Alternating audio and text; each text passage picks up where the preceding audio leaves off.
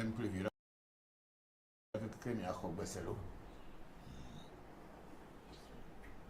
E mi ora che gioco battaggio ma cu a foca me vuole mo dici me vuole Voodoo me bere cu qua to le fofo me gioco gno hebe gioco gno me to ya mo lo mo ju to an kware pe beni o le pe me to va gio e tu zo ple bu o mo no te per ka gioco batta be ye le fi e gioco va gio e gioco batta pe fia gioco batta me trona me gbeda mo lo a vi fa gbe le di na gioco batta ne no anyi a fi mi a gio lo Jopata, ya tafe me yo me bo jiri to tagbe de ta pa pe ti zubolu ajima o gboju kuro doja lo fe nkome vale nti fa fa me lo va alo jo na pefu ago sapate me yo atigeli me yo guru vodu me yara ken ala fia ya me yo me gase se geja pa sese se to be geje ba ha me yo brahini me yo bochi me yo mbe foli koko mo na ke go me go do kru che kuma ko da to gbenyo kuto me na fa na ma yo tani kosi poku akubia yo no nyamere ko so ko funi ko geje tasi nyamu si fusi jam ko so abra ko bra mama nya bojo mba to nya ko kofi to nya akubia mensa mama nya dore fe mbe pekuno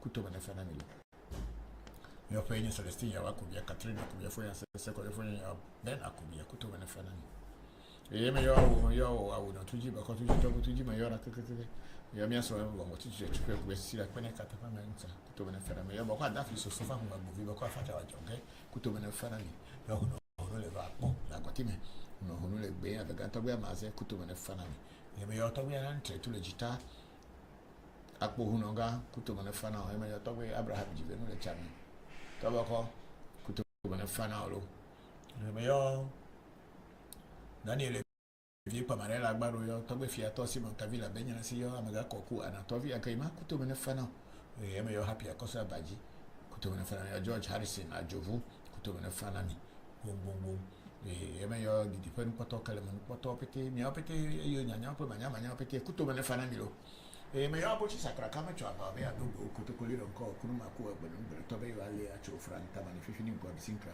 o ko fito jamba ku o cho to ko fi je ko fi atra kable me yo mi apete me yo to be ho ba to me ba Voodoo to ra ko bro ya sa pa sa le ku no ko to ko si no ko to kere ku dagbe ji me yo mi no na se ji me yo mi dagbe ji me yo mi no gbe ji me yo mi do me yo to be glim do be pocho ji me fo abeja na be ko ko achi ne me to be pocho no nyamli fo harai now me yo to be Clubhouse hoko tichia dagbe me yoro me yo apenye me Voodoo pete me yo na agojo agbeji me yo biru daigabo do kitiko bi dan na nsabu aba kele me yo aholuvi akpo me yo ra keke yo to ya na se yesu akpo nchepe me yo ra keke ya me yo aklama ya bete ba ha ni na dagbe ba gum akla kunta si me yo ra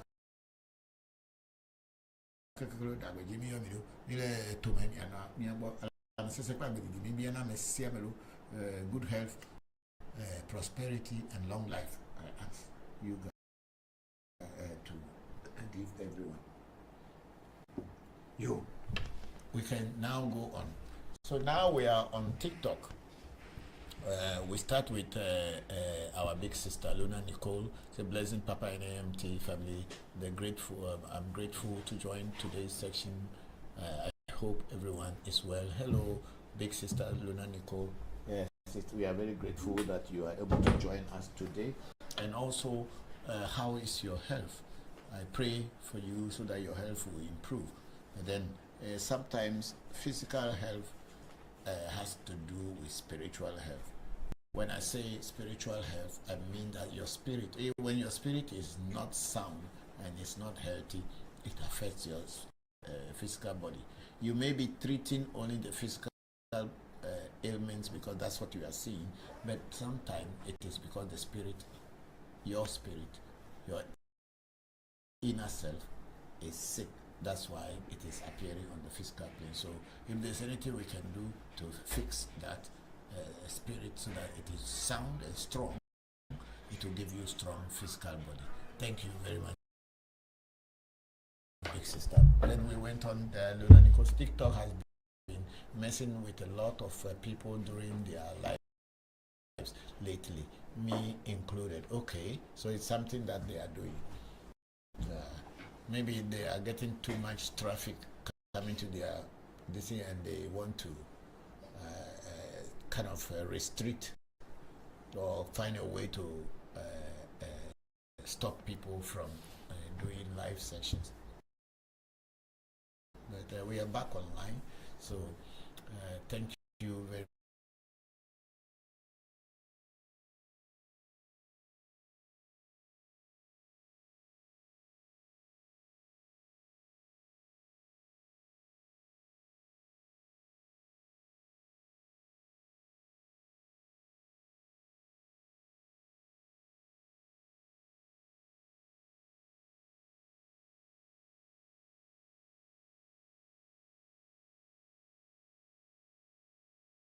I am not the kind of spiritualist who will come on social media without knowing people, without having any contact with people, and just go start telling things about them. I'm sorry, I am not to their level. My level is I ask Afa, I ask the spirits for them to do a reading. I ask them, this person wants to know this, and whatever they tell me, that's what I will later transfer or explain to you. But I don't sit here and start to do reading when I don't know you. I'm very sorry, but that's what we do at our shrine. We are not charlatans. We are not here to deceive people. We are very truthful to ourselves and to people we interact with. That's why African Magic Temple is totally a different place. Thank you very much. And then we have Amanda K23. Hello, Papa. Have you been to Togo before? Yes, of course I've been to Togo. I was born at Pando in the Volta region, and my mother used to live in Togo. She had a chalk bar in, I think that area is called Kluto, in the Kluto district, in Dainkonta, and around Badu. So I have lived there. I went to school I started my school in Togo when I was a baby, and before finally coming back to Ghana to continue my school. So I've been to Togo, and even after that I used to go to Nigeria. I used to be a classroom teacher in Nigeria in the 80s, and I used to travel through Togo, Benin, and to Nigeria. And when I'm on holidays, I come back to Togo. Sometimes I hang in Togo. And also,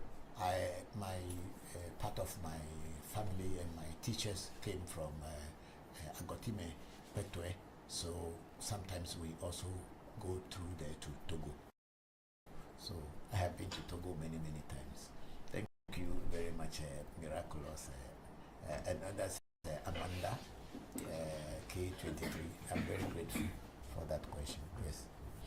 And then Amanda K23 said, wow. Yes, I've been everywhere. I've been to Nigeria, I've been to Togo, I've been to Benin. Yes. It's only that I have not been to Cameroon yet. But one day I'll be there.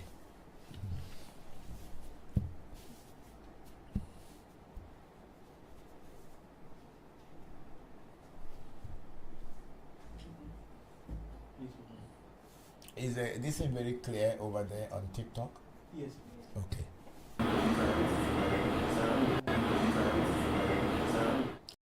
Question from Miraculous Excel said, please, Papa, how can one be committed to the gods and the ancestors? To be committed to the gods and ancestors is not anything difficult. Because at the end of the day, the gods and ancestors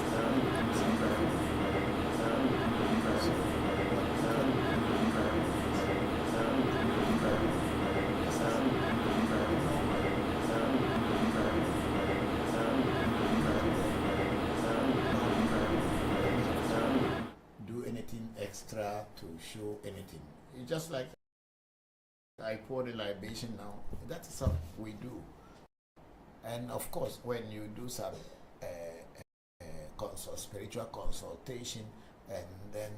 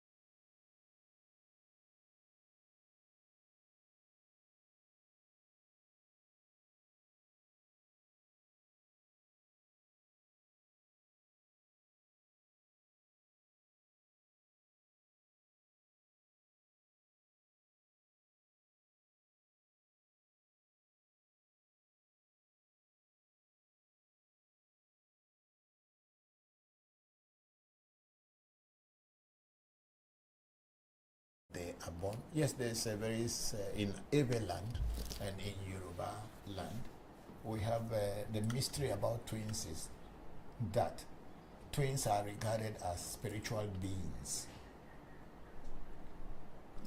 That's how the Ewes and the Yorubas regard twins.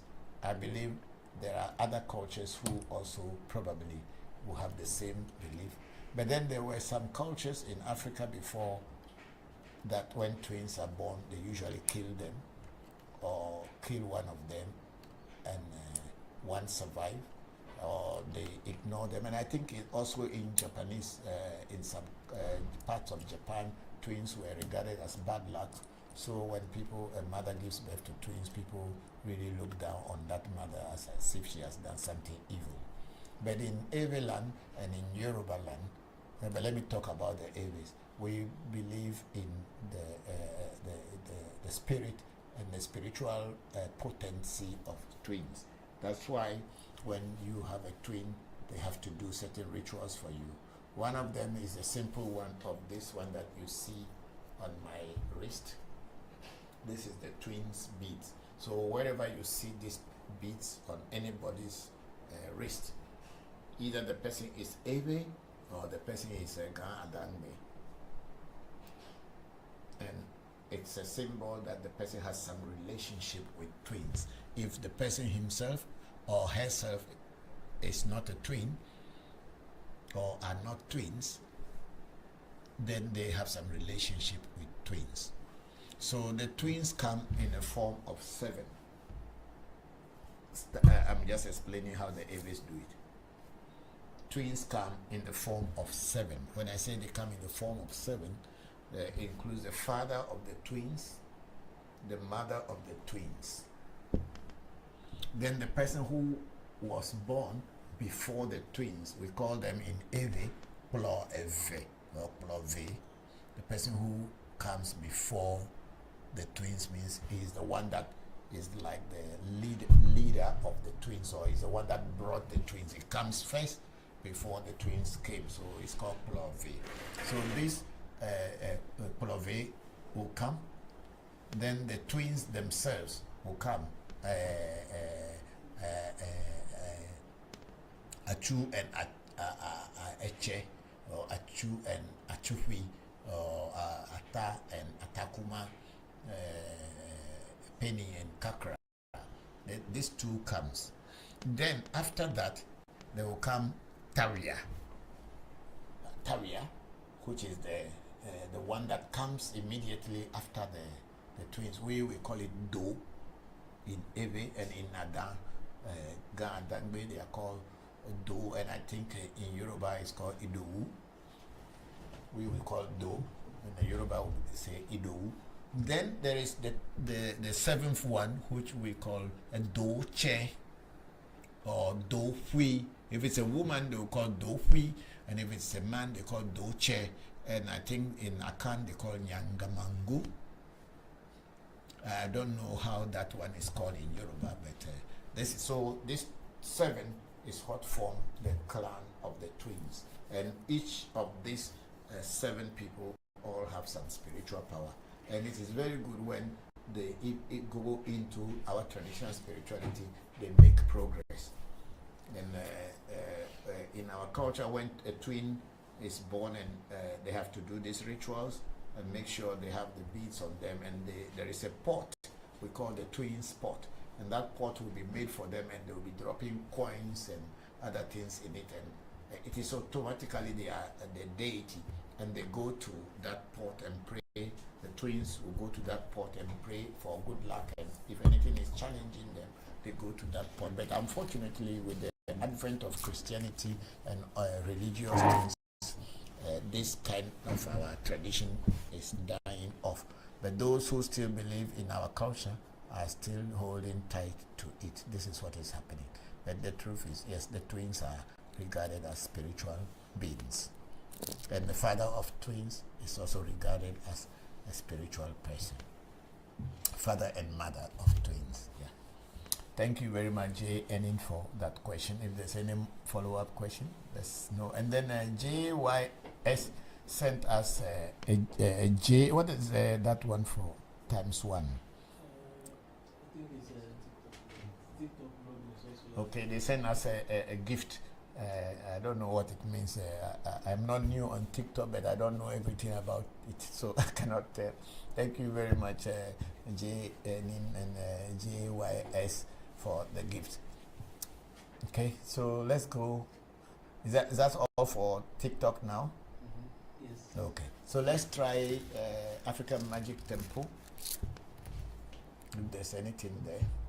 Okay, or we have only Jar Favor on African Magic Temple. Okay, so let's go to ReVodution Voodoo Education. There's nothing there either. Okay, we'll just wait and play some of the videos. I played my church video. I played one of my church video. I went to church yesterday. It was very surprising. I saw people shouting and dancing, and they said I went there because my godson was getting married, and I cannot stay and look behind and see that, oh, because I'm a traditionalist, I will not go to the church because I need to be there. He wanted me to be there to bless the occasion. My presence means a lot to him and the wife, so, and their mother. So I actually went to church yesterday, and I was there. They were praying. They prayed for me too.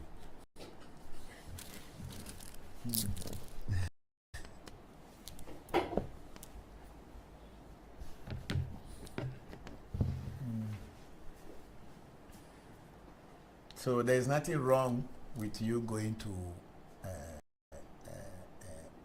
a church for an occasion, but you don't go there and put your trust in whatever they are saying there, because these are more, to me, more of a religious thing than spiritual. But then maybe they themselves, they think that what they are doing there is spiritual, but spirituality is a totally different thing. It's an individual affair. It is not a public thing.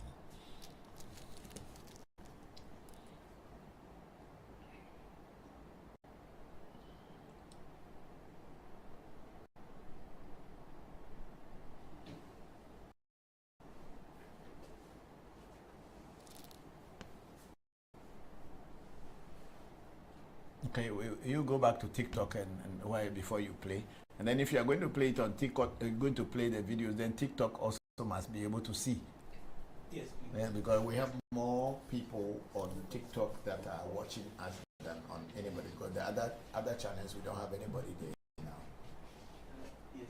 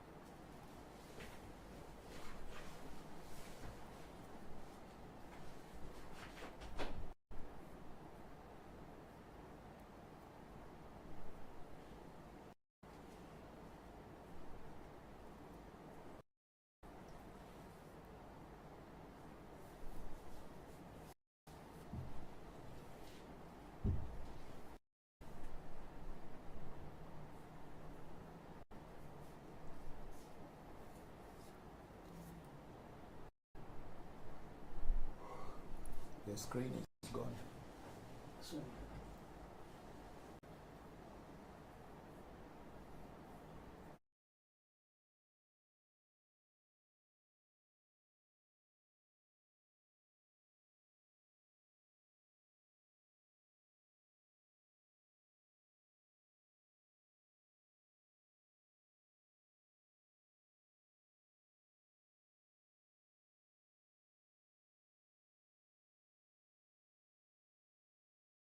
Reason why when Afa gives you a direction, you are supposed to follow the direction to the brim, to the maximum, in order to achieve whatever you want to achieve. So my big brother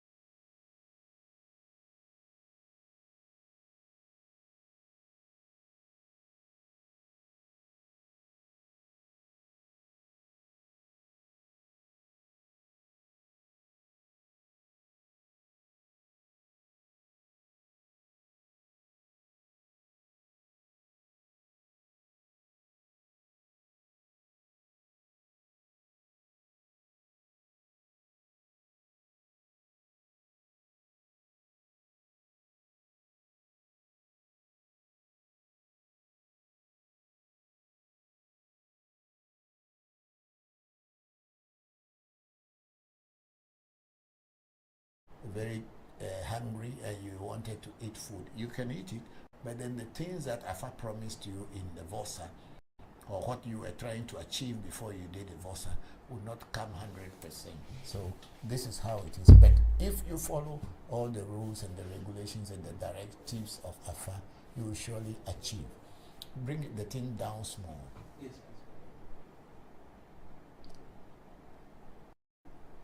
No, down, because I'm talking about Samuel's lesson. So Yes.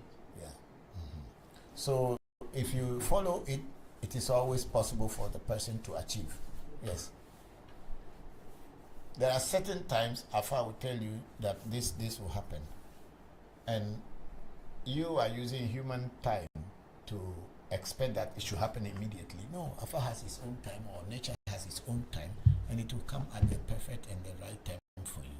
There are certain times that it may come and it may not be useful to you, but then once the rituals are done properly, you surely will achieve whatever you want.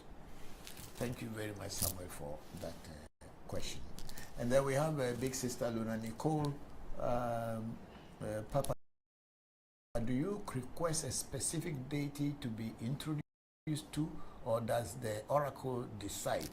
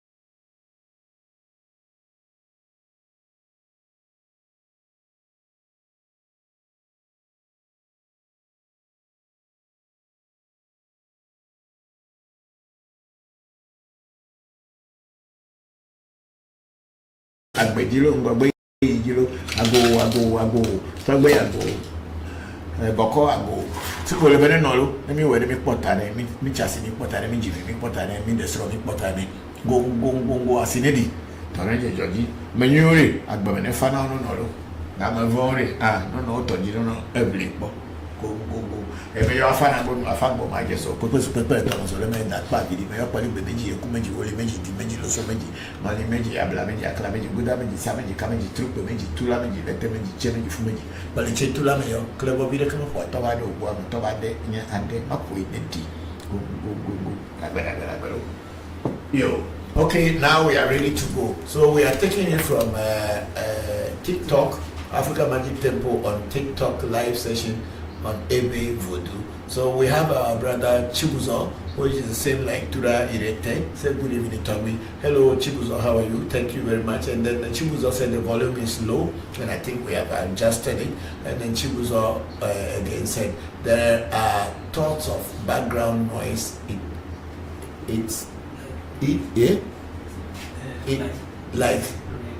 Like it's rain.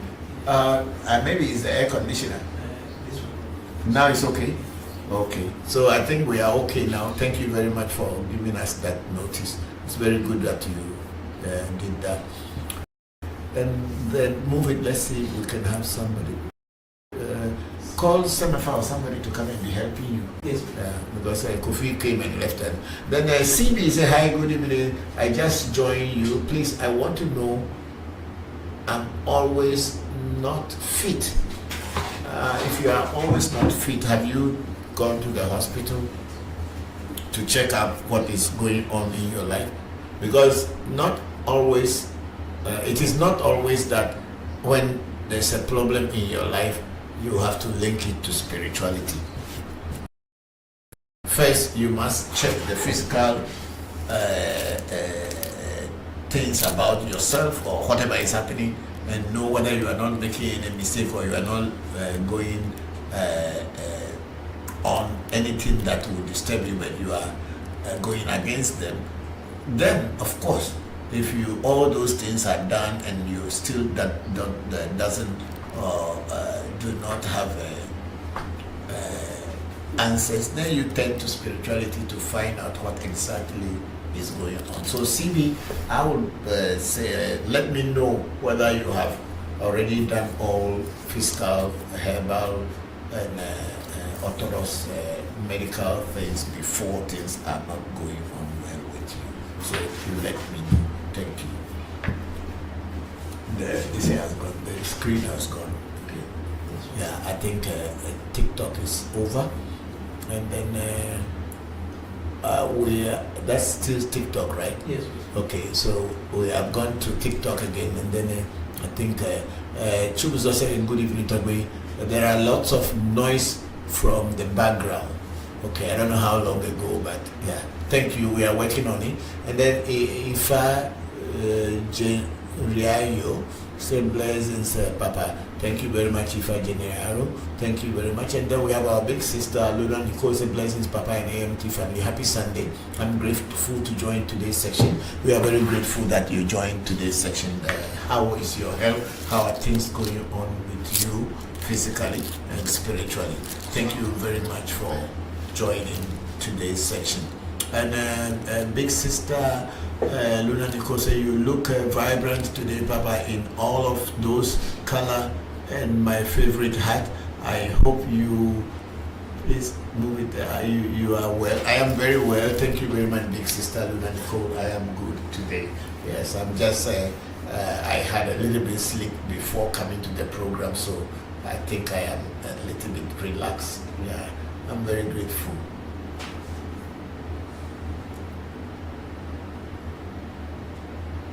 Okay, then we have Otura Irete. Say, Papa, what are all those Thai talismans on your table? Is it for 5 away smiley? Is it for fire or? I think he meant to ask, is it for favor? No, yeah, I don't know. It's my lady friend who has been my friend more than 40 plus years, my spiritual lady friend, and I lived with her back in Thailand in the late 80s and early in the 90s, not even early 90s, late 80s and the 90s, and she is still very active. And recently, when my children went to Thailand to her, she sent all this through my children to bring to me. They are talismans of Buddha and so many protective Buddhas, and also Luampu. Luampu is the spirit that works with her, and I had Luampu also working with me here, especially when it comes to divination with the mirror. Sometimes Luampu comes in to help me divine or give me ideas. So the one that I had that she has given me about 40 years ago, I lost it. So I told her, and when my children went this time, she sent all these ones to me, and they are all talismans of protection and to guide you, and also to bring favor to your life. Yes. That's what they are, talismans. And this one is I would call it Thailand or a Thai legba, like a shoe in Thailand, because this is usually at the entrance of the temple, and it's holding a very large sword to protect any negative spirit from entering the temple. So she has sent me one as well, which I'm going to be keeping in my shrine for protection. Thank you, Chubuzo, for that question. I'm grateful. Yes. And then Shamba Musa Mohammed is a good, that's Bokor Shamba. Musa is a good afternoon, Papa. Hello, Bokor Shamba. How are you? Thank you very much for joining the section. I hope everything is fine with you. Thank you. And then we have Tonam joining the section, and also Sweet Sadi join us there. Hello, Sadia, how are you? Thank you very much for joining my live section. No, you were the first lady who told me to come on TikTok, and I said, oh, it's not yet the time, but finally I came. I'm very grateful. And then I want to use today's live section to wish my lovely wife, Chieko Jimbo, who is my wife for the past 30 plus years, a happy birthday to her. She is a woman that has heart. I'm a very stubborn man, but she is able to stay with me until this time. So I'm wishing her a happy birthday. May her ancestors and my ancestors continue to give her good health and strengthen our relationship. Okay, so let's go on. And then we are on YouTube. We have Tomei Jimezanse Soka Ajaloko. There's in greetings and good day, Papa. Bokor Enuledo, America Mandela Enu Edo. Woli Ofu Enuledo now Bokor Tomei Jimezanse Soka. Said, I hope you are doing well today. Thank you for the time you make to teach and educate. Thank you very much for being part of this big family. I'm grateful for all the help, the assistance, and the support you are giving to African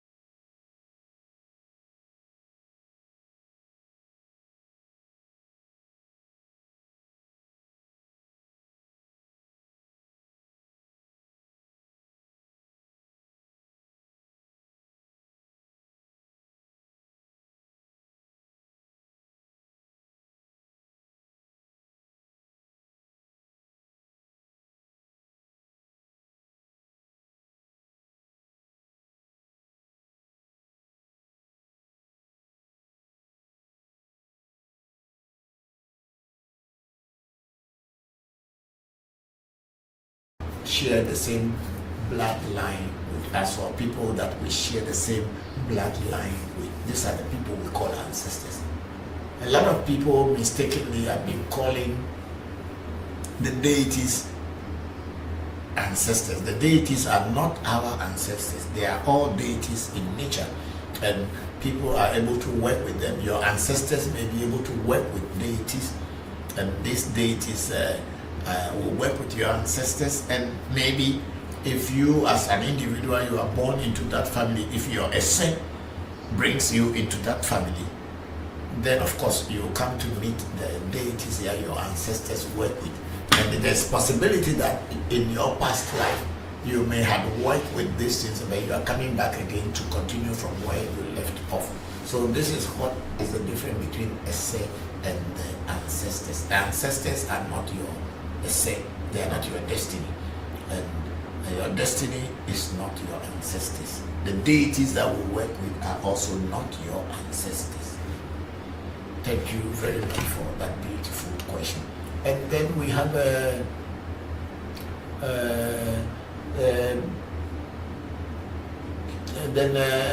Cane Sugar said Grand Rising. Thank you very much, Cane Sugar. Thank you for joining this section. And then Big Sister Luna Nicole said perhaps it is a diaspora celebration. I've never heard of it before. Just curious. Move the cursor for me. Just curious. Thank you, Papa. Yeah, I know the diaspora. A lot of people coming from Africa who came to the diaspora. I'm not talking about the slave trade.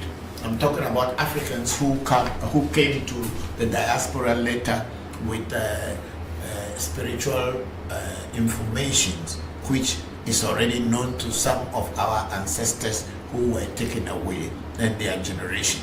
And then these spiritualists or leaders on our traditional spirituality came to the diaspora, or went into the diaspora, and then they start to teach people. But then whatever they have in their community, whatever they learned in their life is what they brought. Like what people are celebrating, like Kwanzaa. Kwanzaa is not something that is general with all Africans or black people.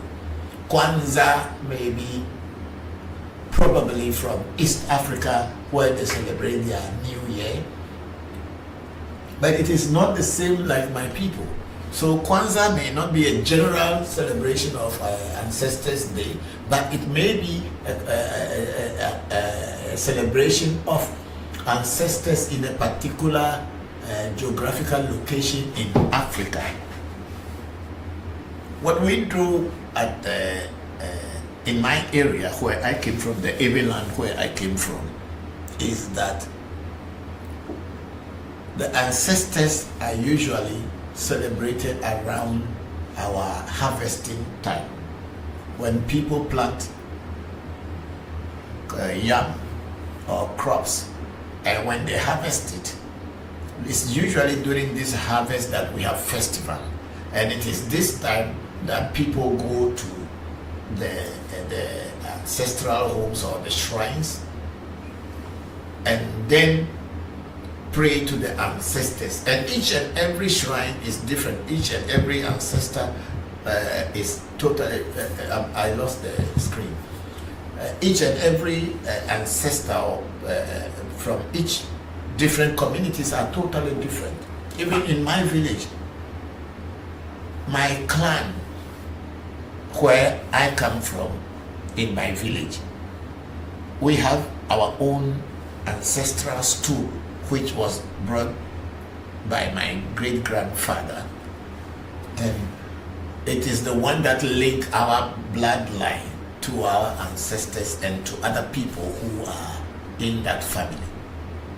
The next family or another clan is totally different. Their ancestors are also different from our ancestors. So when we do a celebration, each and every one will celebrate their own ancestors, but it is not at the Yam festival, so people pray to their ancestors in each home or at each shrine. That's what we call Togbe Zikpi. Togbe Zikpi means the ancestral stool, and it is the lineage or the link between ourselves and our ancestors. So it is not like, and the next village will have their own festival different. Another village will have their own festival different. So there is no disagreement. I know and heard that in the diaspora, that in my room they have water. But no, you'll be here, they will come. They have in my village, we have different families, and each family has their own shrine, and they celebrate differently. So it is also with all other villages. Even now, nowadays, people are trying to group all people who came from one migration route to become one. For instance, in Ewe land, we have we call the Hobe Chocho, which is almost around, I think it's this November. There's a Hobe Chocho, or maybe December, I'm not sure, but there's a Hobe Chocho, which spoke about the migration of the Ewes from Mochi, which is a city, a village, a town in Togoland, where our ancestors were said to have migrated from before coming to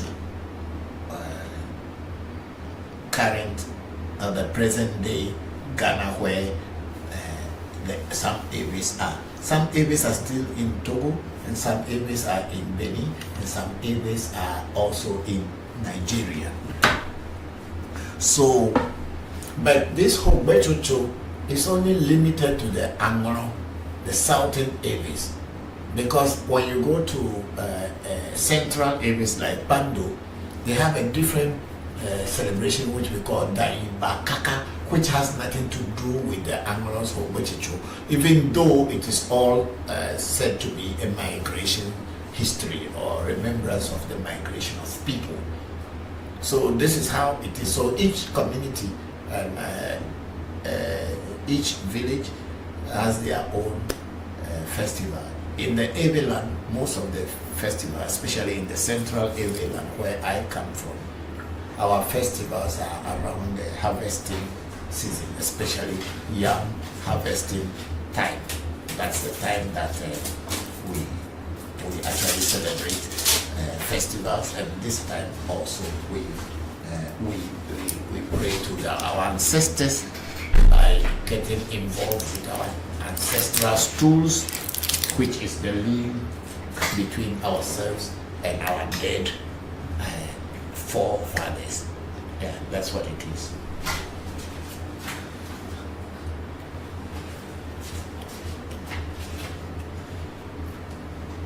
And Ken Sugar was saying that, hello Papa, thank you for your information. Thank you very much for the question and for listening. And then Ken Sugar said, please let me see whether there's any question up apart from Ken Sugar's question. Okay, we have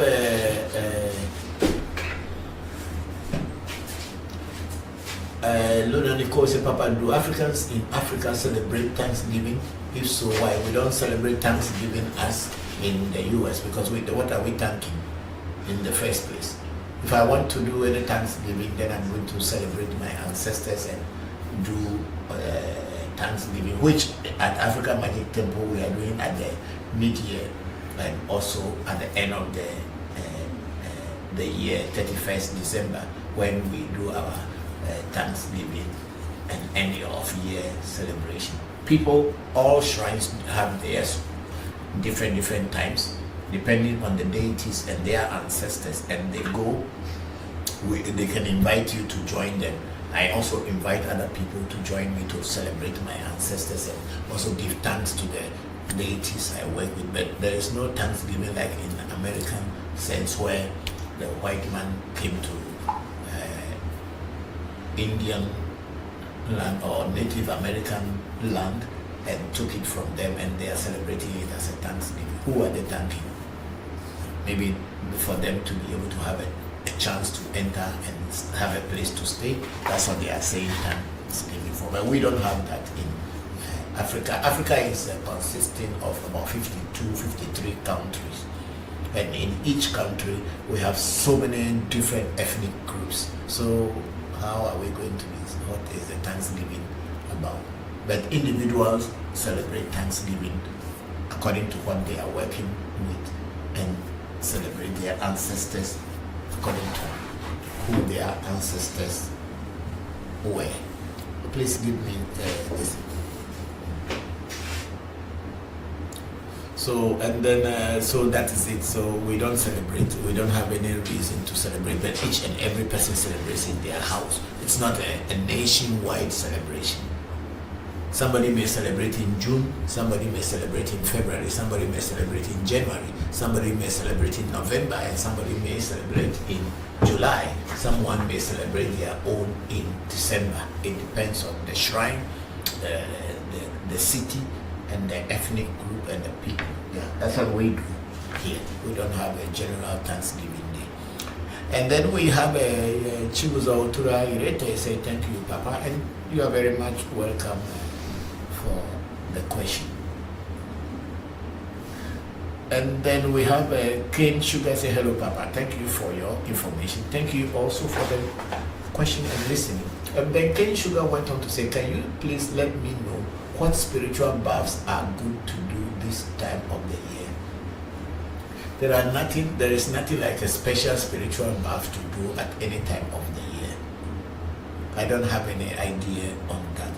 Spiritual baths are done when you have some challenges that you want to overcome. There are so many different types of spiritual baths. Some to cleanse you, some to promote you, some to give you a clear view or clear vision of whatever you are doing. So there is no special spiritual bath that is prescribed or should be prescribed for a particular time of the year. You know, in Africa we have only two seasons, rainy season and dry season. We don't have summer, we don't have winter, we don't have autumn, and we don't have what do they call it? Winter, summer. Spring. We don't have these things in our part of the world. We only have wet season and dry season. The wet season is when rain is falling. The dry season is when there is no rain at all. These are the two seasons we have. So at any time in your life, if you feel that you have some challenges and you want to overcome, you can do a reading so that you can find out what you should do to overcome that challenge. And if a herbal bath is part of what the oracle prescribes, then you will do a herbal bath.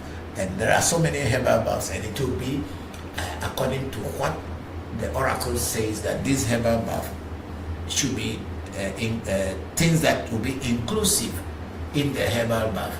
They will tell you, and then you add them to the herbal bath, and then you overcome the challenge that you are having. So cane sugar, that is what it is. Thank you very much. You can do herbal bath at any time of the year, depending on the challenges that you are having and what you want to achieve. And then we have Ghost Rider. Say, Papa, I want to play Oracle with you. How do you play the Oracle with me? If you want to do a reading, you book an appointment and we will do a reading for you. Okay? Thank you, Ghost Rider. And then Cane Sugar is saying thanks, and thank you too.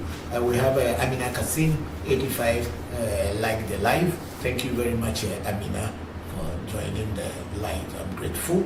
And then we have our sister Luna Nicole saying, Papa, the US is in turmoil with this presidential election. What can we do to lower stress? The US, we are also in Ghana, we are also in an election year. And I think many countries in Africa are also in an election year. What can you do to lower stress? What is the stress you are having? Whoever wins, whoever the people select is the winner. So what is the stress? There shouldn't be any stress. You may have a candidate that you love or you want to win, And another person may have a different candidate that they want that candidate to win. But whoever wins is the winner. Or whoever is declared the winner becomes the president. And he forms his government. I think all that you have to pray for is that a good person that you like, I cannot even say a good person, the person you like should become the winner of the election. You don't need to have any stress over that. A lot of people worry themselves over the things that they cannot control. And that is what is happening in this world. There's a lot of people just worry themselves over things that they cannot control. Because if it is in your position to decide who should rule America and who should have become the president, you could have just said, okay, I want Mr. Trump to be the president, or I want Lady Kamala Harris to be the president. But here you have no control over these things. And at the end of the day, only one person will win. So you only pray for the person who you think is the best person should win. You don't have to stress yourself over anything at all. There are so many things that people stress themselves over, and they worry them. Because at the end of the day, whether it is Trump that wins, you will still stay there.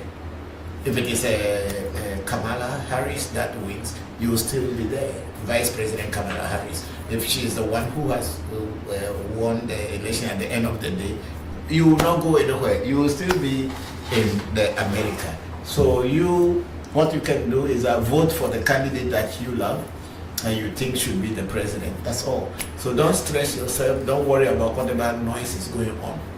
Because it is just human desire that, oh, my person should be there.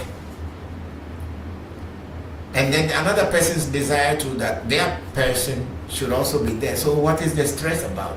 You know, a lot of time people just hype up things and make you look as if you have control over anything. You don't have control over anything. You have control over yourself and your affairs. So that is all that you have to look after.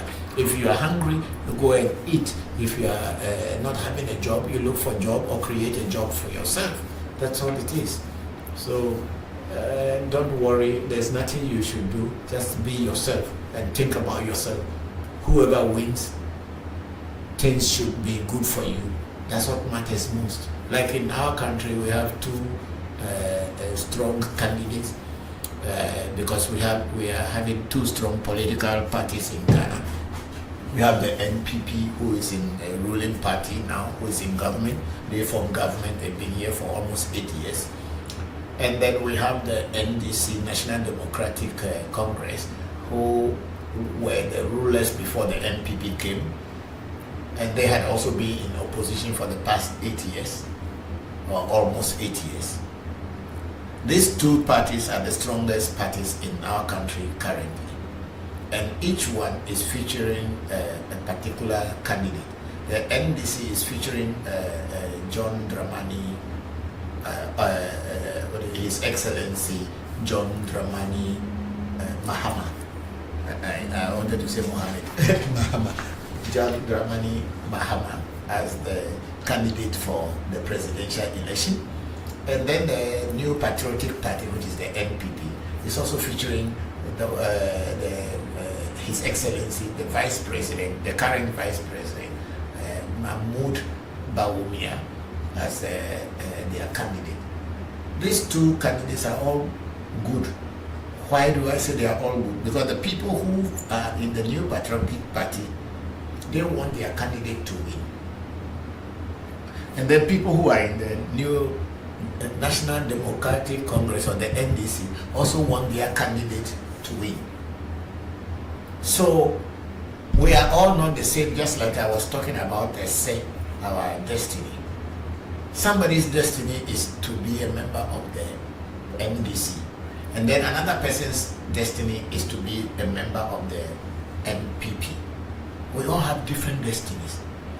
In as much as we will be praying that our candidate should win, or whoever is your candidate to win, you don't need to stress yourself over anything.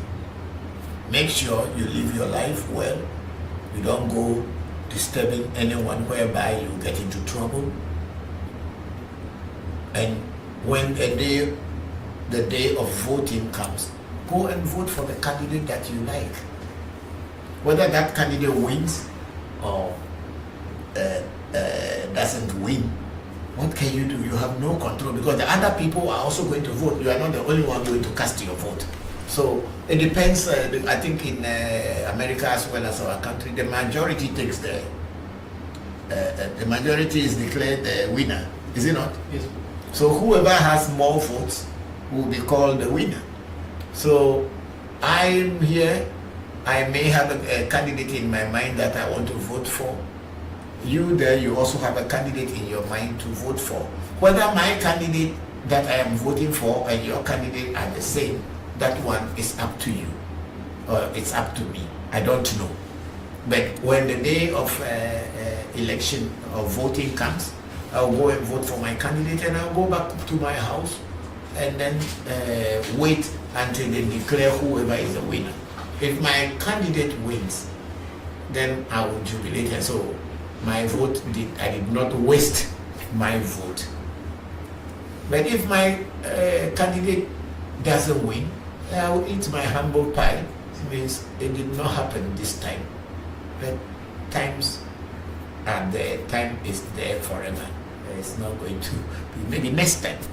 So the same way you should all look at this election, whether in America or in Ghana or any part of Africa. If your candidate wins, you will jubilate. Even though they are not going to give you anything, they are not going to give you money, they are not going to feed you or anything, then you just jubilate because what you wanted to happen had happened. So simple as that. So I am advising all of you to stop stressing yourselves too much for what you cannot control. You only pray that the decision makers should decide properly, and then your candidate that you want to win should win. That's all. Thank you very much, big sister Luna Nicole, for that beautiful this. I think American election is only 3 days or 4 days away. Yes. So the tension will be there because everybody wants their candidate to win. But then why stress yourself? Go and vote for who you want, and that's it. Ours is in another 1 month's time. So it's not even more than 1 month time. And then we too will go, and people will go and vote. And when we vote, and we'll come back home and sit quietly and wait for the Electoral Commission to declare who they see having the majority. That's all that life is. Don't worry yourself, because no matter what you stress yourself over, you have no control over it. Here, there's something has come to move.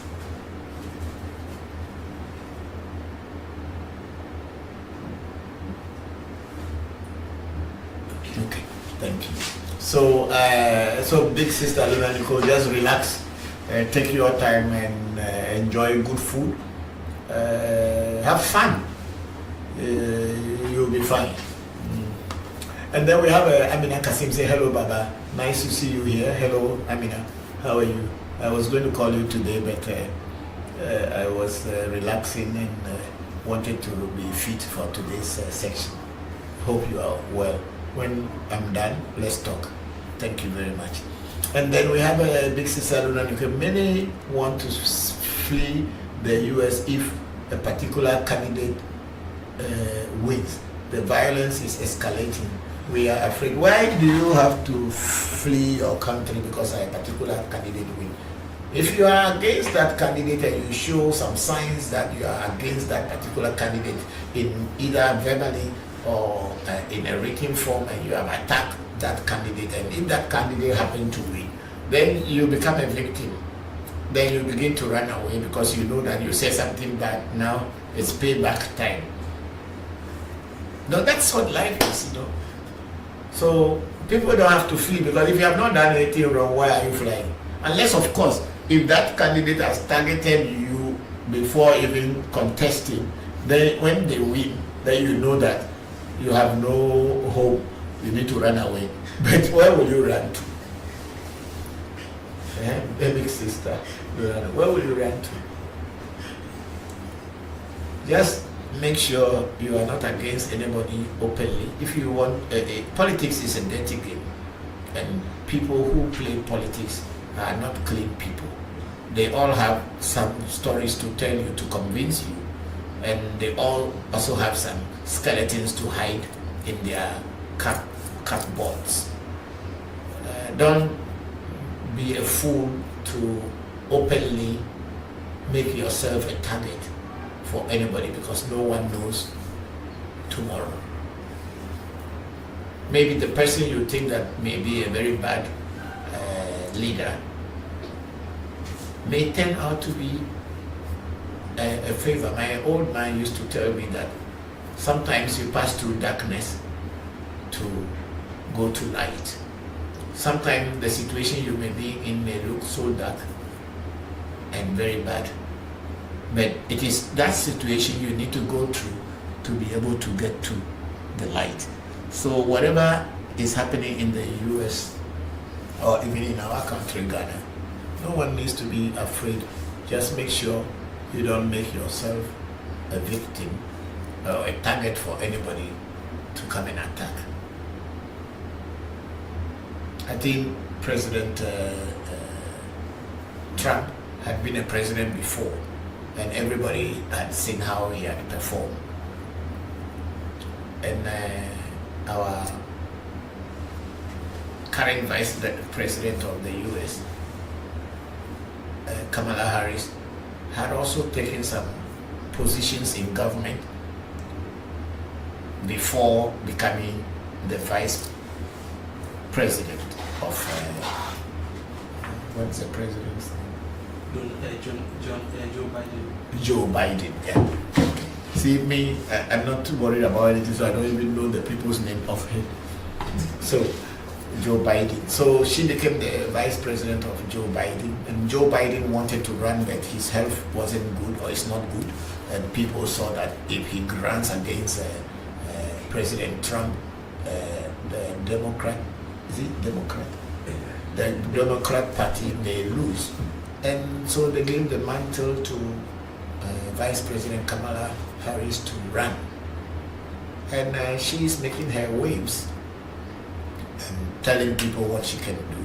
And of course, people have a record of what she was able to do when she was Attorney General, I think something like that.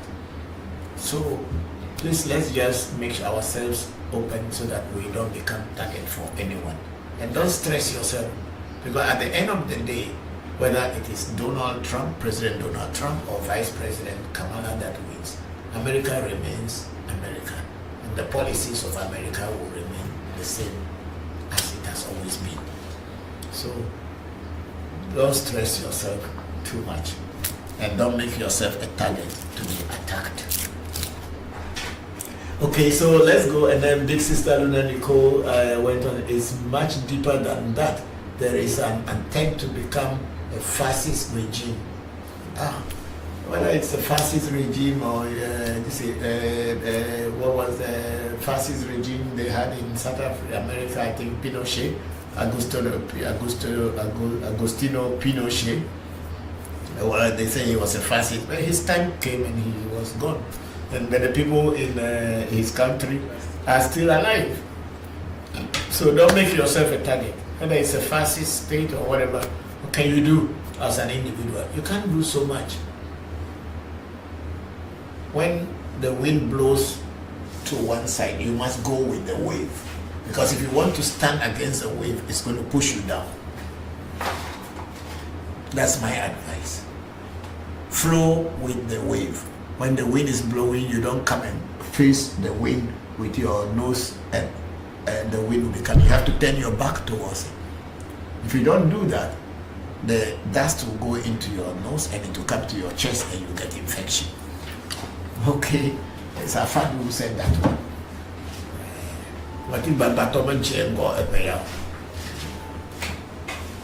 Put the air conditioner off.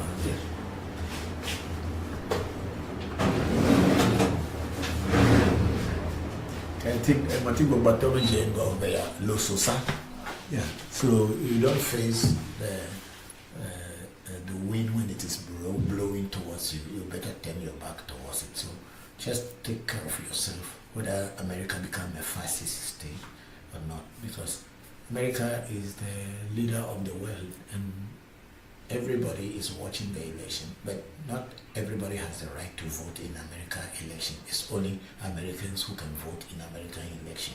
If the whole world is to vote for vote in American election, then we will say we also vote. But even then, with that, we will still not know what the outcome will be until everything is over. So just take it easy. And then we have Big Luna Nichols. I hope it's only hype. I hope it's only hype, but it doesn't appear that way. The violence is real. What are people being violent about? What is the violence about? I want candidate A. You also want candidate B. So what is the violence about? Because when you become vocal and trying to prove to people that you know better than them, that's when people will attack you. But if you don't prove to anyone that you know better than them, and you just flow with the flow, there's nothing that you need to worry about. The violence is real in the sense that there are certain people who are running for runners to prove that they are this and you are that. That's all. Life is like that. It's not only in politics. When you are in life and you want to prove that you are better than other people, people who do not like you will attack you. But if you are just neutral and watching and listening, whatever people say, you just listen. It is very hard for people to attack you. But then some people may still attack you if you just listen and you don't even get involved. So, big sister Luna Nicole, just take it easy. Don't get yourself into anything whereby anyone will attack you. Then Luna Nicole went and said, in the US, the electoral vote can override the popular vote, so it is not who gets the most votes. Okay, maybe your system is a little bit different. So let's the electoral votes will be by the electoral college. So let's see how the electoral college will vote. And that's what we have to just don't get yourself too much into any personal challenges with anybody. You'll be fine. And then said Rwandans weren't afraid until, okay, said Big Sister Luna Nicole said Rwandans weren't afraid until the cutting of the trees. Yeah, in the case of Rwanda, it was ethnic clashes. It was ethnic clashes that brought this in, and what had happened in Rwanda, because the Tutsis and there are two tribes there, Hutus and the Tutsis were against each other. Each one wants to dominate the other, and that's why such things went. But we thank the governments of the world, the United Nations, African governments, and also the leaders in Rwanda, that they brought peace and they brought development back to Rwanda. Yeah.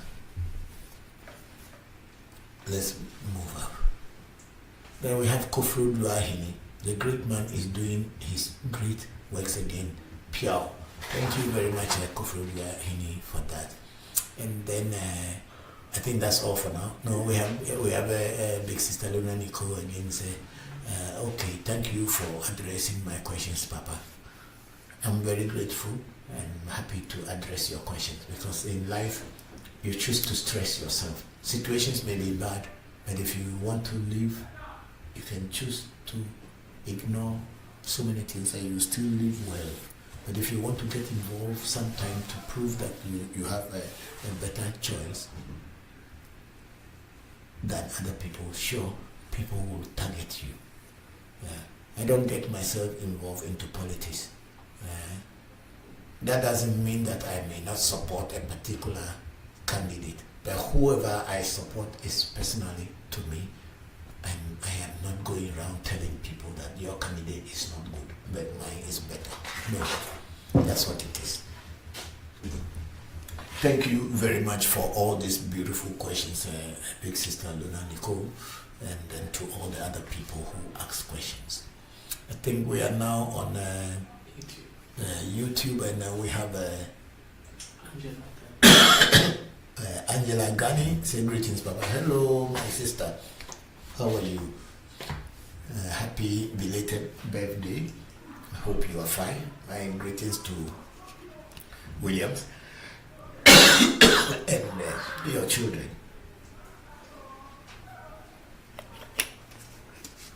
And also to Kadi and other people. I'm very grateful you joined today's section.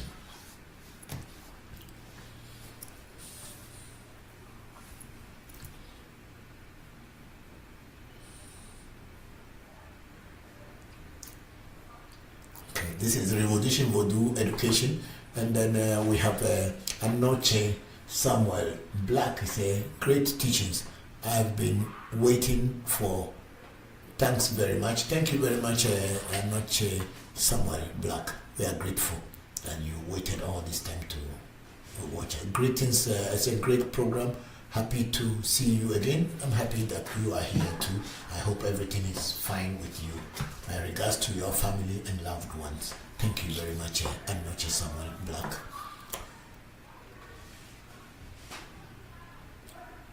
Then we have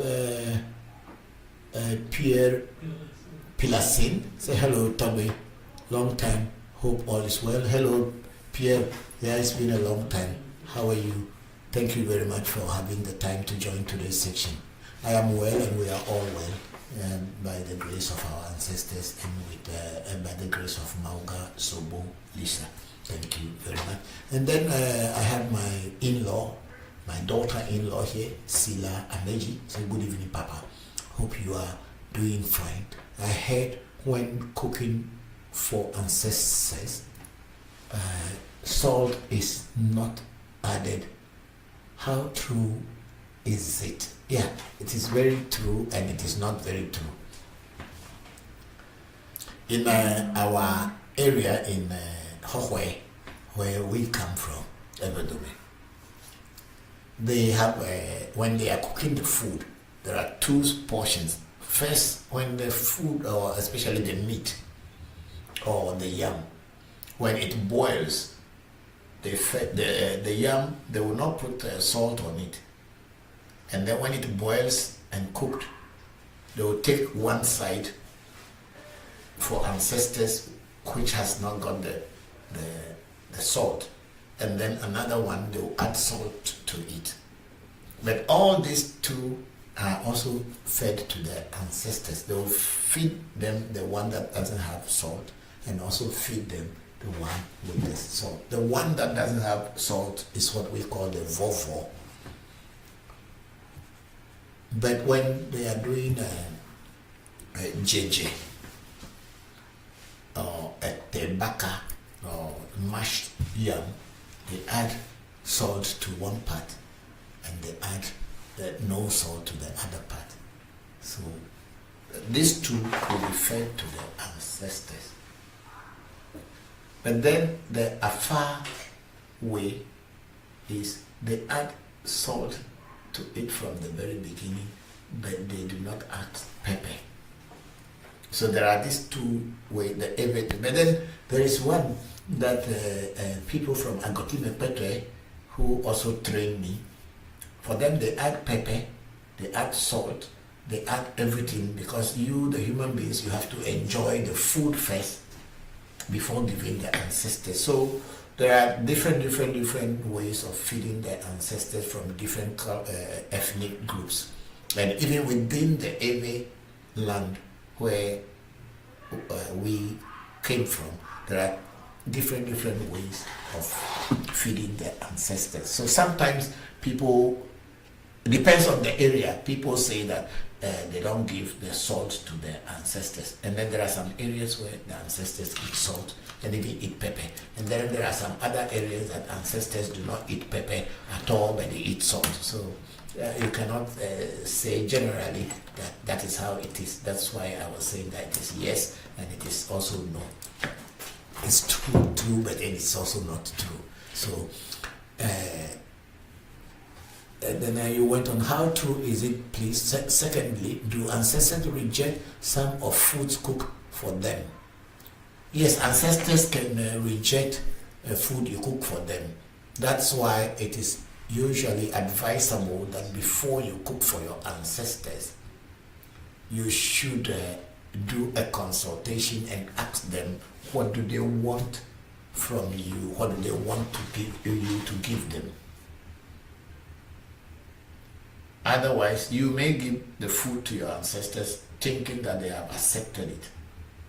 And then in another reading, your ancestors will ask you for food again, and they ask you to feed them again. And you'll be saying, I just fed you people just last week or yesterday. Why do you again ask for food? Then that's why they will tell you that they did not accept what you gave them. It has happened to me many times. And more so when you are feeding your ancestors, like I said earlier, you yourself, you have to eat the food and enjoy the food and feel that this food is good. Before, even drinks, you have to drink it first before you give your ancestors. But then there are some people who want to cook for their ancestors or want to feed their ancestors. I will say that, oh, me, I don't drink alcohol.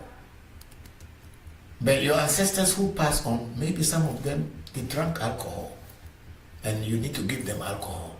But you say, oh no, I don't eat alcohol. I don't drink alcohol, so I will not drink. When you don't drink the alcohol and you give your ancestors, they will not accept your alcohol that you give them. Or in today's world, a lot of Africans are becoming vegetarians and vegans, as they call them today. And then they say, oh, because I don't eat meat, I don't want to feed my ancestors with meat. Who told you your ancestors didn't eat meat? And if you want to feed them, you must feed them what they had eaten before. So you can't stand up and say, because you are no more eating meat, you will not feed your ancestors. You will feed your ancestors with meat, but you will not eat the meat. No, if you don't eat it, they won't accept it. So these are the ways, these are the things that happen when we are doing spirituality, doing real spirituality, not the blank one, like a blank slate. You just do things like a religious way, and then you think that it is okay. Each time you want to feed your ancestors, ask them what do they want. And if they tell you what they want, then you can feed them with what they want. But you, who is feeding them, must also eat the same food before giving your ancestors. Otherwise, they won't accept it. You must also partake of the drinks that you give your ancestors. Otherwise, they will not accept it. And whatever you were asking them to do for you before feeding them, or whatever the oracle has seen for you before asking you to feed your ancestors, so that your ancestors can empower them so that they will intend to empower you on the physical plane. If you don't eat it, all that efforts and the money you spend will not work. So if you are even a vegan and you are cooking for your ancestors, and your ancestors demand that you give them blood meat, you should also taste it. If not, they won't accept it. Thank you very much, Sila Amiji, my daughter-in-law there. How is Afanyo? I hope you are both fine. I saw her the other day, she was writing, and I said, yeah, she's beginning. I remember my time when I was a baby, they used to take me to school. My aunties were teachers, so they used to take me to school, and I'll go and sit in there as if I was also a student. Our people. So I'm very happy for her and for you. Thank you very much for the question. I'm grateful. And then we have our big sister Angela. Danny say thank you, Papa. Thank you to Angela, and my regards to all the family members. We have Tonya on Clubhouse here. So Tonya, if you have anything to ask, please, we'll give you the permission to ask. But if it's not the time, then we will just wait until you are ready.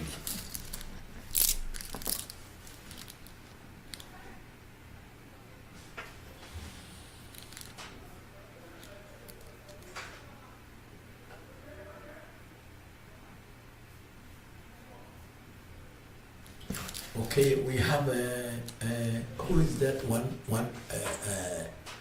Okay, you talk also with that it's already passed. Okay, we have Heru Asakara Amen. So greetings, Baba. Good to hear you and to see how strong you are. I am strong, I'm good, and thank you very much, Heru Asakara. Amen. I hope you are also fine. My regards to your loved ones. Thank you very much for joining today's section.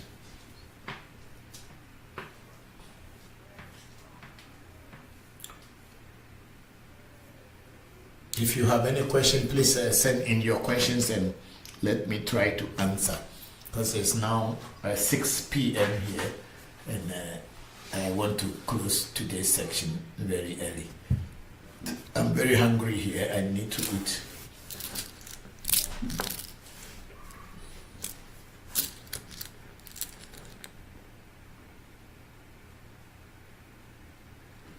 Okay, I think this is on TikTok. So thank you for, and then Big Sister Lunonico's Papa, when someone greets you for the first time, are we supposed to present you with a gift? I don't understand. If someone greets you for the first time, are they supposed to give you a present with a gift? If it is me as an individual, as Papa, if you come to my shrine, you definitely have to bring some, what do you call it, a bottle of drink or 2 bottles of drink, so that I can receive you and tell the pour libation to the energies and the deities I work with, and to my ancestors, that this person has visited the shrine, and this is what the person has brought, and that is it. It's a drink, but no one have to give me any special gift or whatsoever. But drink is always necessary because we use it to pour libation. Thank you very much, Big Sister Luna Nicole. And then Luna Nicole, there is a significant hum. Why is the hum coming from? The phone when it was. This one. The phone when it was vibrating. And this one. Was somebody calling me? Yes, please. No, there was. Oh, maybe it was WhatsApp. Somebody sent the message.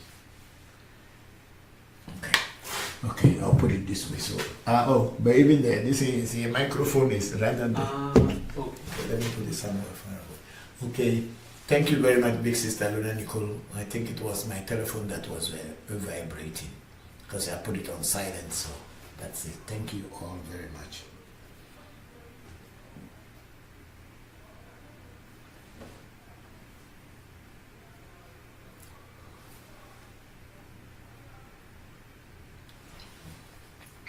Hi, good evening, Papa. It's Tanya. How are you?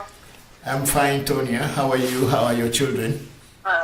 Children are good. I've had better days, but that's okay. I'll get there. For sure. I don't have any questions, but I will listen to the recording to see what I missed. Okay. Thank you very much. Thank you. You have a good night. Hope Thank you are fine. Hope you are fine. Yes, I'll get there. We thank God. Okay. We thank God. Bye-bye. Thank you. Okay. Goodbye.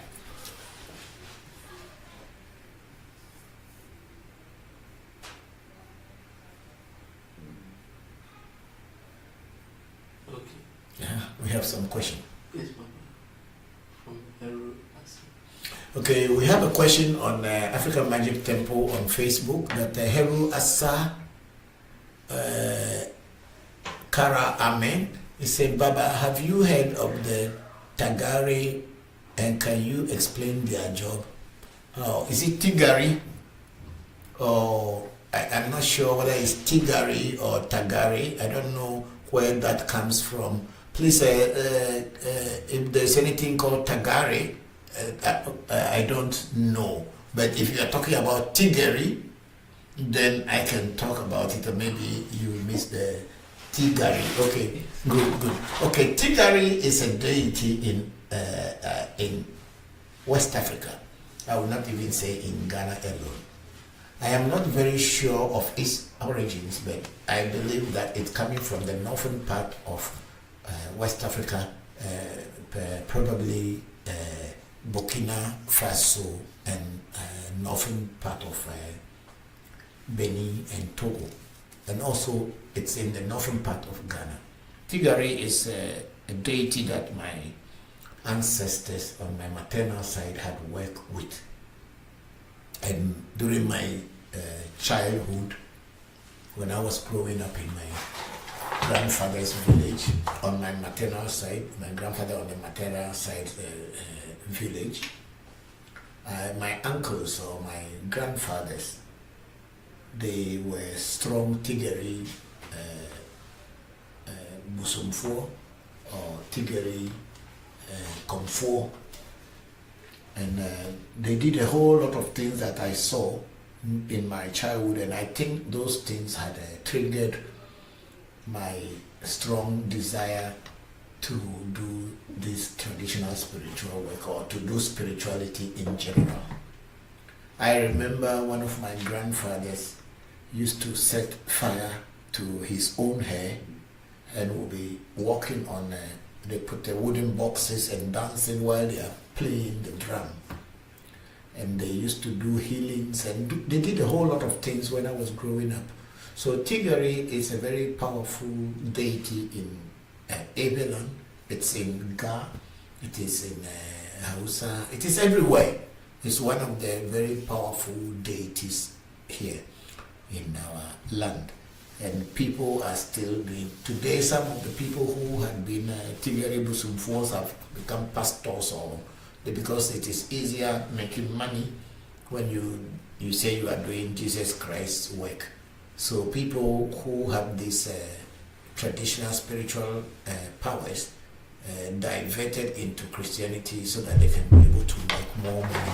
And you can hear people playing Tigeri songs and drummings in the churches, especially the small churches, and the people get possessed and medicine, because a Tigeri will possess you.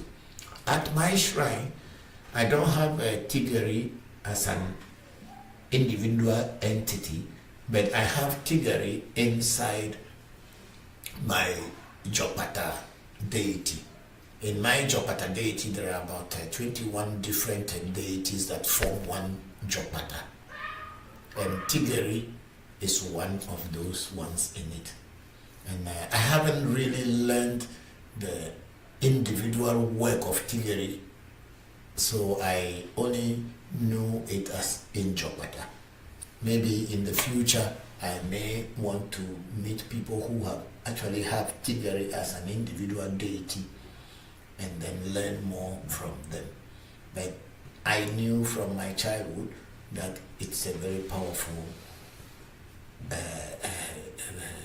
voodoo, if the Ewes want to call it, a very powerful voodoo, and it is spread all around. And yeah, they are warriors. It's a warrior spirit. It's a warrior spirit actually.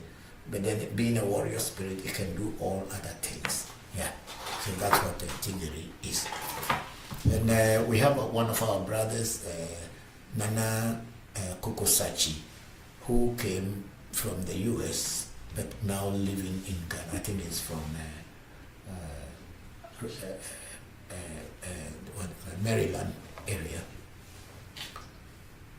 who is living, he's a traditional priest in the US, but now he's in Ghana learning to be a proper and a full-time Tigeri Busumfo, because according to him, he traced his ancestors to that tribe, so he is learning from them, and he has been teaching a lot about Tigeri, and he is now making Ghana his home. He's built his house and everything, and then maybe in the future, those of you who may be interested in Tigeri may consult him, and he may be able to help you and explain more. It's called Nana Kokosachi. When you go on the Facebook Messenger, you will find him. Thank you very much, Heru Asakara. Amen. Thank you for that beautiful question.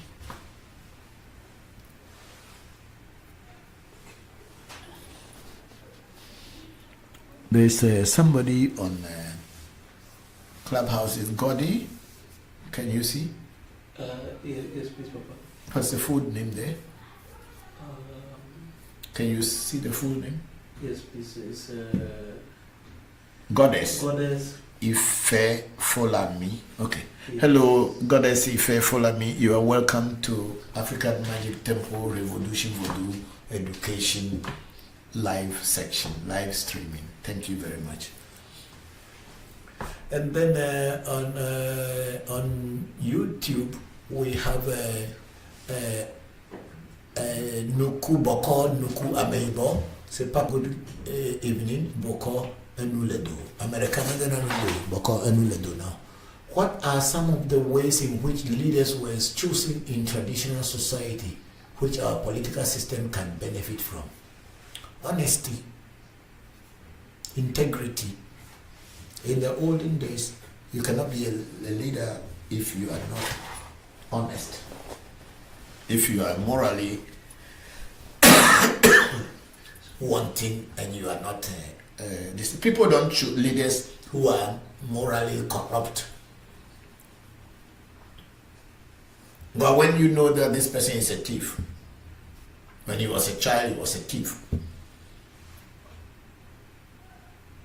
or he likes to create problem, he likes to tell lie, he likes to cheat and deceive people from their childhood, such people will never be a leader in our traditional society. But today, those are the people who are the leaders even in our traditional ways, because people are now valuing money more than life, in the sense that if someone comes and pay them money, it is very easy for them to make you a leader because you pay. And that's what is happening around the world, what they are calling vote buying, whereby somebody has money more than another person, and the person who is morally corrupt, because he has money, he will buy people and pay people, and people will vote or select them to become the leader of the community. But when you select such leaders, what do you expect? Breakdown in moral standards in society. So in the olden days, no one will select you because you have money.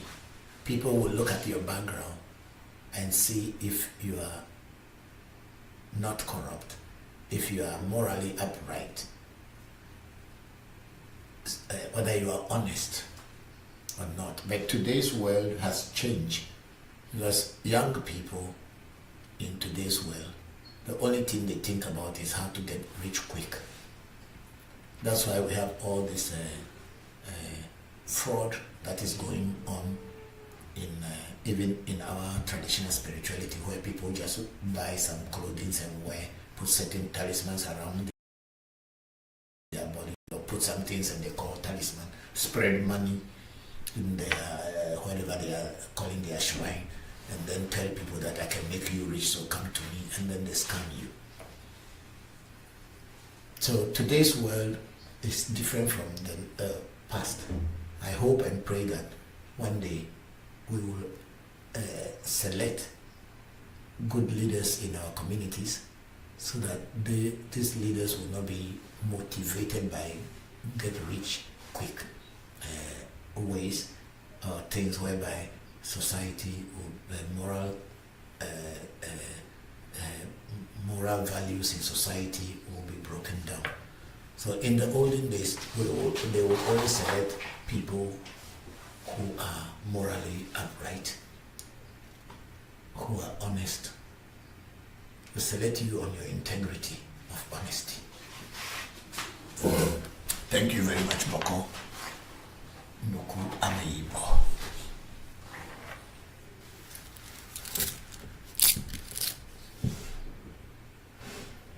Okay. So there's still a hum sound. What could it be the? Is it the? No, but maybe is it outside? But maybe the big air conditioner at the top. Then the microphone is very powerful. If you can pick that one out there here. So it's a air conditioner for my living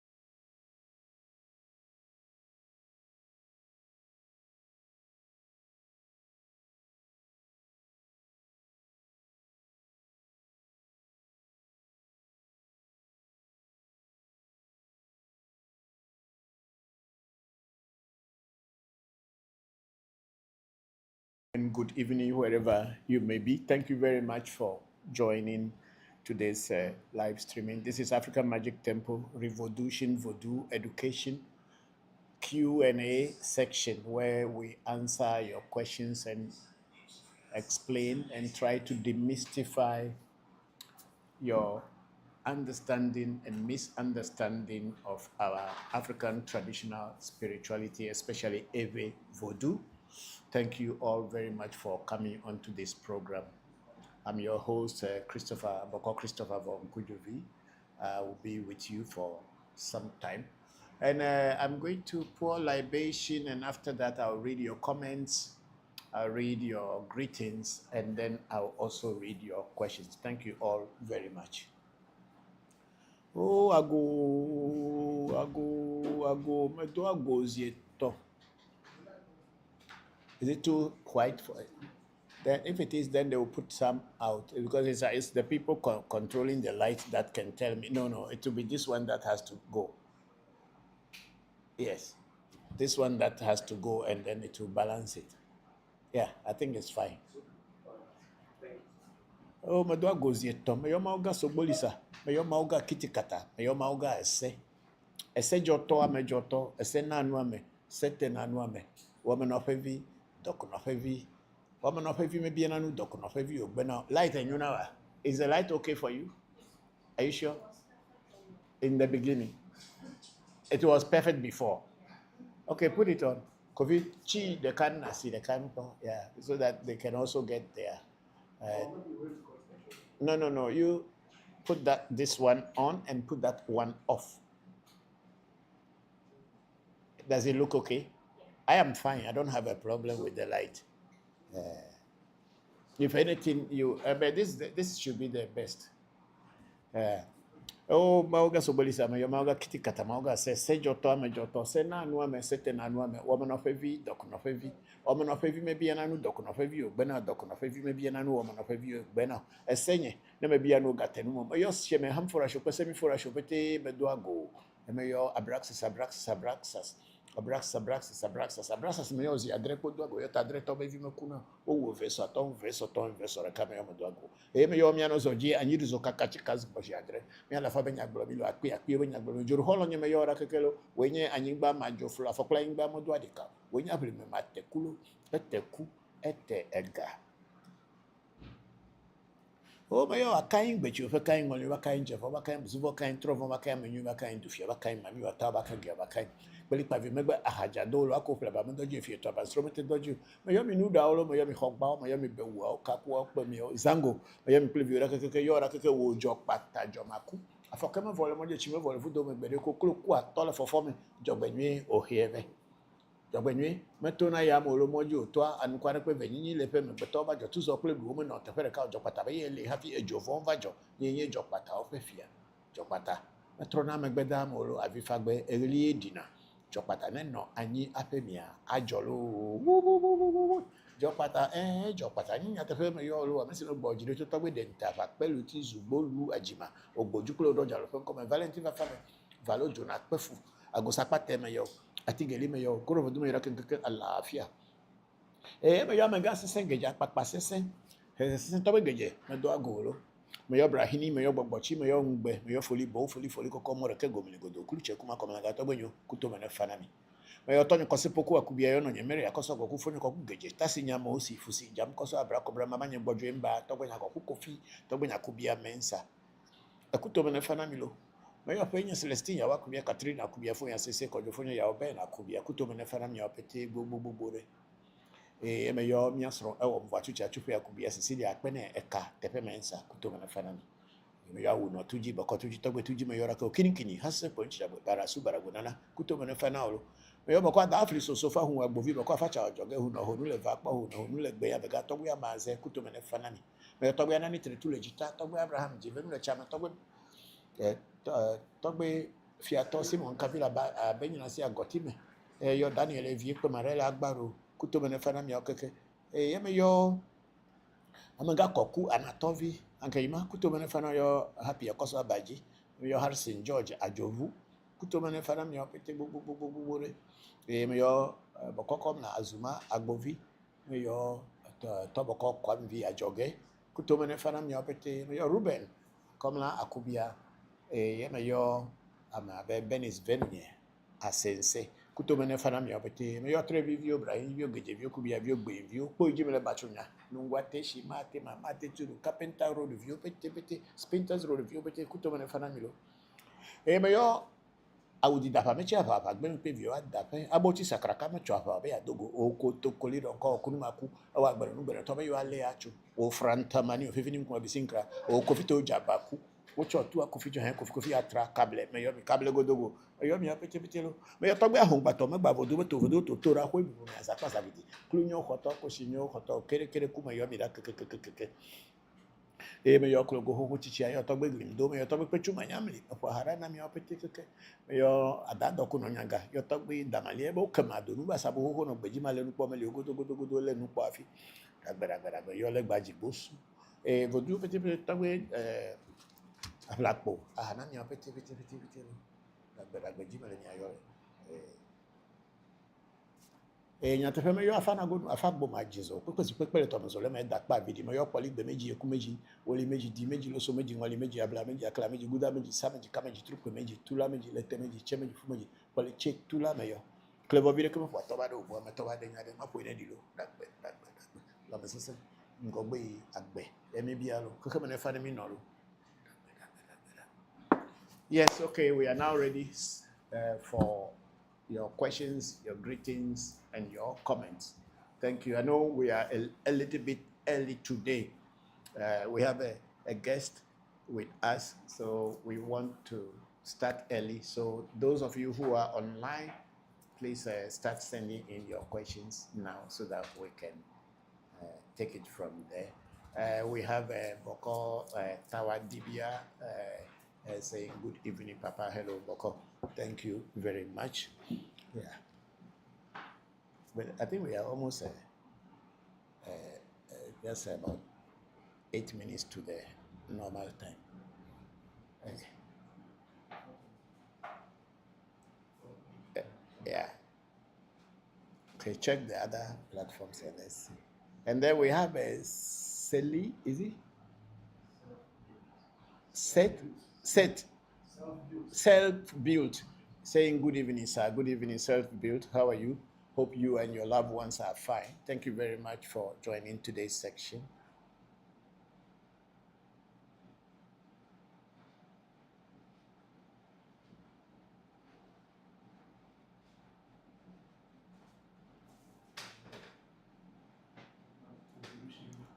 On ReVodution Voodoo Education, we have Jenna Renee Henderson saying that, can you enlarge it, put the font, enlarge it a little bit?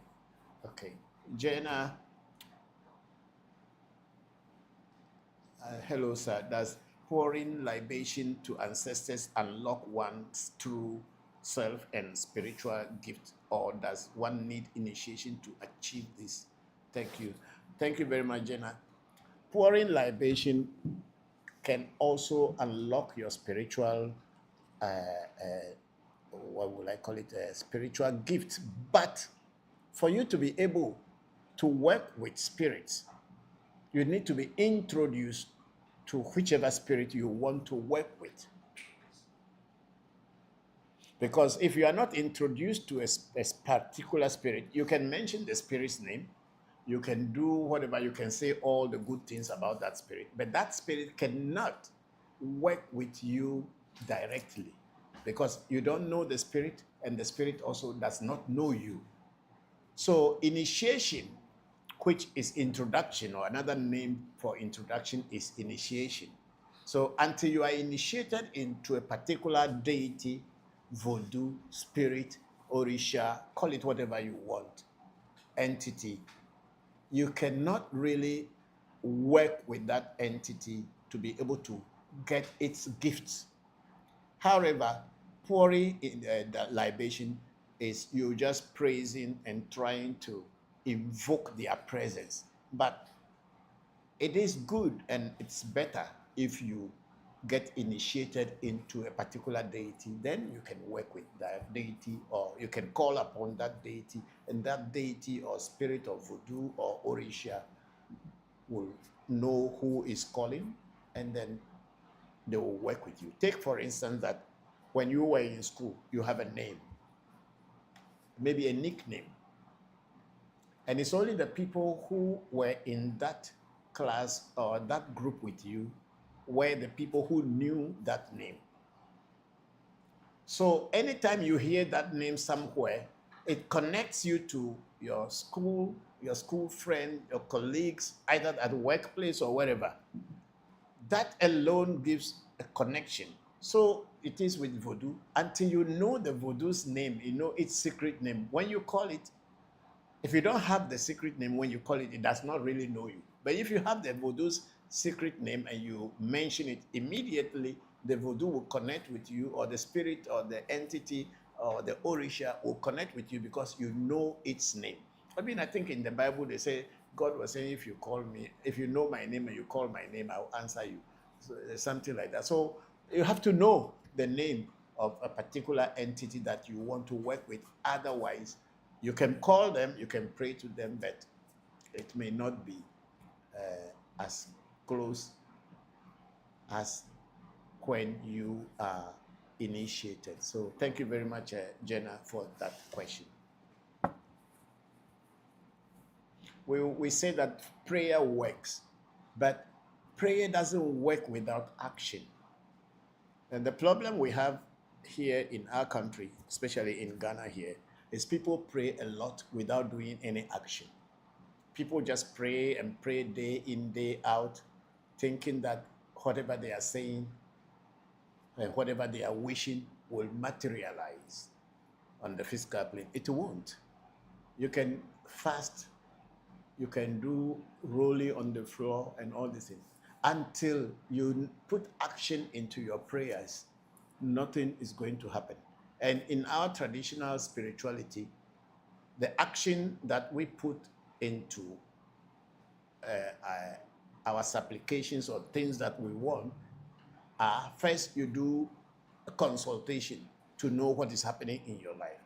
Then the spirit world will give you guidance on the activities that you should do in order to make these things materialize for you. And today, I think that's what is called in the church akwanchre.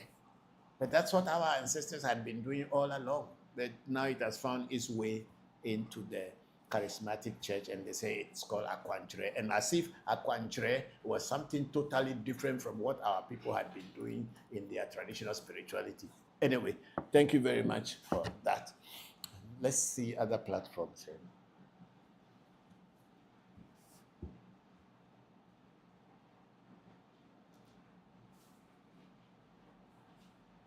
Okay, where you put that camera, it will disturb me. You better put it on. Bring it to your fore here. Bring it to the front. Yeah.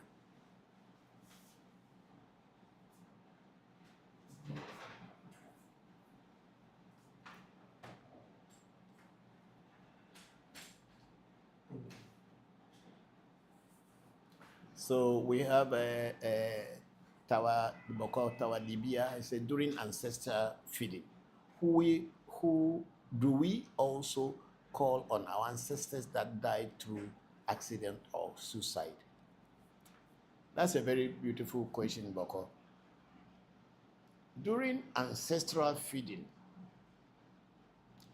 when you do a reading or you do a spiritual consultation, and a particular person asks you or demanded from you to feed them,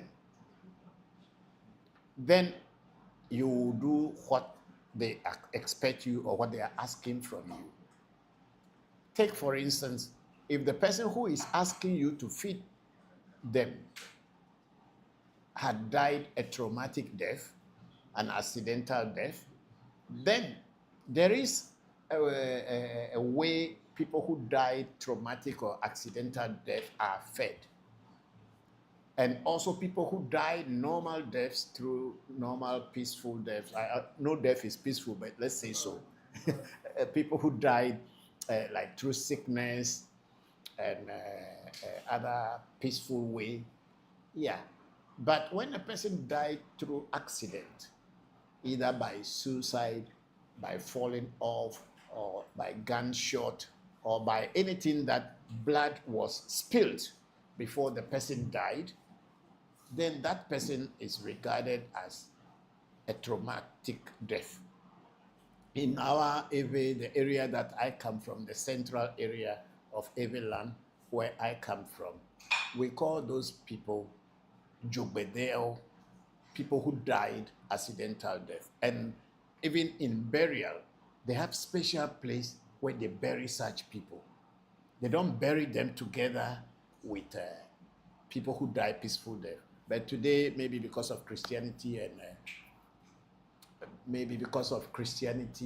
a whole lot of things, people do not take those into consideration anymore. But they really still very much matters. People who died and accidental deaths are called the living dead. They are dead, but in reality, their spirit is still very active in the physical world, and they, when they are activated, can do actions as if they were still living. So there is a way to feed people who died traumatic death. And then there are ways also to feed people who died the normal death. So what we do is that in case the person who asks for the feeding is a person who died traumatic death, we will not only feed that particular person alone. So we have two ways of doing it. We will feed the people in the person's ancestral line, both paternal and maternal. And then the person who requested for the feeding, if the person died a traumatic death, then we will serve that person separately from this, because they, according to Ewe cosmology and spirituality, such people cannot eat together with people who die peaceful death. Yeah. When you go into our areas, always they have this cemetery for only people who died accidental death, and they bury them there. Sometimes they let you children know that don't go this way because it's dangerous. Yeah. But today they bury everybody everywhere. But for me, I make sure I do the right thing. I follow the old system. Yeah.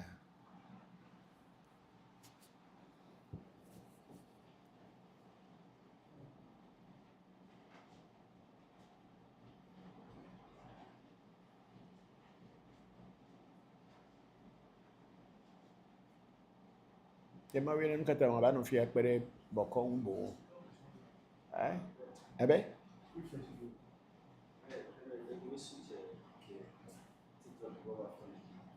You switch it back to the phone. Then if I'm talking, it's not going to come because did you connect the bottom?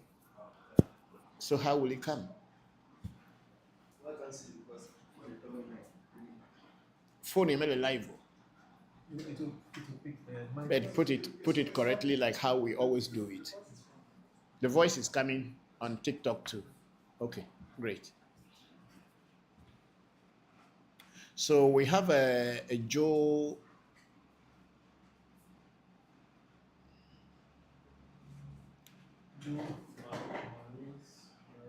Maria Marie Smile.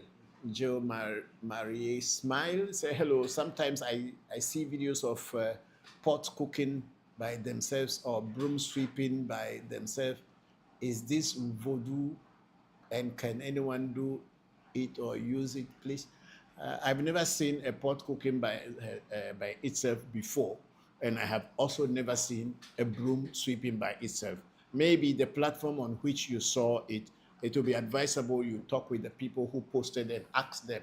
I have no idea of such things where a pot is cooking by itself and a broom is sweeping by itself. Maybe people who posted it may be the right people to ask such a question. We have never seen such in our spirituality. Here at African Magic Temple, we don't do games. We don't play games. We are authentic shrine, teaching the right and real things. So we are not going to be deceiving people with things that are not real. Even spirits, as people talk or say that you go to somewhere and the spirit is speaking in human voice to you, it's never true. It's either someone is hiding somewhere and speaking and in a human. Spirits do not speak in human voice, and spirits do not walk. So a spirit cannot be spinning around and dancing. It is not true. If it is not a human being hiding inside, then it is electronically maneuvered. Spirits cannot walk. Spirits cannot talk. So if you are looking for real spirituality, get your mind away from that, because those are all scam. They are just deceit. It's not real. No spirit can speak in a human form, human voice, or walk from one place to another. It is not possible, because spirits are not physical. They are invisible beings. They move among us, but physically, no, unless they possess someone or come upon or mounted someone, they cannot move anything at all. Spirits never do that. In my 40 to 50 years of spiritual practice, I've never seen a spirit moving from one place to another physically before.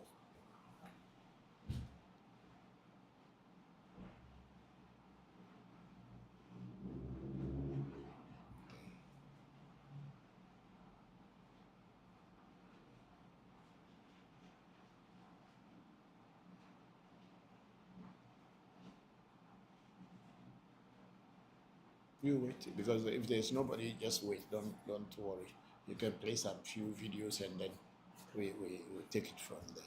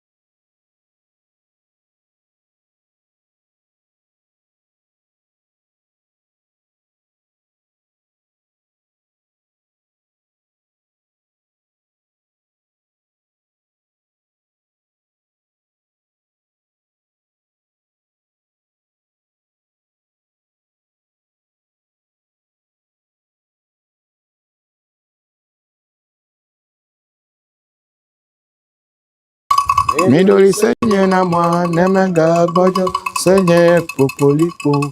Midori senye na mwa nemega bojo. Oh senye datafialu. Midori senye na mwa nemega bojo. Midori senye na mwa nemega bojo. Midori senye na mwa nemega bojo. Nemega bojo senye popolipo. Midori senye. Demos. That's how it's done. We senye na mwa nemega. Hold this one in one hand. This, hold it like that.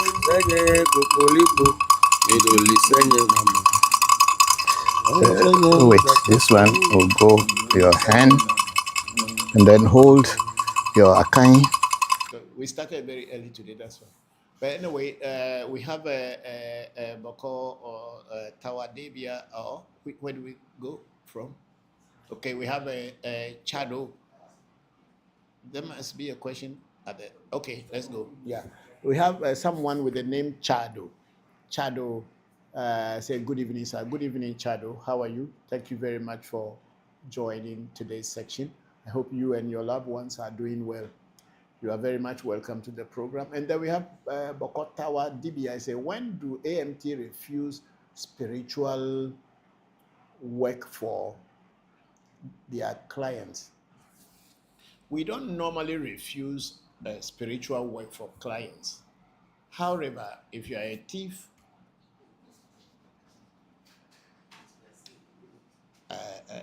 when you are a thief or you are someone who wants to take advantage of other people and you come here or want to kill or destroy another person, we can tell you that we don't do that at this, because the shrine, our main aim is to teach about our tradition, what our traditional spirituality is. That's all that African Magic Temple stands for. We are not trying to convert people into our tradition, because in everybody's family, we have our tradition. Of course, some people moved away from their original traditional setting and culture and wanted to be something else. However, deep down, everybody knows about our tradition. So the work of African Magic Temple is only to demystify that understanding, that notion, that misunderstanding that our traditional spirituality is evil. This is what we do here. We teach and try to explain and make people to understand that our tradition wasn't evil and is not evil. Because if you think that your ancestors were evil people, then stop using their name, stop staying in their houses, and stop using their land and their property, because you look at them as evil people. And then, of course, if you can, you go to the hospital and remove their blood from your system so that you are no more connected to them in any way. But if you cannot do that, then you are as equal, the same person like your ancestor, your father, your mother, your grandmother, grandfathers, because their blood runs in our system. So we cannot demonize our ancestors by saying that they were evil. It is never true. It is that misunderstanding that we are trying to clear. So when a person brings a negative kind of thing to our shrine, we will tell them we don't do that. That doesn't mean that Voodoo cannot destroy. Voodoo can destroy and can create. It depends in whose hand you give it to. And most often, if I must say, it is only Christians who come here to ask that somebody should be killed on their behalf, not other people. And no traditionalist will come and ask you to do any negative thing for them. But mostly Christians, but because the traditionalist knows that every action that you take has got a reaction. So if you plant an evil seed, you will reap evil crop. So the traditionalists will not do that. But unfortunately, Christians thought that when they do bad thing, or if they want bad thing to be done for them, they go somewhere and it is done, then they go back to church and say, oh, Jesus, I am sorry, forgive me. And then that is that. No, God did not create his world like that. There is no forgiveness. As you sow, so shall you reap. As you sow, so shall you reap. So nobody should be thinking that you do bad thing. You work in GNTC. And now GNTC doesn't exist. So let's use the modern, well, you're working in Accra Mall. You are working in Melcom. Then you go and take your salary at Marina Mall. No. You cannot work at Melcom and take your salary at Marina Mall. Where you are working, that's where you take your salary. So when you do bad thing, the bad thing comes to you. So those are the only times that we will refuse to work for people. Yeah. Thank you very much for that question. And then we have Chado say, I'm happy to see you here, sir. You are very much welcome, Chado. We are very grateful that you join us. And then Yo-Yo Godin is say, Enuledo. Wali wofu, America Medena Nudo. Ache now, okay. Then we have Chado say, I love your teachings and you speak with honesty. Thank you very much for that compliment. I'm happy, grateful. Thank you.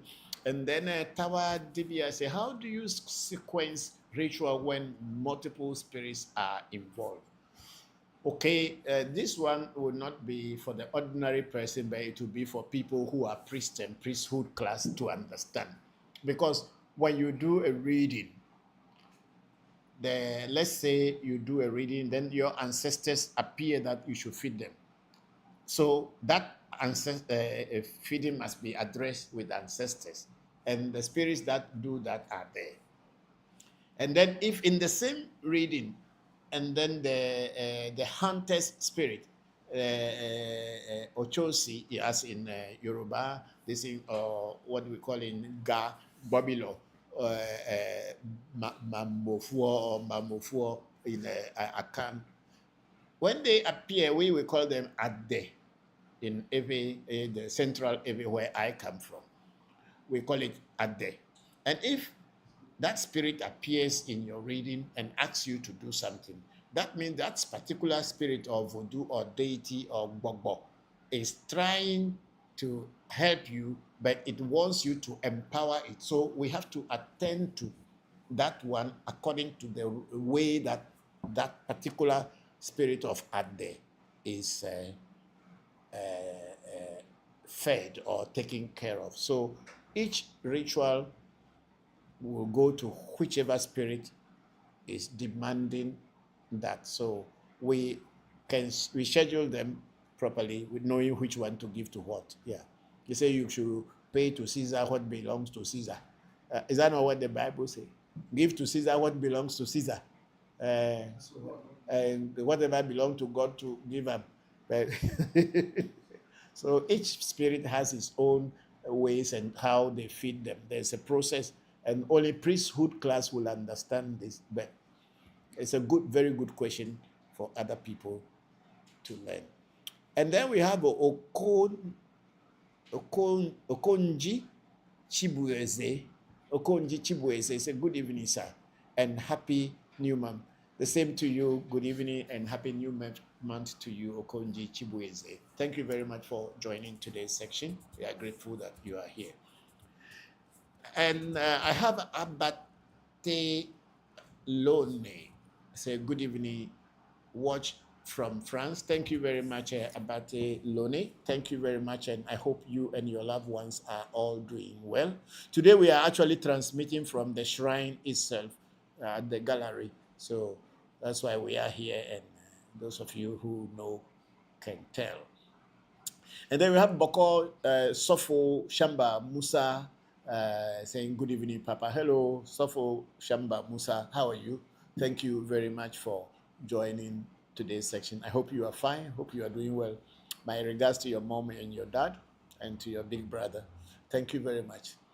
And then we have McAfee 360. Great work, Papa. Hello, McAfee. Mifonyera. Akpe. Thank you very much.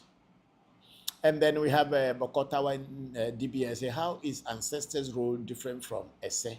Oh, there are two different roles. Ancestors are people who had lived here before.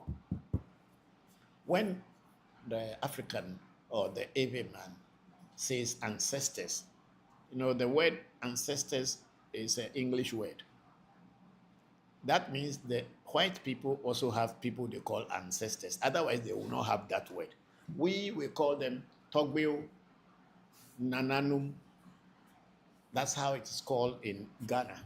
And I believe in every culture they have a name for it. But the English word that we all use is ancestors. And ancestors are people who had lived here at one time.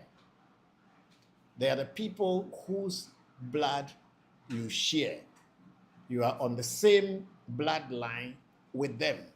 And some people you may call ancestors may not have direct blood relationship with you, but they had done something that you have benefited from sometime, somehow in your life, and you give respect. For instance, people who are your teachers, people who had guided you, people who are your friends who probably had made some impact on your life, positive impact on your life. Such people, when they are no more in the physical world, we call them ancestors. And these ancestors vary.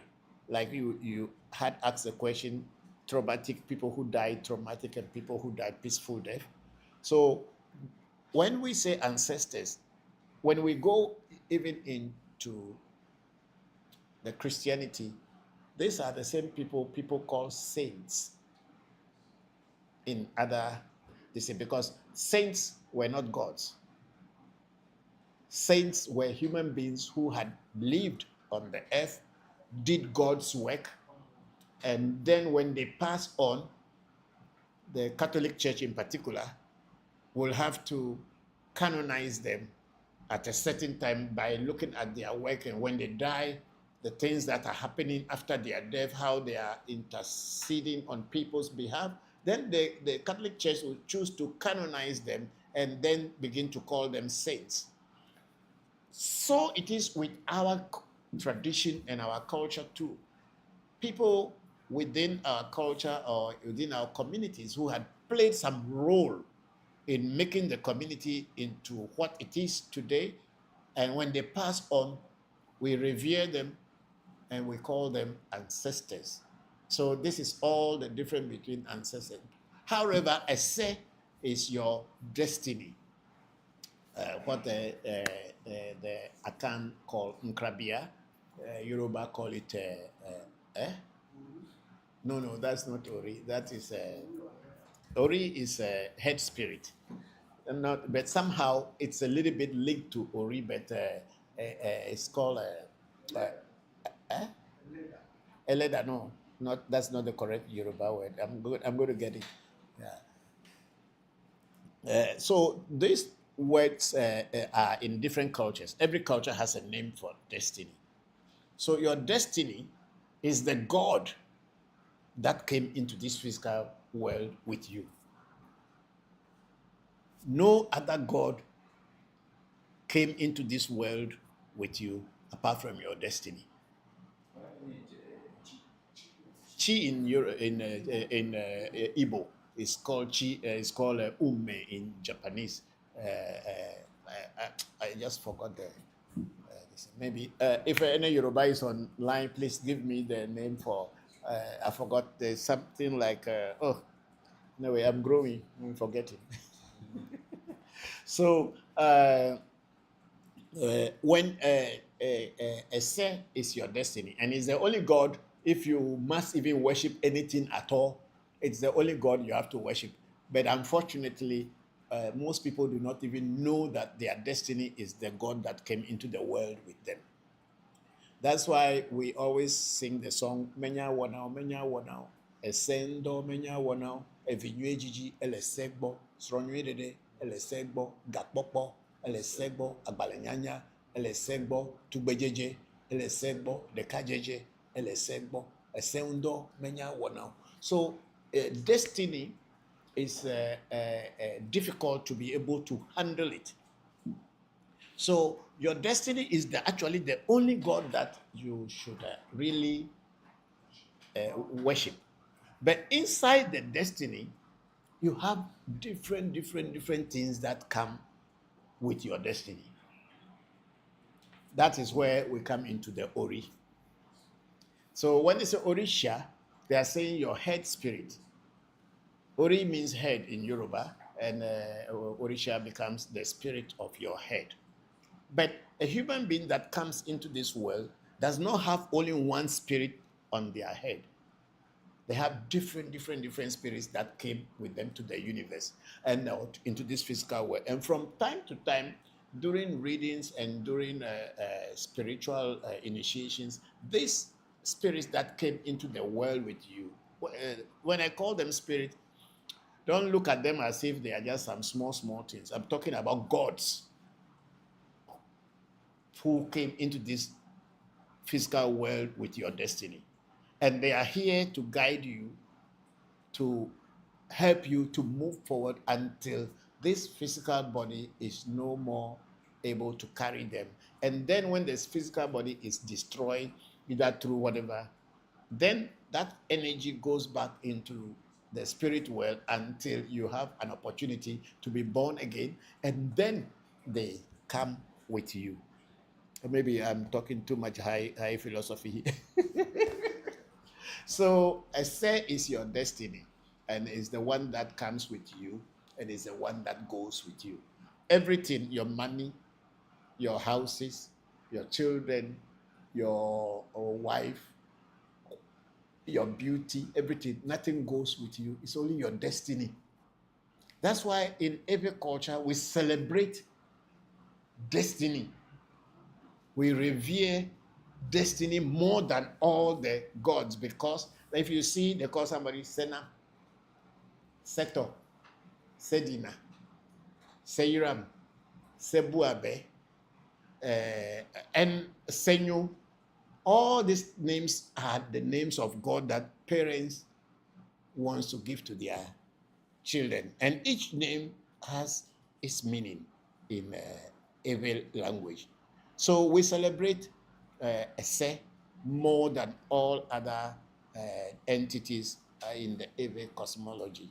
So your Ese is you, but the Ese Dada, or they say the mother of the Ese, which is in the spirit world, is the one who sent you here to do what you have to do. And when your time comes, you go back to your Ese Dada.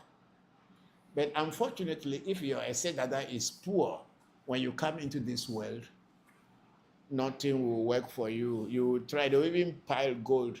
They can hang it in your body and you walk around the world, but you will be poor before finally leaving this place.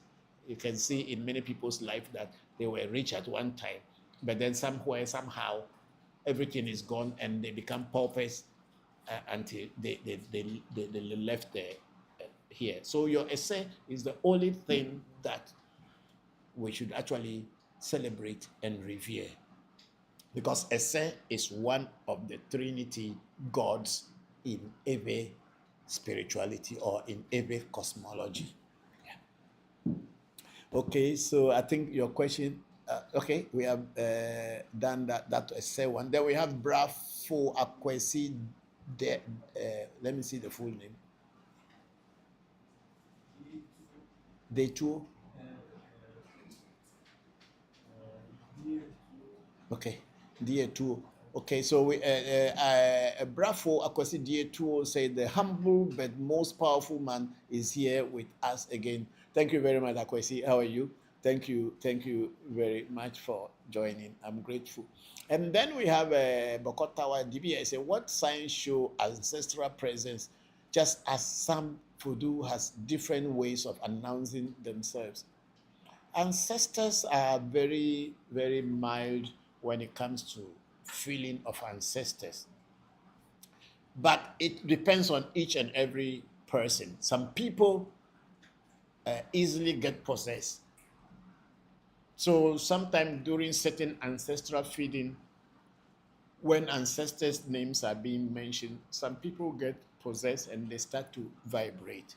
But then in reality, ancestors are quiet and simple. You are not supposed to necessarily feel anything when you are working with them, but they will show you signs whether the offering that you have done is accepted. And if it is accepted, apart from the animals that are sacrificed, you can also start to see changes in your life, things that had been hard for you before you did the ancestral feeding. You will begin to see that they become more smooth and more. You are now able to accomplish certain things that were initially hard.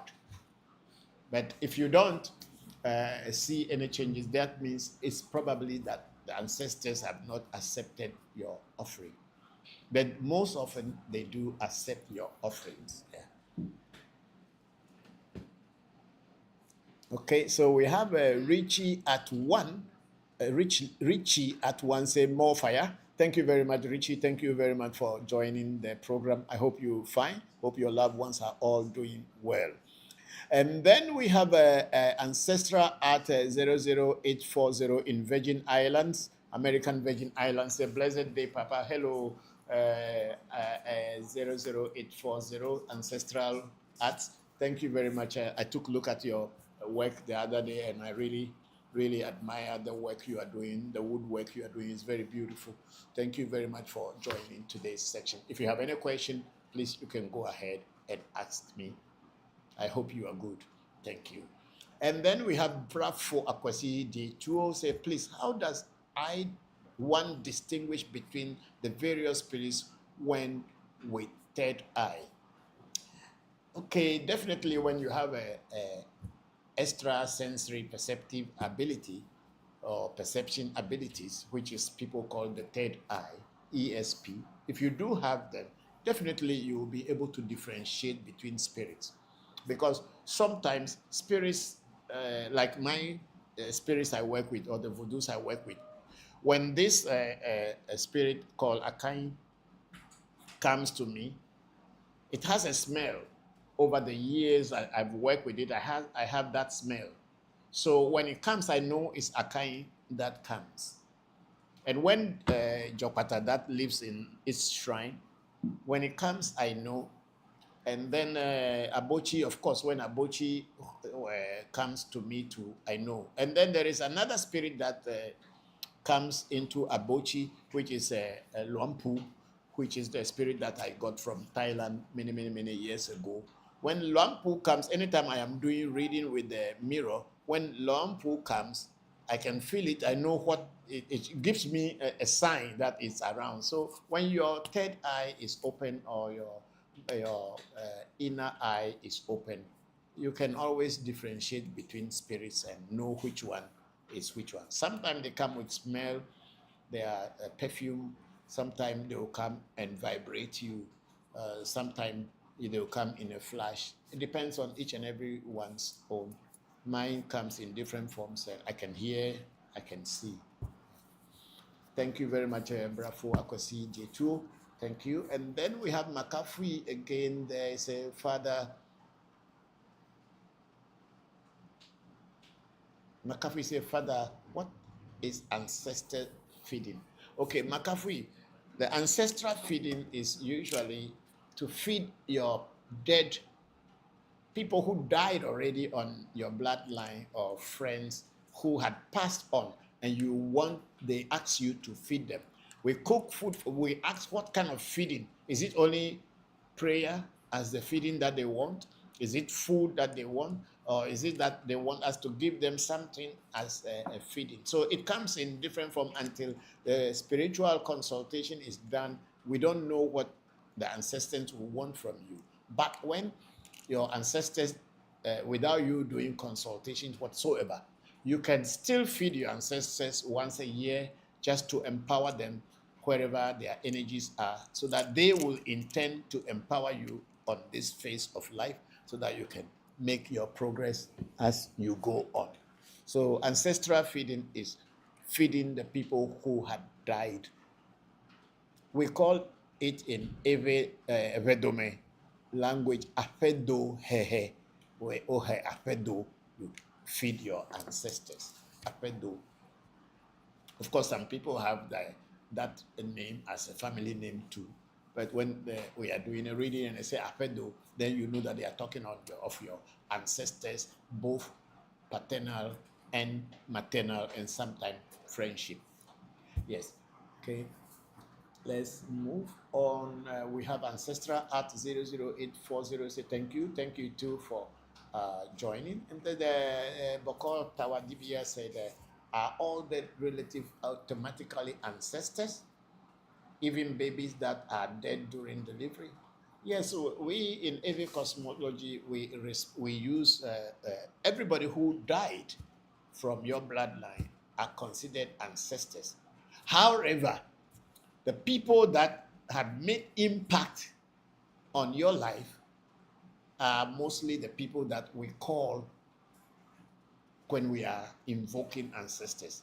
If somebody in your family who had not been very good to you, it will be stupid on your part to be empowering that person to continue doing what they had done to you before passing on.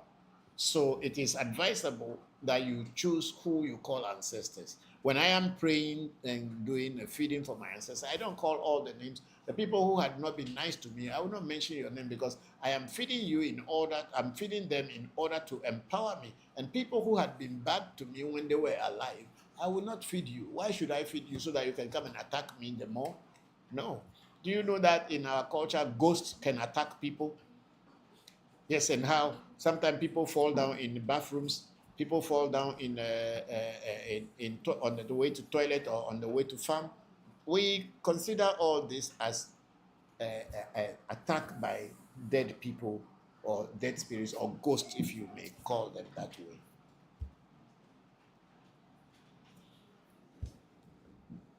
And of course, babies who were dead during delivery, most of the time, people don't regard them as ancestors, but they are.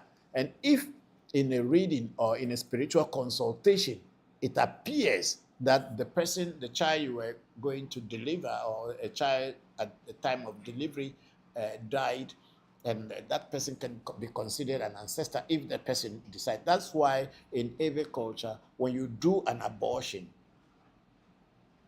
it is against our tradition because, one, you don't know who is coming into the world.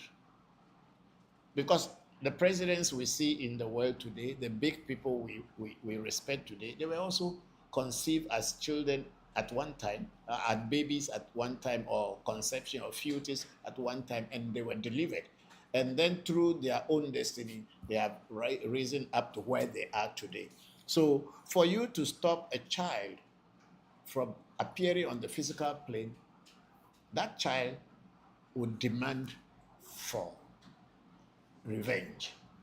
So sometimes we see people coming here. I think I have a whole video on abortion rituals. Sometimes people come here, they are looking for everything in their life. They tried everything that they wanted. They have the capacity, capabilities, and everything. But things are not working. They always fail. And when we do a reading and it pointed out that, oh, at the time you had done an abortion, and that child is now telling the spirit world that they should not give you chances. And then we will ask the child, what does he want from the father or the mother before, what does he want to be used in appeasing them before they open the doors? And sometimes when they speak, and we follow the rituals and we do them, you see that within a short time, the person's doors start opening, opportunities start coming in. So babies and stillborn children could sometimes also be considered as ancestors, especially when in a reading or in a spiritual consultation, they ask and then the baby pointed out. Sometimes the babies have no name, but a person know that, oh, at this time this had happened. And then when we do the ritual, we follow through what the spirit world told us to do. And then when we do, we see results.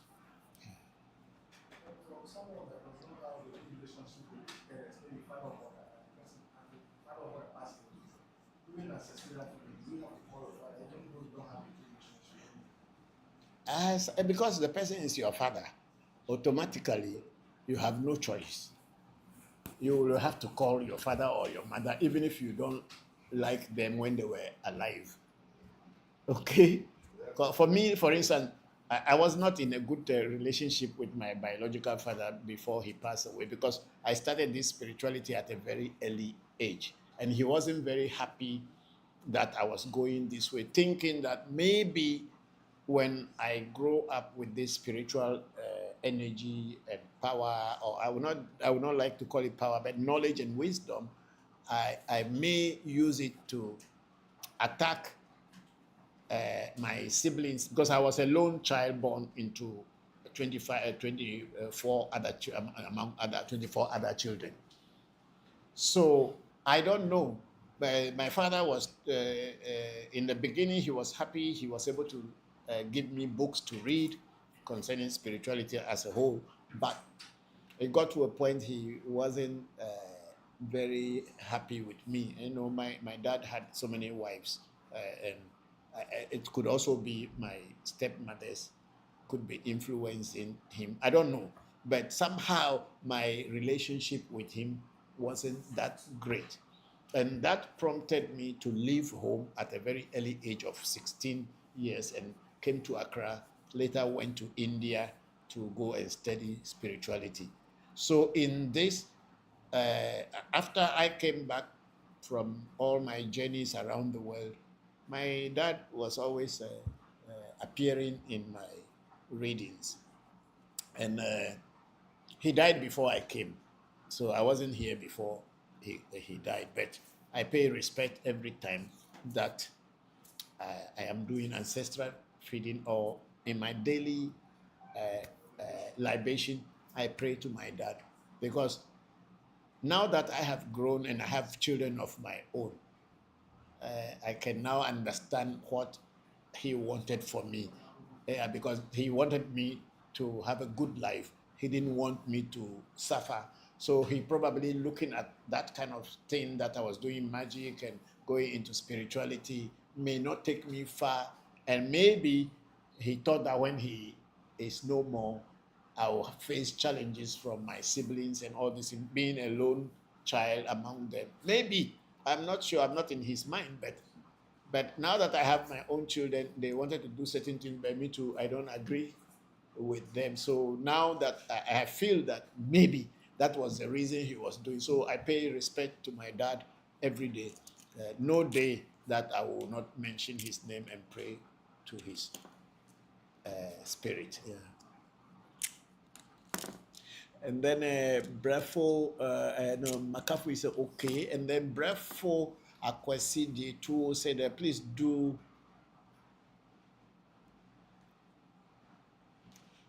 do we add salt and pepper when preparing ancestral meals? It depends on what kind of method you are using.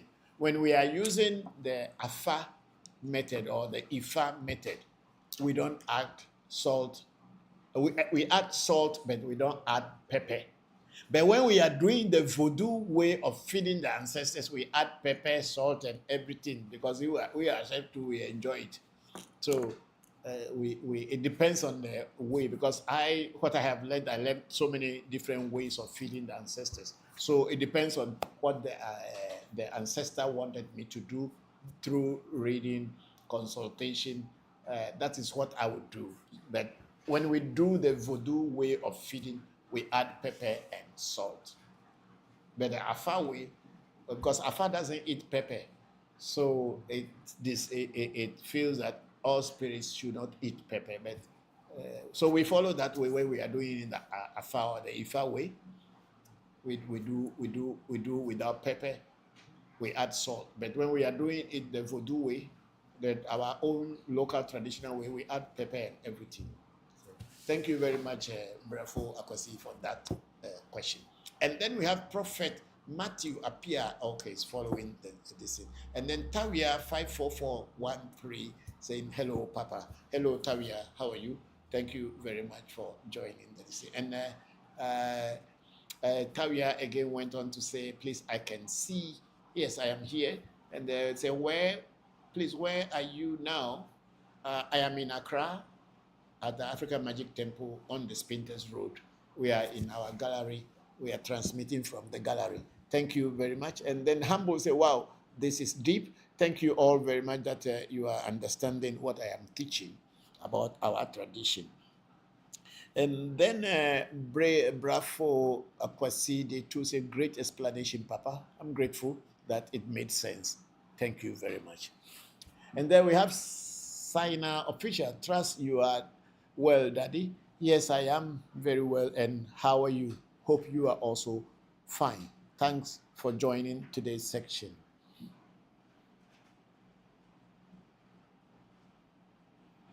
think it's okay. Let's go on to that YouTube or.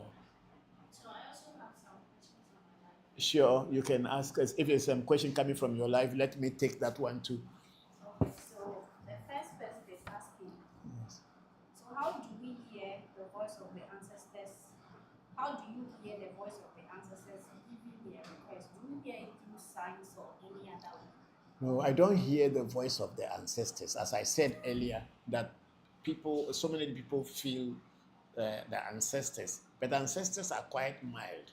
But for us, we do consultation, we do afa reading, we do crystal ball reading, and we do the magic mirror reading. So the ancestors speak through this thing, and then me as a medium, I'm able to hear what they say, and then I translate it to the people who come for a reading.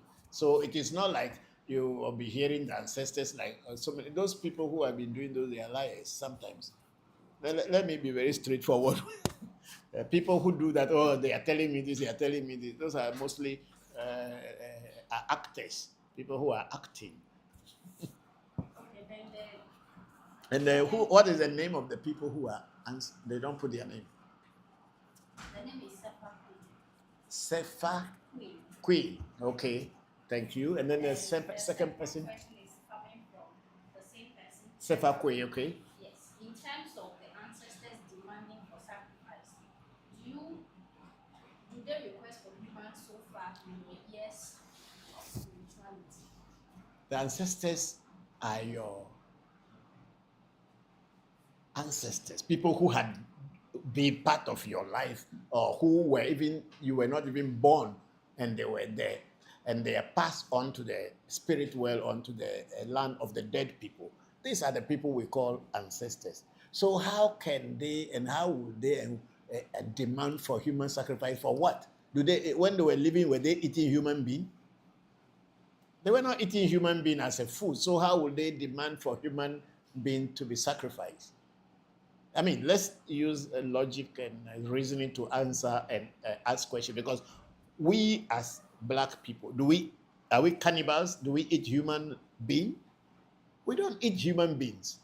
So how can your ancestors who had lived here, who had eaten fufu and akple and fetridechi and all this, now they are dead, then they will ask you that you should kill a human being for them?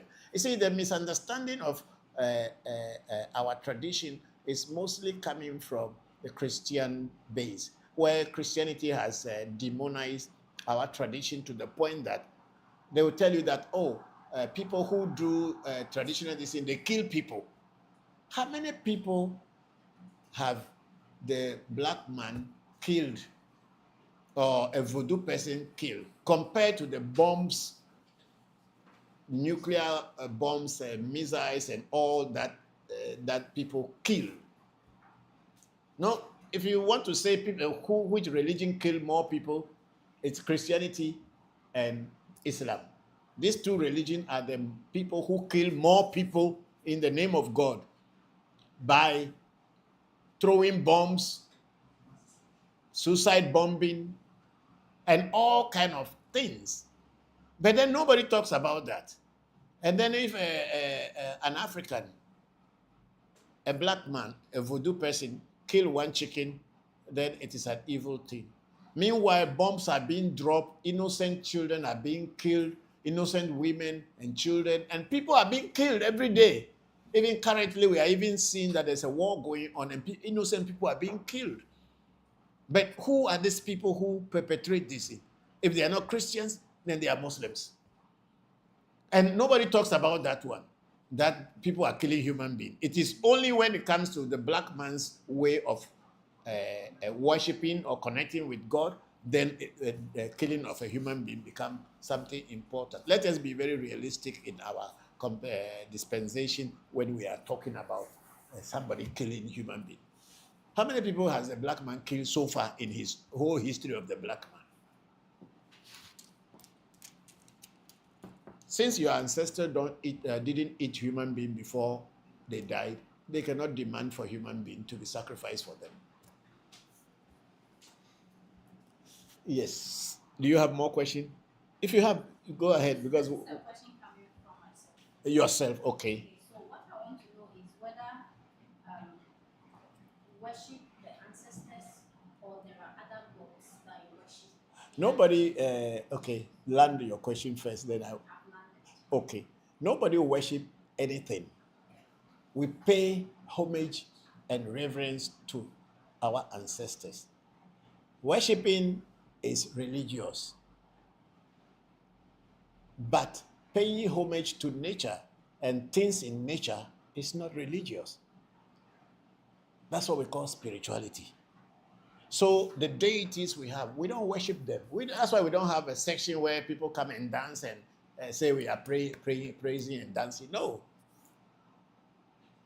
We consult whatever they want us to do, we do. We don't worship. We don't worship anything. Ancestors, we don't worship ancestors. That's why Africa does not have a religion. Most people are calling it African traditional religion. It's very wrong. It is not ATR. It is African traditional spirituality. Africa does not have any God that people should come and worship this God. Unlike the Arabs have Allah, Christians have Jehovah or Jesus. We, the Africans, we look at nature, we pay respect to nature, we pay homage to nature, because without nature, you and I will not be here.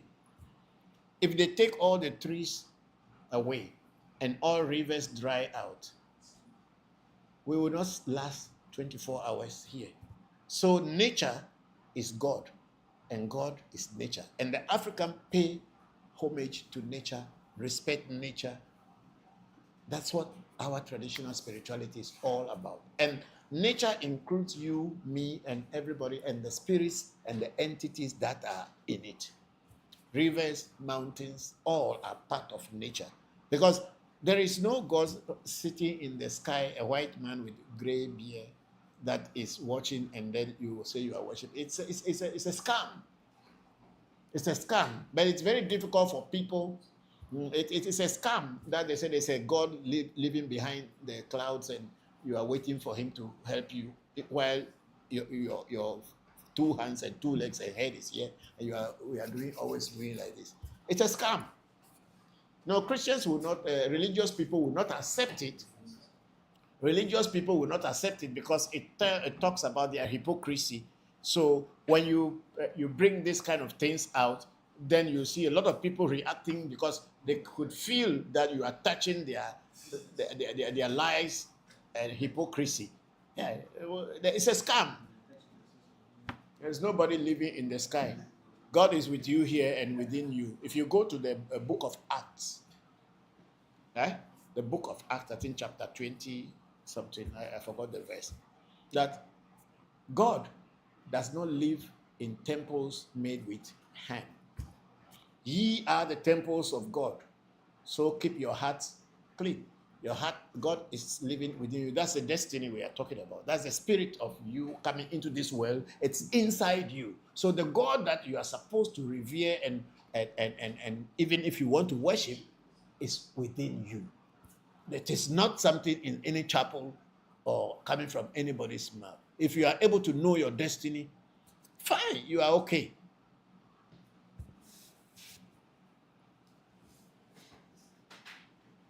We had actually passed through Christianity. We had passed through Hinduism. We had passed through Buddhism and partly Islam before sitting here. We are not just empty-headed people who are saying, come and worship with us. No, we don't do any worship here.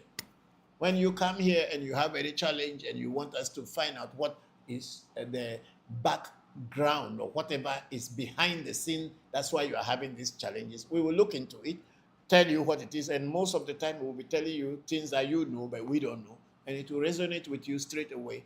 And then the spirit world will also give us direction, guidelines, and tell you, okay, let's do this for you, do that, and that problem or that challenge will be resolved. That's how we do. We don't worship anything. If people want to worship, they can worship, but we don't worship. Yeah, so let's go on to you still have some question? Not for now, you hold on for now. Okay, all of you take some question and ask me. Bokor, enlarge it a little bit. That's YouTube, right? Okay.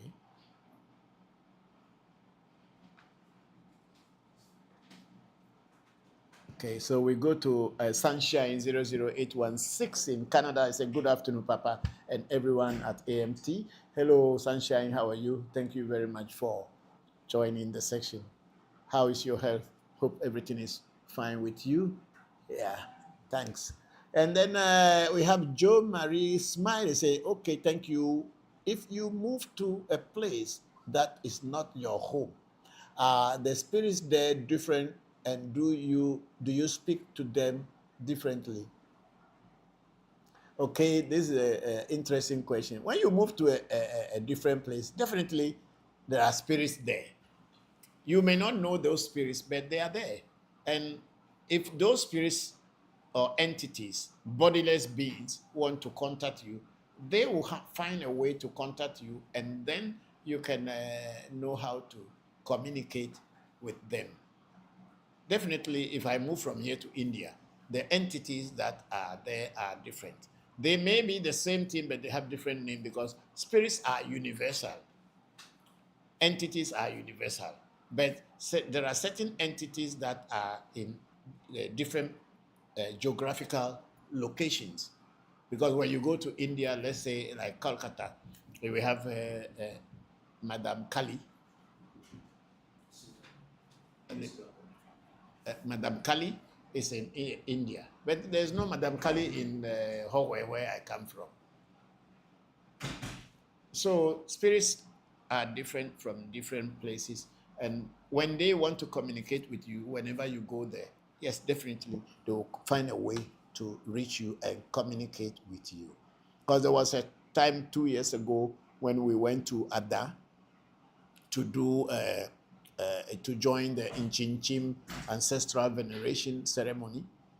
And when we got there, rain was falling, but it was a big day. They invited people from the UNESCO, people from the European Union, chiefs, and all kind of people were there.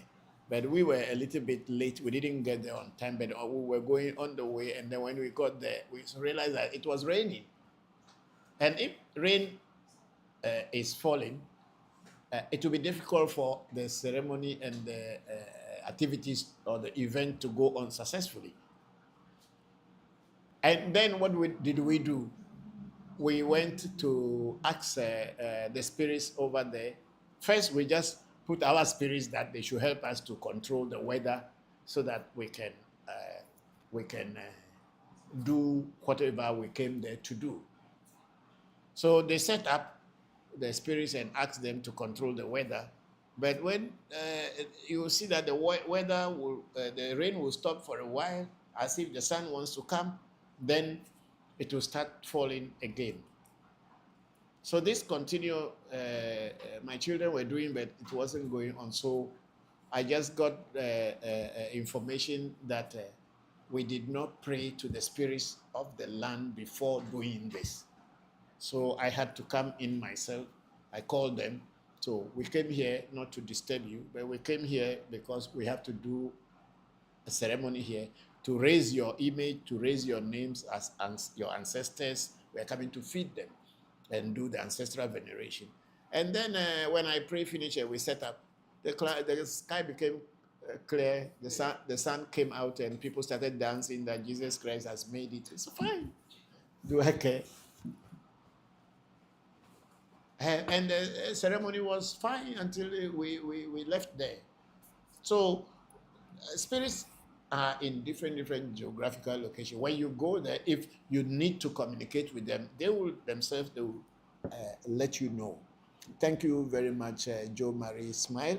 And then we have Sunshine say, why is it advisable to get initiated into a spirit you were born with when it is already working for you? I'm asking for myself. Okay, Sunshine, the reason is that you may be born with a spirit in your destiny, but you don't know it.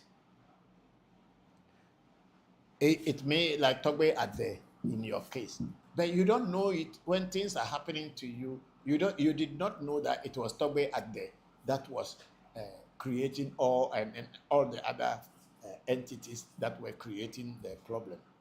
So when during a spiritual consultation or a reading, and then it came out that these are the spirits, because other people cannot know what the spirits came in your destiny. Nobody can know until certain actions and events and things are happening in your life, then people can suspect that, oh, maybe it is this spirit or this energy that came in your destiny. That's why you are going through this. Please, this thing is going to go off because people, you don't put the power underneath. There's no power.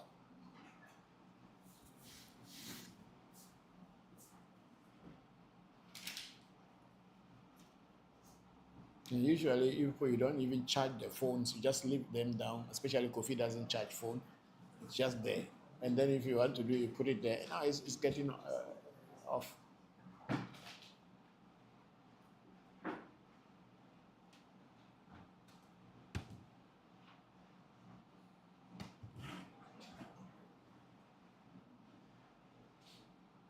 And then.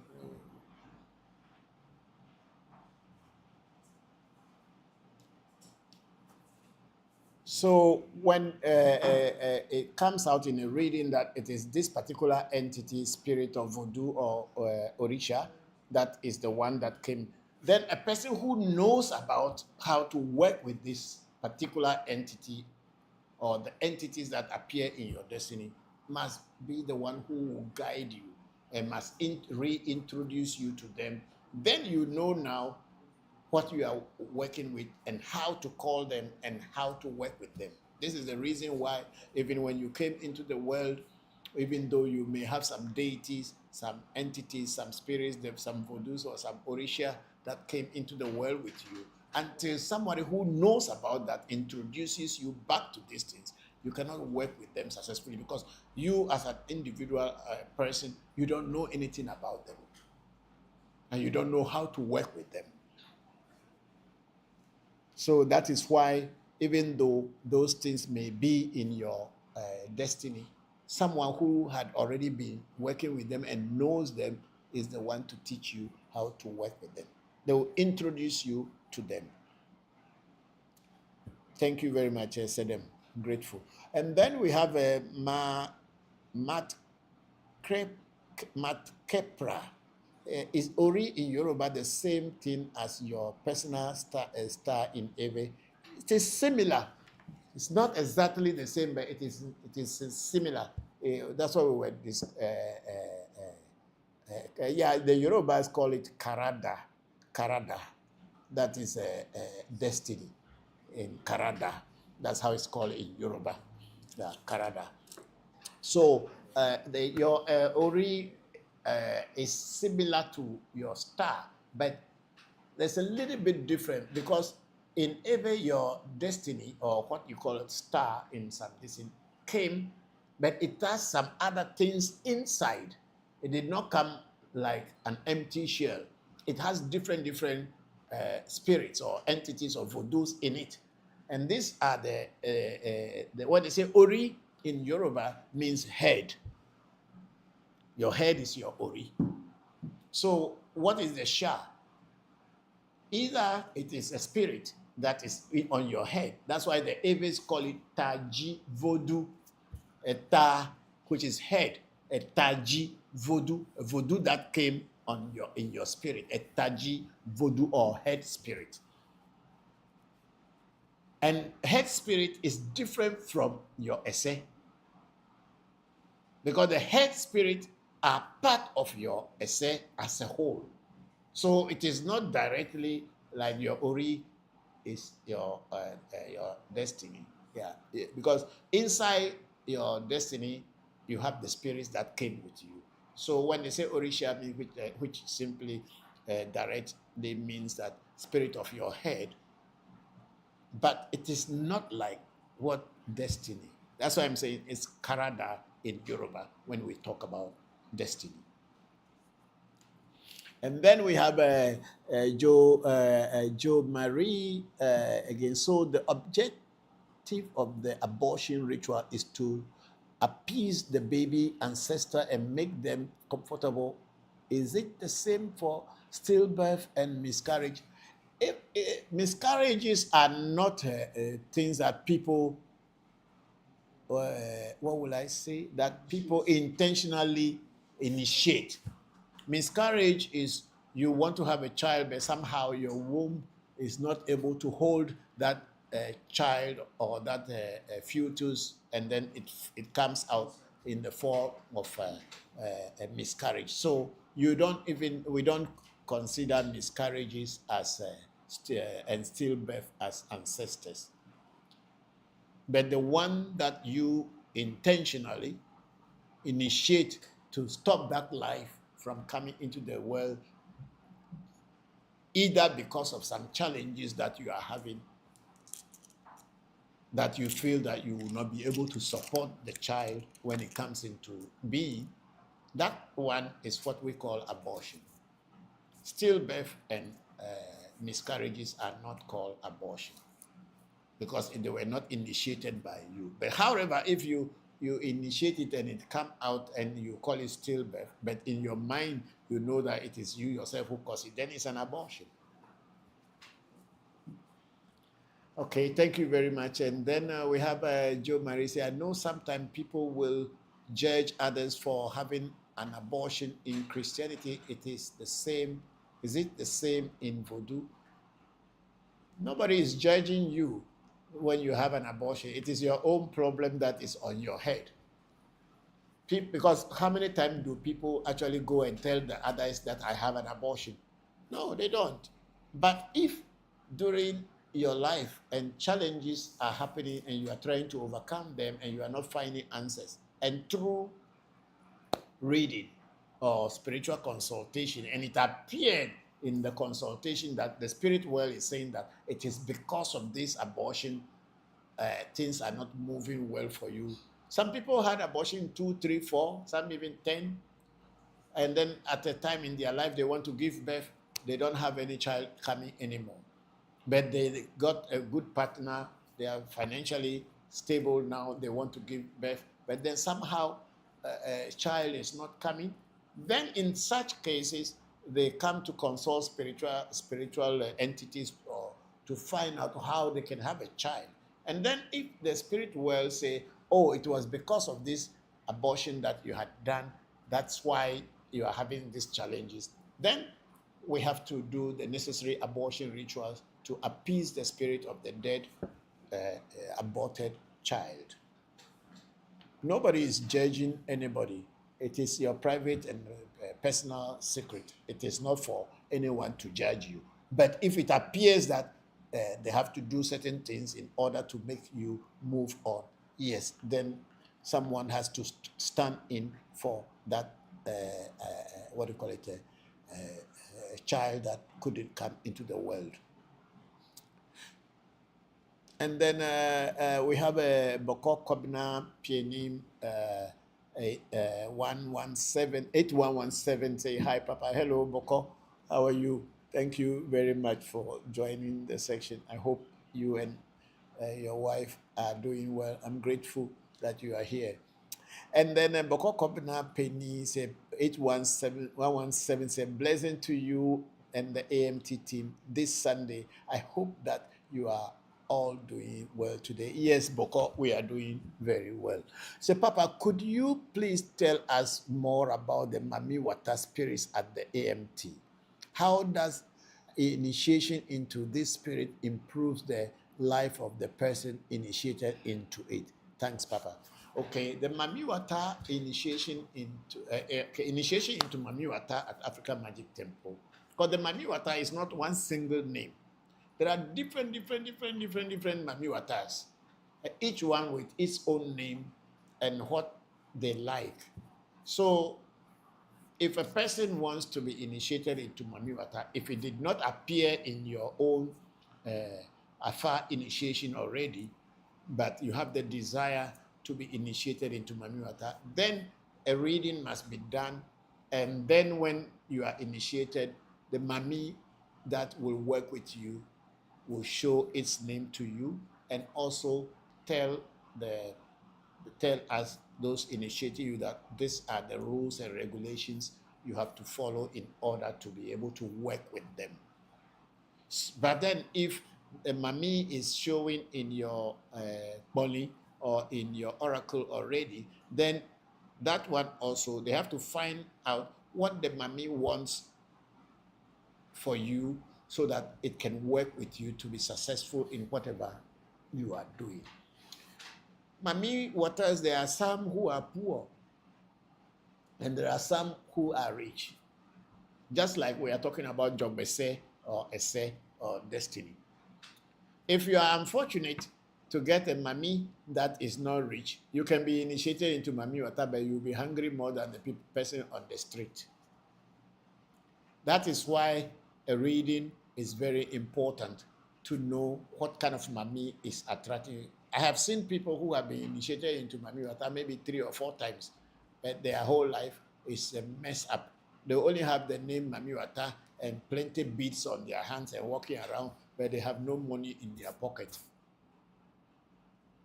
Probably the mami that they had attracted them or they were attracted to is one of the poor ones. And then it came with its poverty. So you have mami, but you will not be able to benefit from it. So when we do mami initiation at African Magic Temple, it is first advisable to look into what kind of mami that wants to work with you. So that's how it is. Thank you, Bokor Kwabena Penny. Bokor Kwabena Safo Penny. Then Bokor Kwabena Penny said, finally, Papa, you are looking very fresh today. Yes, I went to the hospital and they told me that I should take my medication. I have not been drinking my medication on time. So the doctors, they detained me there that I should take my medication before leaving the place. So I took my medication. And then I'm feeling energetic, yes. Sometimes I'm very lazy in taking the medicine because it has been for too long.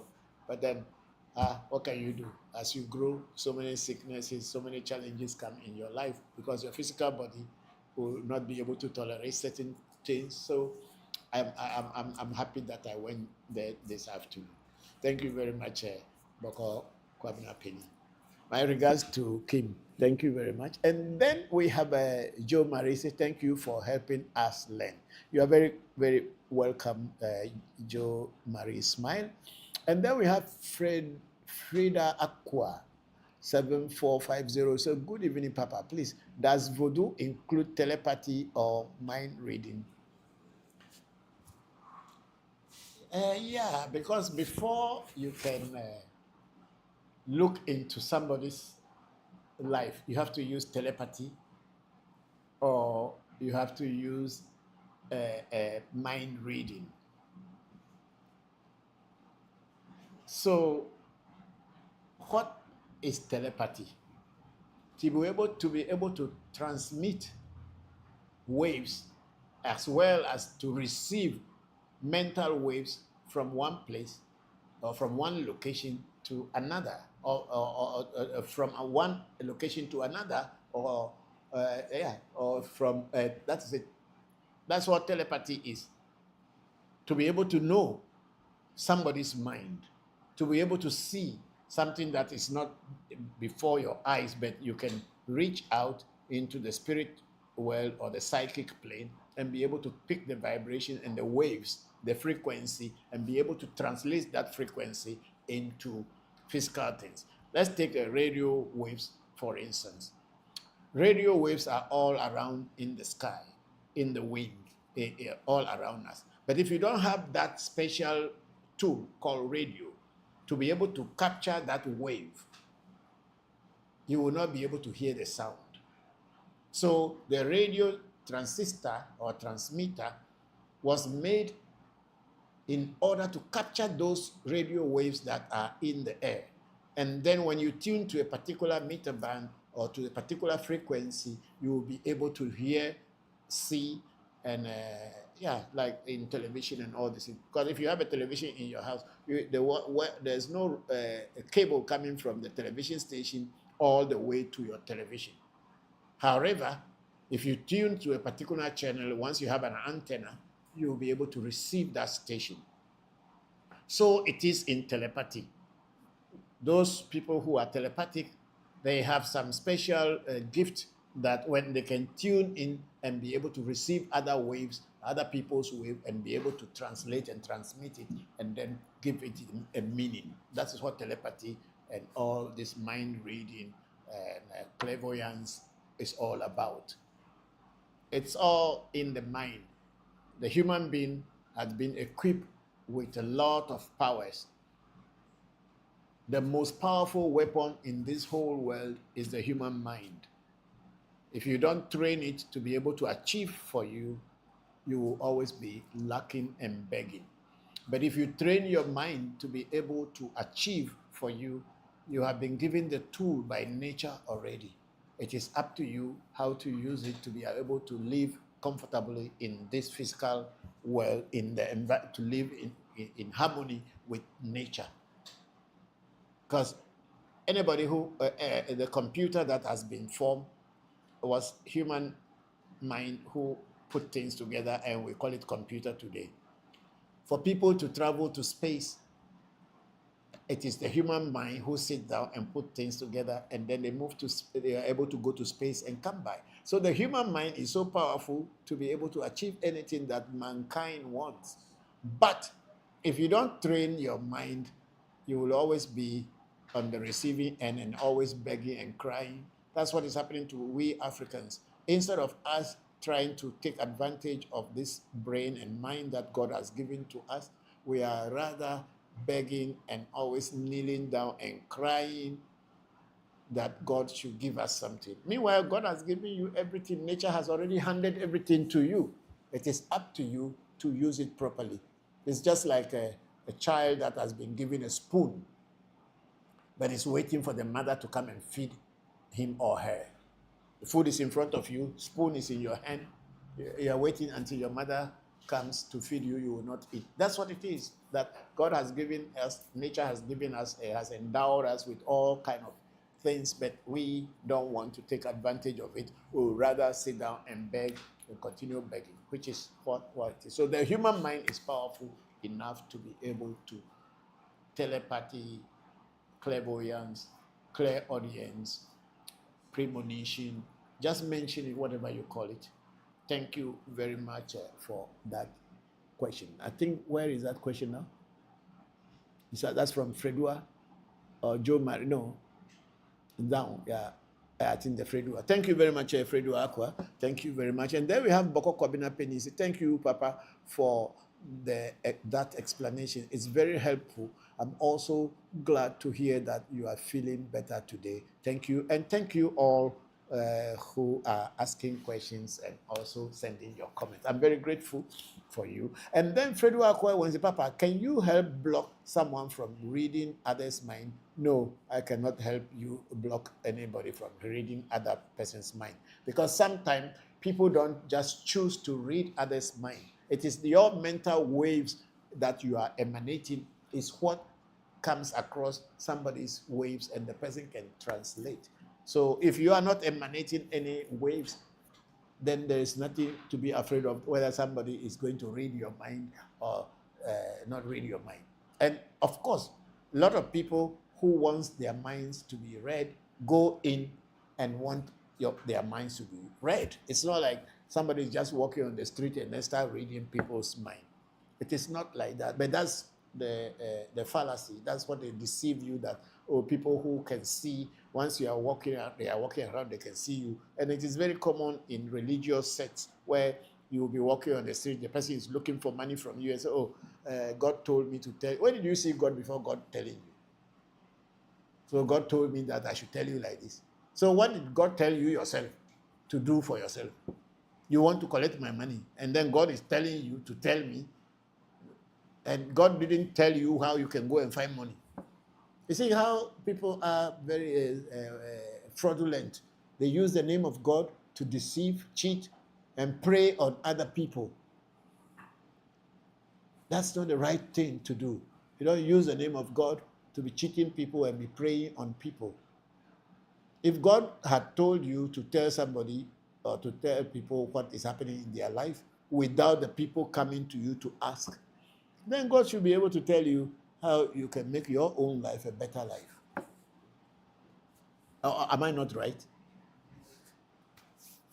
So when people see you on the street that, you see, you have just left your boyfriend, and that is all coincidences. It's not something that is real. Most of the pastors in Ghana here are just playing on the minds of people by deceiving others that God told them to do. And when they make mistake, then they come on and say, "Oh, we are sorry. Maybe I didn't read the message well." It's all liars. They are all liars.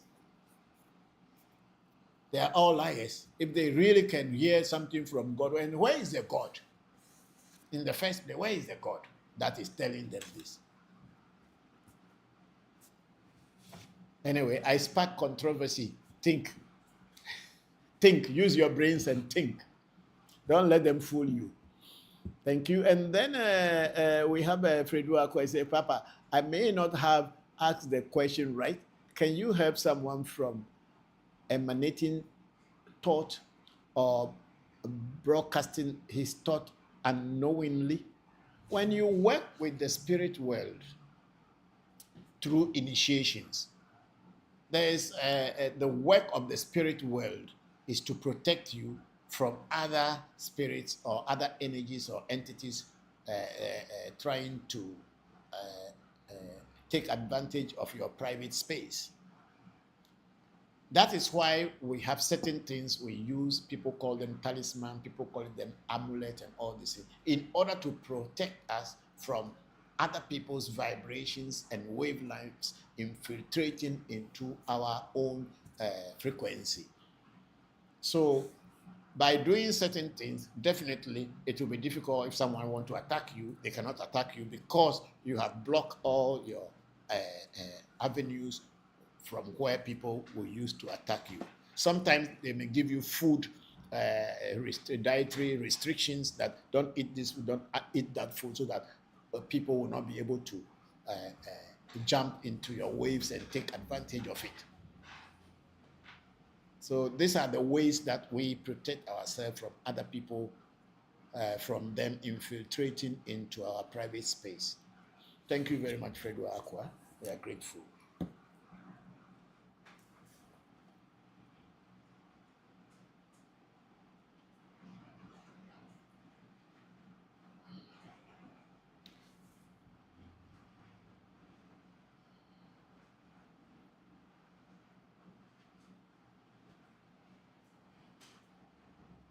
Today we started early, so we close early. I don't want to do something to go. I wanted to do some Vosa, if I can, today.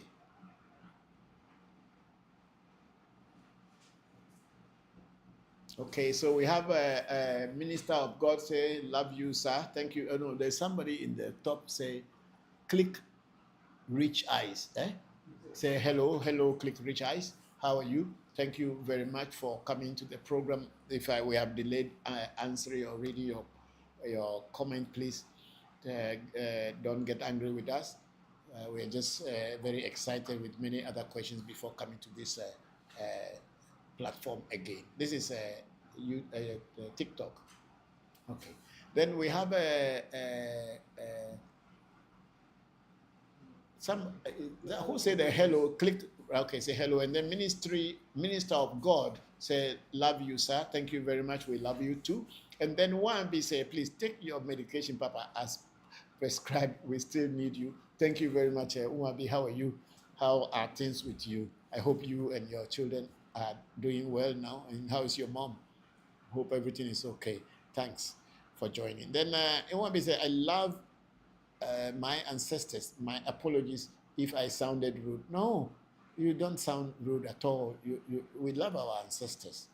Then I love my ancestor. He is answering questions from all platforms, TikTok, Facebook, and YouTube. Yes, that's exactly Wambi. Thank you for that.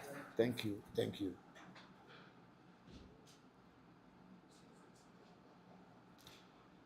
Are we? Is it off? Is it finished?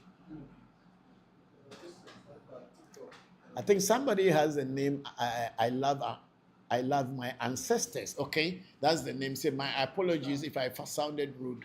That's Unwabi was saying so.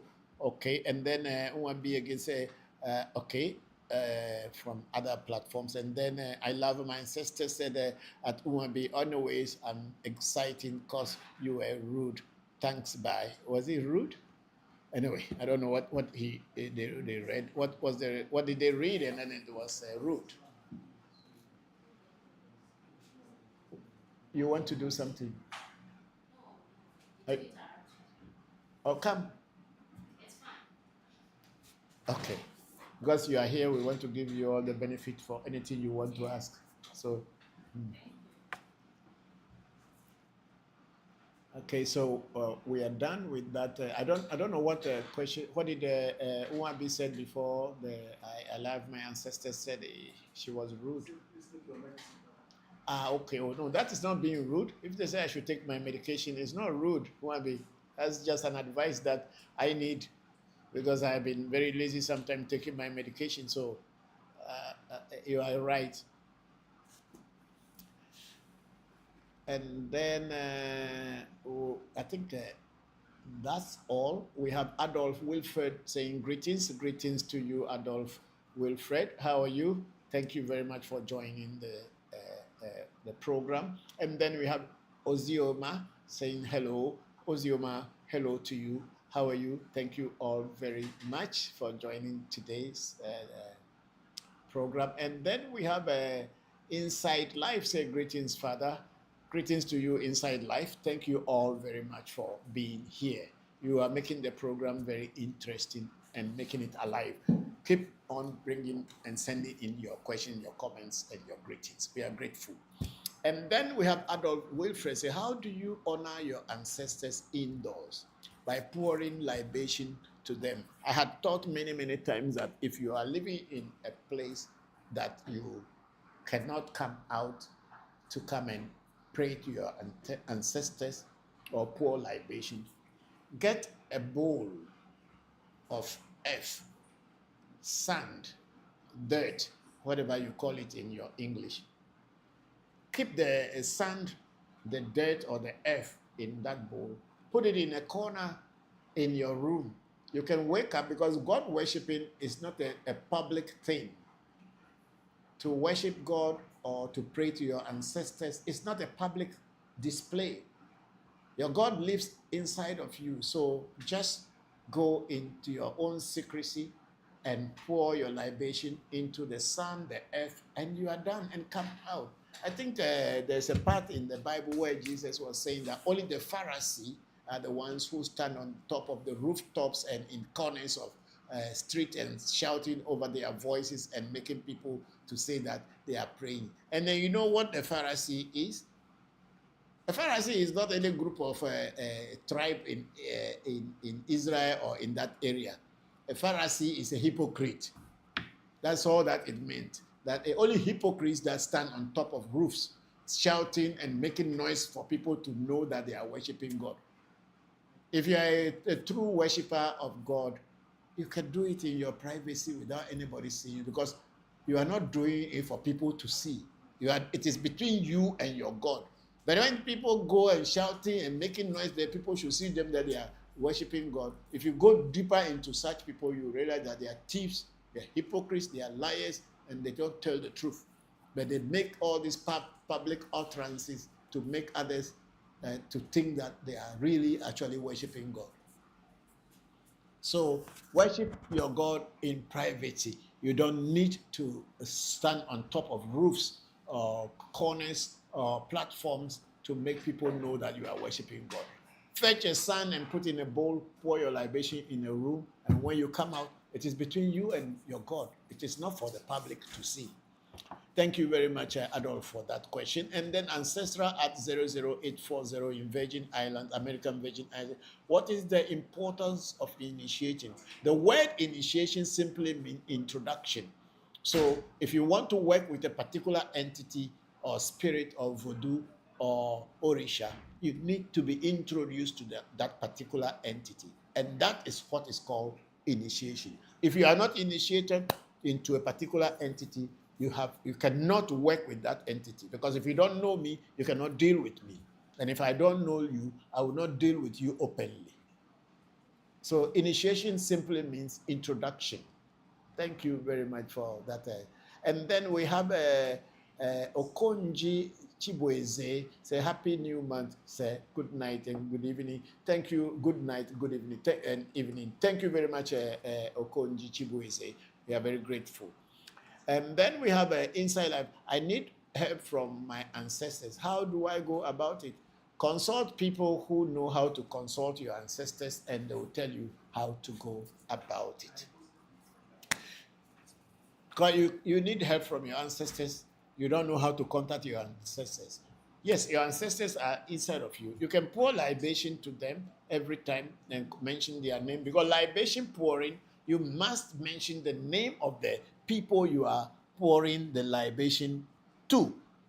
You don't just pour libation and say, oh, my ancestors, come and drink. Who is your ancestor? You need to mention the name of your ancestor.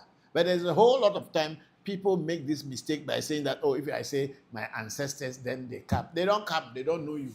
Even though they run in your blood, you must mention the name of the ancestor that you want to give, or you want him to assist you from beyond the iron curtain.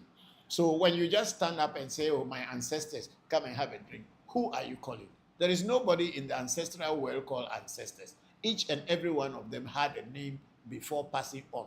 You need to use those names to invoke them and bring them closer to you, and your prayers will be heard and answered. So if you need help from your ancestors, find out from people who can do a reading to guide you, and the ancestor that wants to help you will come out in the reading, and then will tell you what to do before they can assist you or intercede on your behalf. Thank you very much. And then we have Bokor DBI said, we hear this among Christians. Please, is there anything like selling your soul to the devil? Where is the devil before you are selling your soul to him? How can you sell your soul to the devil? Have you ever seen the devil before? When we can't see God, how can you see the devil? Yes, human nature is such that people decided to do some evil things in their life. And when these evil things are done, you will definitely pay. Take, for instance, people usually say that they use human beings to go and get money.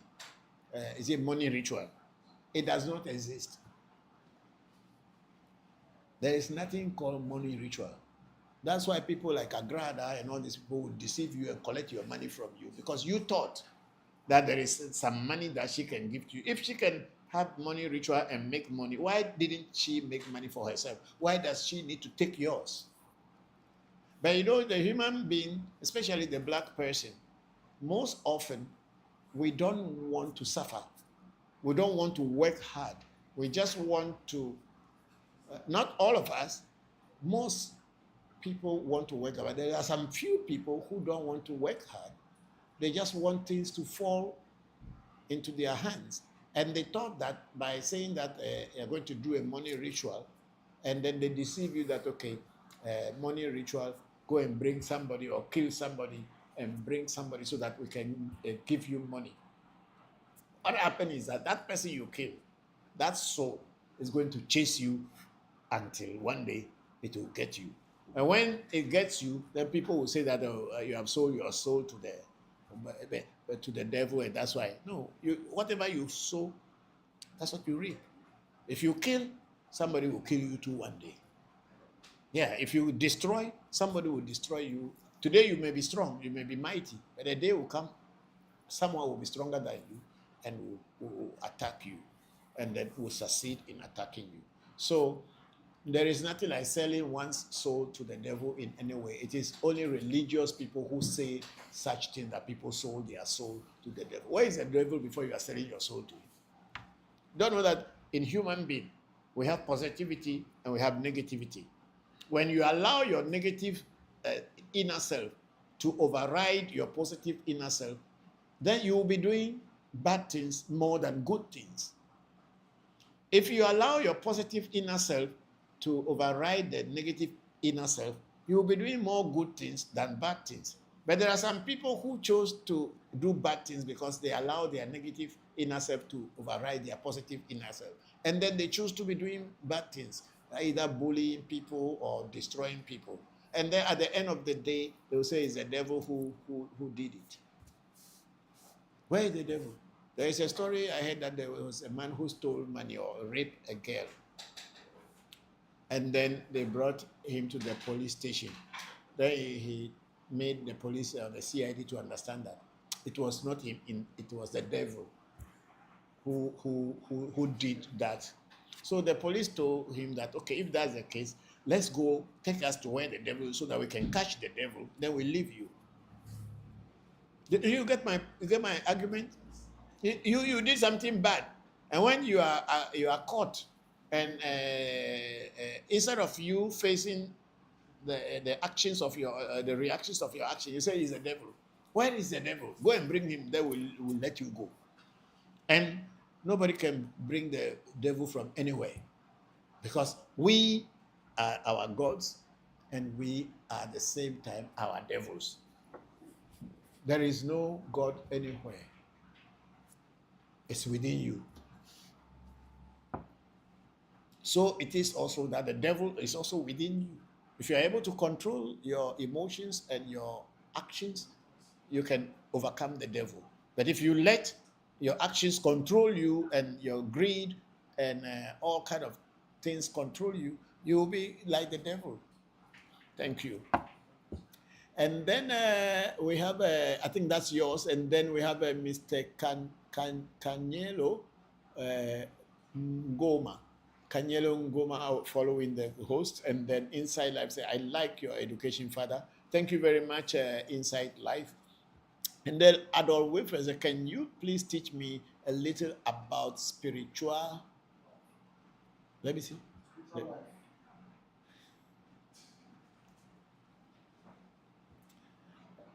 I don't know anything about spiritual life, not wife.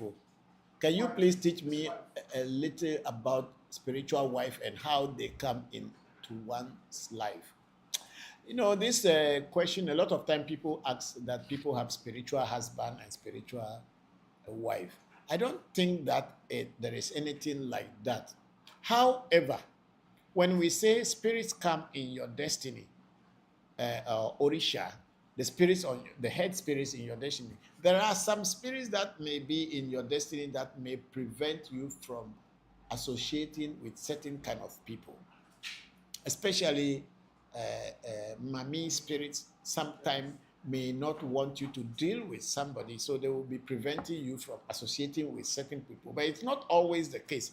It's an individual case. So maybe this is what people call spiritual wife. But in reality, I don't know what is a spiritual wife. Your negative destiny can prevent you from achieving a whole lot of things. That's why I sang that song first. Menya wanao, esendo, menya wanao, evinwe jiji, ele segbo, esronwe dede, ele segbo, egakpokpo, ele segbo, dekajeje, ele segbo, etugbejeje, ele segbo, which simply means that to be able to handle your destiny, it's not an easy thing. To be rich, it comes from your destiny. To be poor, it comes from your destiny. To be handsome, it comes from your destiny. And to be ugly also comes from your destiny. To be beautiful, it comes from your destiny. To be successful in life is from your destiny. To get a good wife is from your destiny. And to get a bad wife also is from your destiny. So destiny, as it is, stands as the God that came here with you. If things are to be good for you, it depends on your destiny. And if things are to be bad for you, it depends on your destiny. So that kind of saying spiritual wife is nothing. It is either your negative destiny is so strong and is not opening doors for you so that you can explore the world, nature, and be happy. So that is why negative destiny rituals are also there. Whenever it is shows in a reading, we do the negative rituals, negative destiny rituals, so that we can align your negative destiny with your positive destiny, so that you can have a leeway to make your life a successful one. So that spiritual wife, spiritual husband, I don't know. No, I don't know at all. So what about those of us who have more than 1,000 spirits with us? And we are working with them. Why they are not our spiritual wife or spiritual husband? Eh? Why?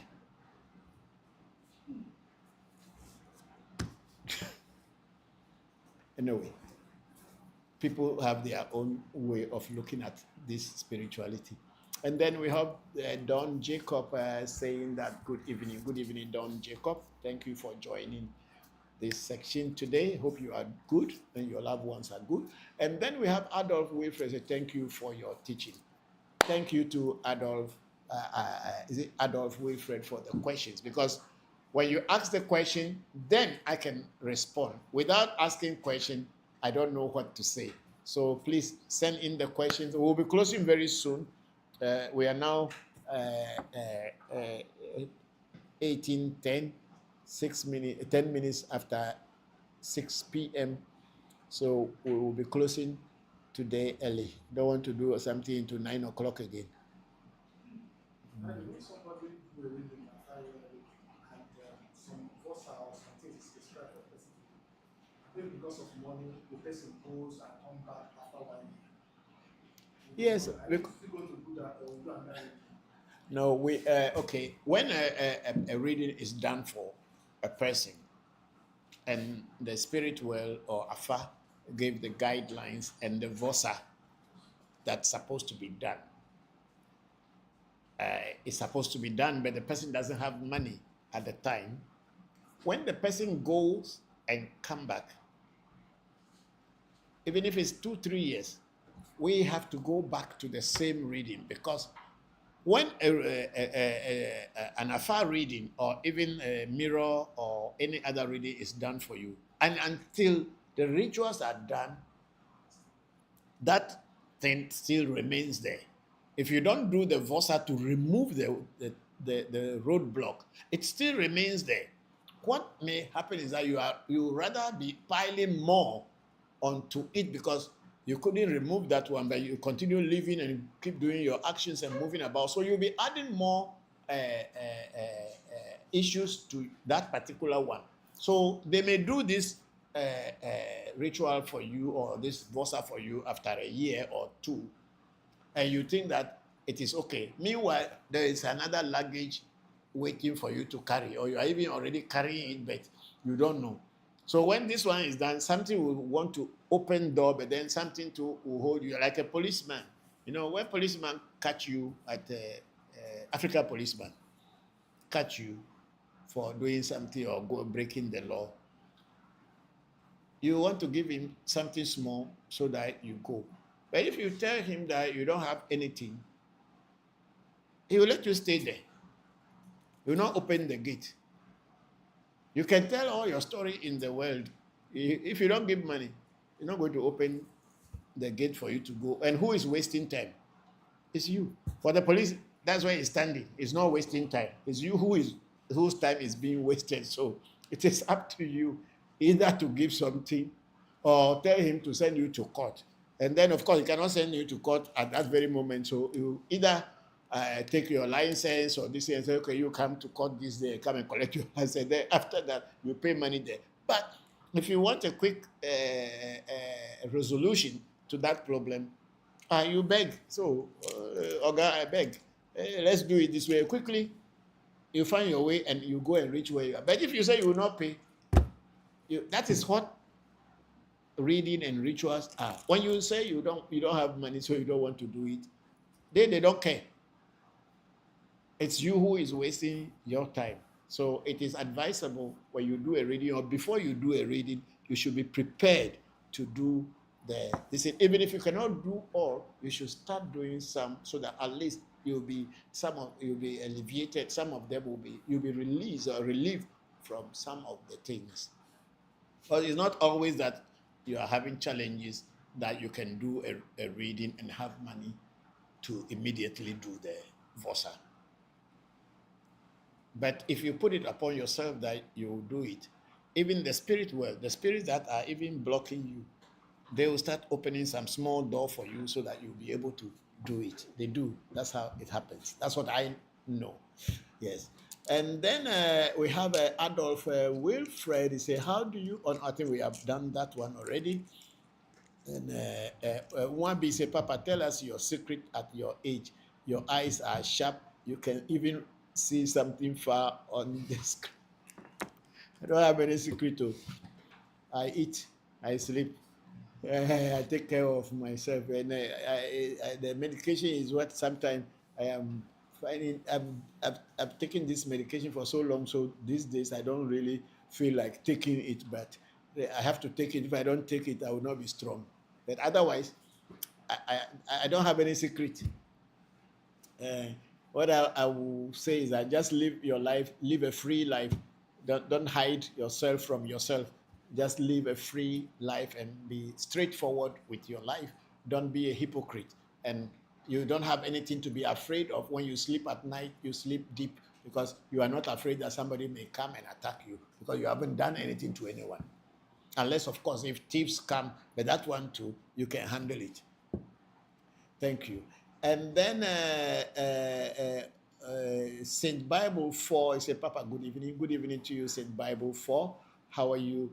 Thank you very much for joining the program. Grateful to all of you for coming on this program today. I hope you and your loved ones are doing well. Thank you very much. Are we done with that? Okay, there is a, okay, Freddie, no. Okay, Gamba, yeah. So we are Fred Aqua 7450. So Papa, how much should someone prepare for the initiation of Togbe Jokpata? Togbe Jokpata is an initiation. It needs a whole lot of things. You need a gunpowder, you need a goat, you need chickens, you need cola nut, you need drinks, you need the bracelets and all that, and also plus some token money. And so Togbe Jokpata's initiation is a little bit quite expensive, but if you are interested, you can come into the shrine. We will discuss it, and then we'll give you a payment plan so that you can have it while you pay as you go. Thank you very much. And then I think it's the same thing, the same question by Fred Aqua. Okay. So I also have a question here. Yes. Coming from Joseph Atarika. Joseph Atarika. Okay. Atarika. Okay. He says, is it true that magic, as the name goes, truly work? Can a magic to convince girls to love really work? Yes, it works. It works. It works. So sometimes there are some of the our traditional this in the olden days they call this one zibizaba. I don't know whether you have heard these names before. Zibizaba, or people call it gabara.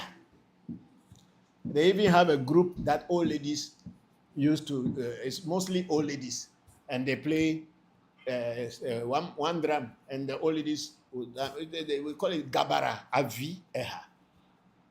Somebody can put that kind of magic or juju or power on you. You will leave your husband's house. You will walk. If you cannot get car, you will be walking and be shouting and be crying. Gabara avi eha.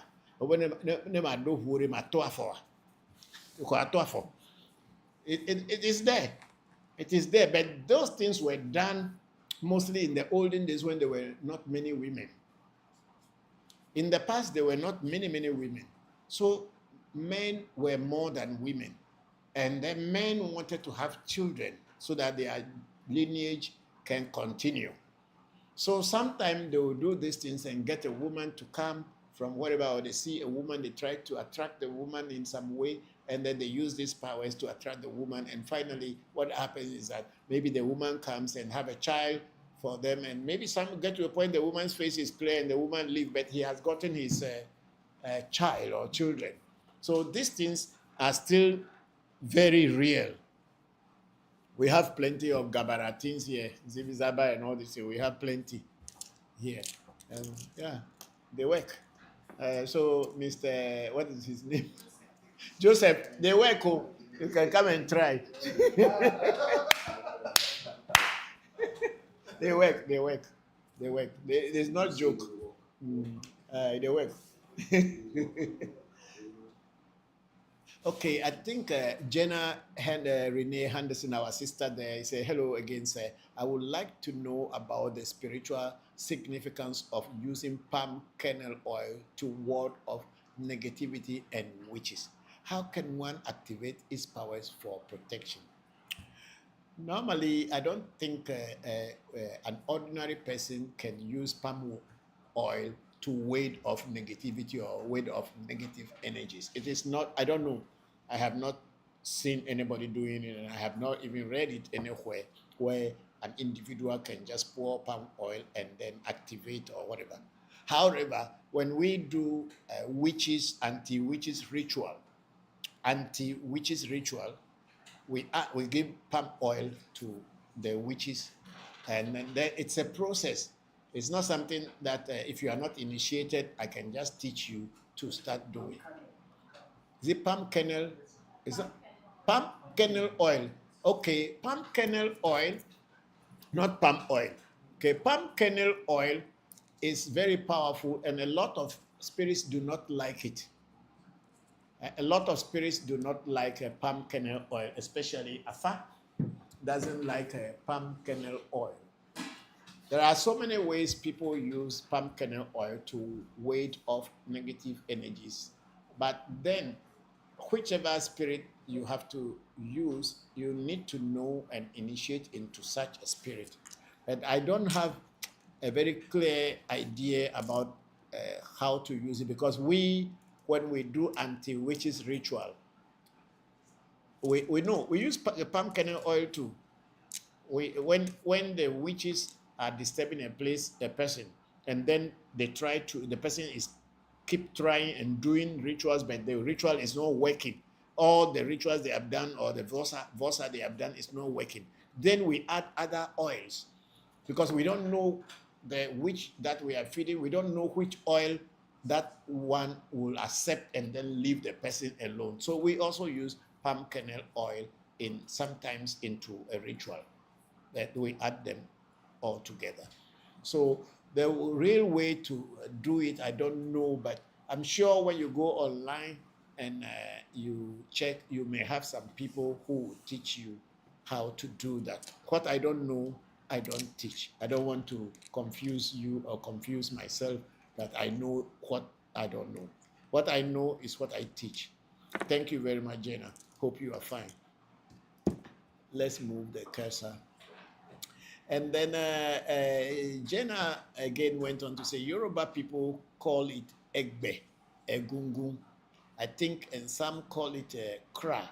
Okay, maybe we have to talk with Yoruba people. Egbe, egungun. No, we are talking about the spiritual one is Egungun is ancestor. So I don't know where it's getting it. Egbe is a spiritual wife. No, because they had the Egbe this in your spiritual image, heavenly mates. Yeah, I know. I heard that. I've been, somebody gave me the book also, Egbe, the heavenly mates. That's what they call the spiritual wife. Okay. It's not in our Ewe tradition. It is in Yoruba tradition, but it's not in our Ewe tradition. It was until recently one of our students gave me a book to read about these Egbe people, but we don't have it in Ewe traditional spirituality. You know, what I am teaching is mostly what my people had practiced, is what I am teaching. What I don't know, I don't teach. So I don't know about the Egbe. I have read some portion of the book, but I don't really know what Egbe is like. Heavenly mates? No. We only believe that your ancestors and your destiny, the destinies are somewhat different. Your ancestors are also somewhat different.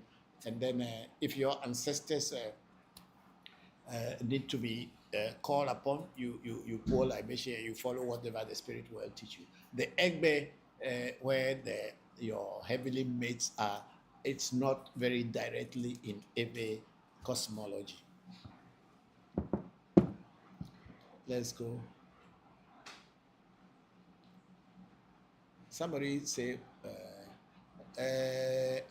hello, that's Jenna. Say hello, sir. That's pouring up there. That's her first question.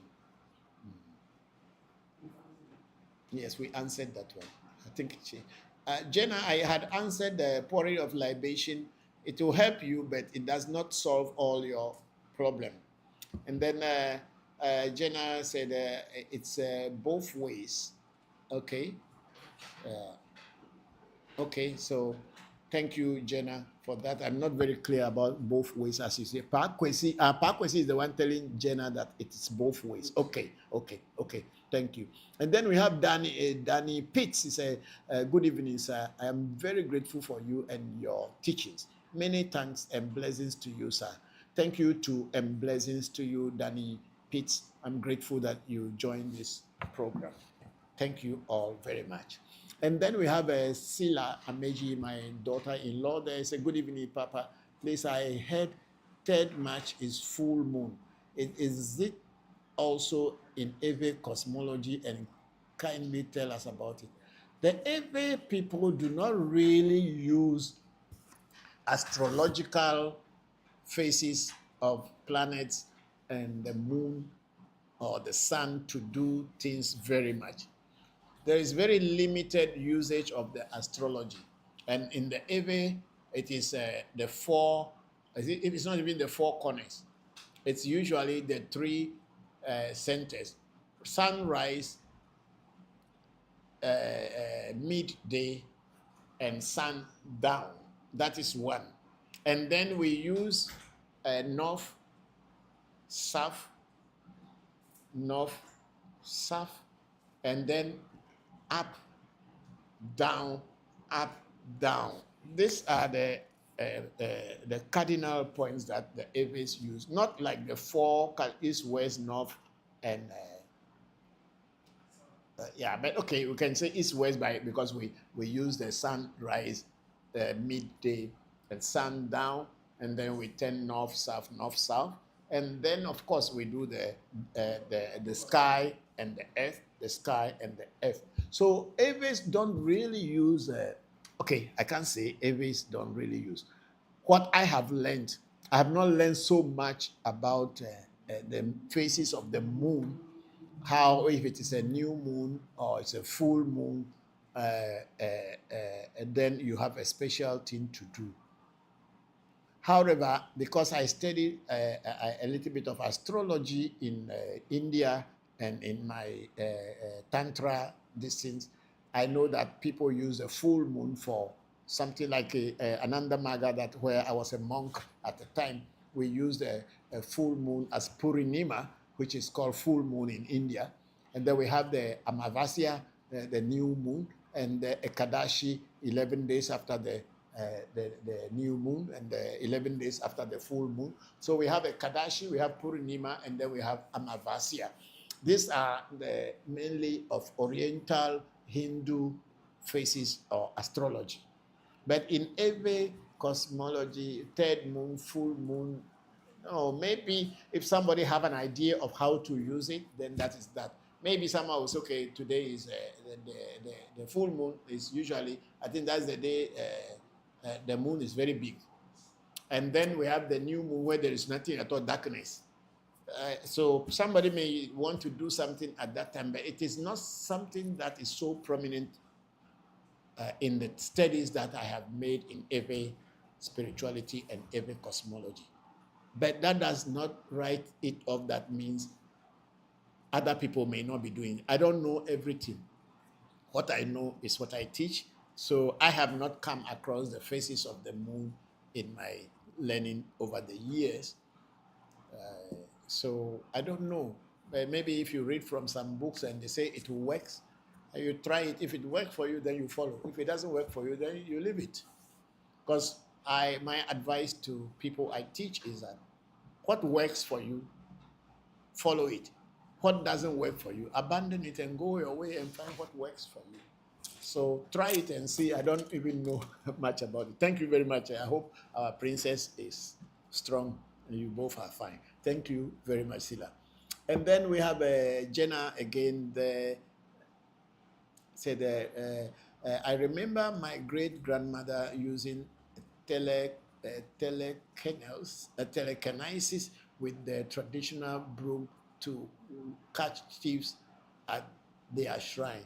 Yes, people do use broom to catch thieves Even here in Ghana and in other places, people use broom to catch thieves. Even the Muslims use it, and many other people also use brooms to catch thieves. Yeah, but the question they had asked before, that the broom is sweeping by itself and pots are cooking by themselves. That's why I said I haven't seen that one before. But using brooms to catch thief, yes, is there. There is the one that people put on the neck to pull people down. That one is there, and then there is another one which is just the small. They use a few brooms, just about 7 broomsticks, and they do things. And the person who stole the money will start crying, or stole whatever they stole to catch thieves. Yeah. There are so many different things in using catching thieves, especially house thief, people who are within the house and stealing people's things.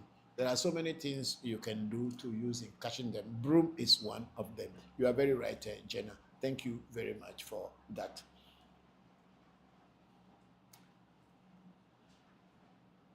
Okay.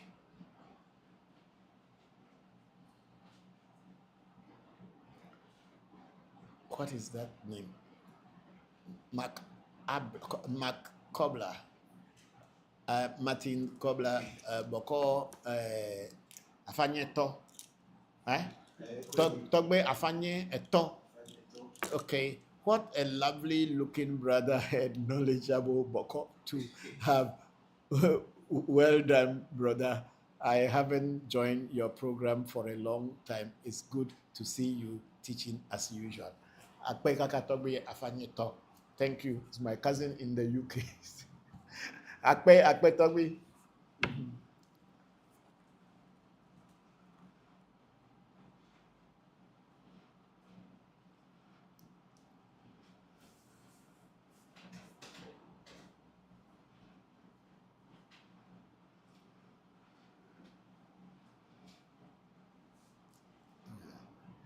I think we read that one. Okay. St. Bible 4, we read that one. Then Chief Saltman said, good evening, Uncle. Hello, Chief Saltman. Good evening to you. Thank you very much for joining. I hope you are fine. And then St. Bible 4 said, please, Papa, please, do African spirituality have something to do with Illuminati, Freemason? No, we don't have anything to do with Illuminati or Freemason. We have things to do with Voodoo, Ewe, and Afa. Those fraternities are just not spiritual. I mean, let me say so. They have some spirituality, but it is not as practical as how Voodoo is. Voodoo is a very powerful, a very practical spirituality. Cannot be compared. I had practiced Tantra. I had practiced Hinduism. I was in Japan. I had been with what do you call it, Shinto priests and all these things. There is no spirituality that is as powerful as African traditional spirituality or our Ewe Vodu. It is very, very practical because it deals with nature directly. What is your man doing there? Call him to come. So the Voodoo cannot be compared. It's because why I said so is because I had practiced all and I can see the difference in them. It is until I start practicing, coming back to practice Voodoo, that I understood what spirituality actually is. How to deal with nature, how to be in conformity with nature, how to live in harmony with nature. It's only Voodoo that can teach you that. And it's the only one that can happen to you, and you see practicality of God working for you. That's how I would say it, or nature working for you. Then we have a minister of God say, please, what are the work of Voodoo? Please move it, listen. I don't know what is a Voodoo gold serpent spirit, but I know in Voodoo, Voodoo is one of the Voodoos in Ewe. And Voodoo is a mami. Indirectly, it's a mami water spirit because, and it works. Voodoo represents thunder, represents lightning, and it also represents fertility and abundance. Because when you see the thunder striking, you see it makes that movement of lightning. That is a da. That's why when you see sometimes we the Voodoo people, we make some iron in the form of snake, which is a Voodoo da, or even for other thunder spirits, we put them all there. So Voodoo da, as it is called in Ewe, it is the same thing that is called in the Hindu mythology or cosmology, where we call Kula Kundalini, the divine serpentine spirit, which it is said in Hinduism that it is at the base of your first chakra, the Muladhara chakra. So it is believed that when you do meditation very well, that divine serpentine divinity, or the divine serpentine energy that is in your chakra will start to move to your chakra, and when it passes through the Swadhisthana chakra and come to your Agya chakra, you are knowledgeable. And then according to Hinduism, when it reaches your Sahasrara chakra, that means you have become God. But so far, we have not seen anybody really practically doing it. I have sat down many times, even for a 6 hours continuous meditation, not seeing even small ant passing by. I was a monk, and the work of a monk is to sit down and do meditation, and then when people come, you teach them, and then you initiate. In Hinduism, I have gone through all that. I haven't seen something small. I can't even read anything.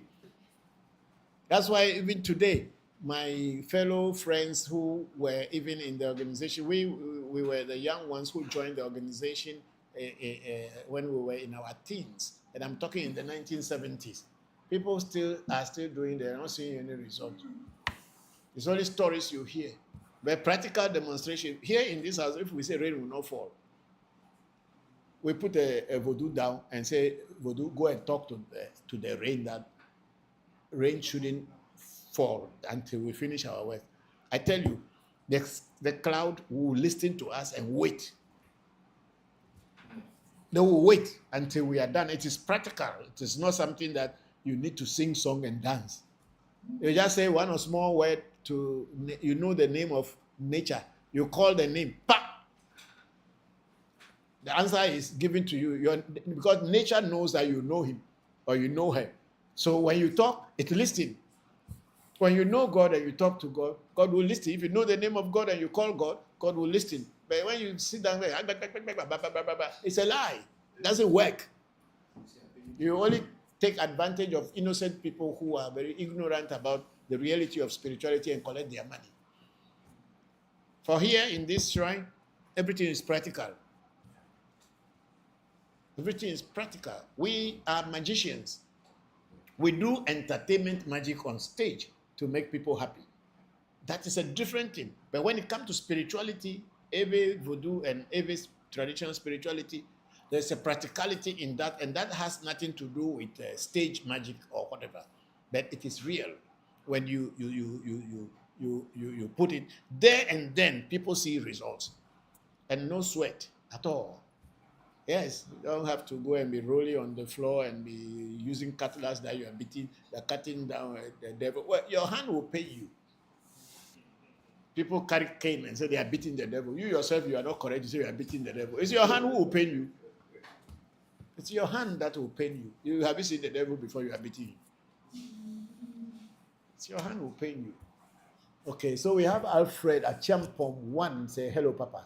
I'm now watching you. Please, your location and contact. I am 72 years old. Thanks. Thank you very much, Alfred at Champom.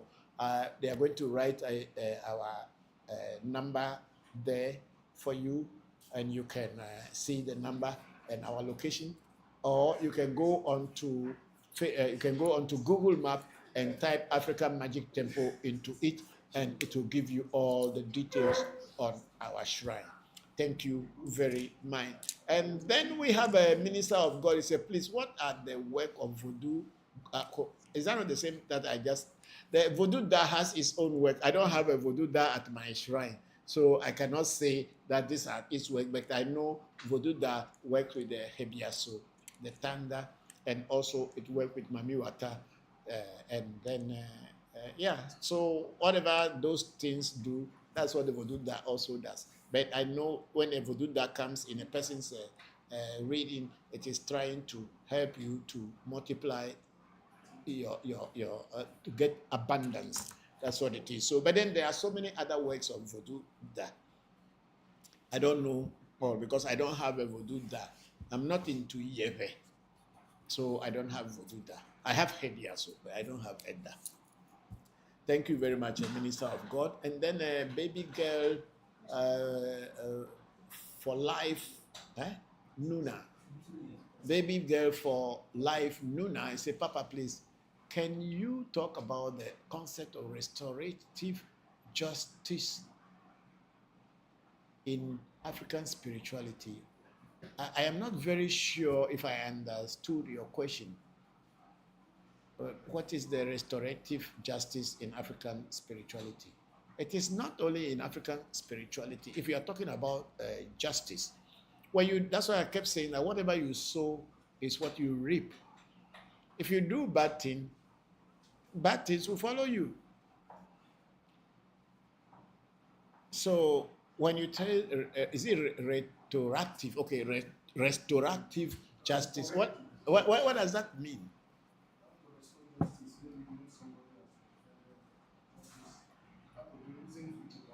If somebody has offended you, you need to attack.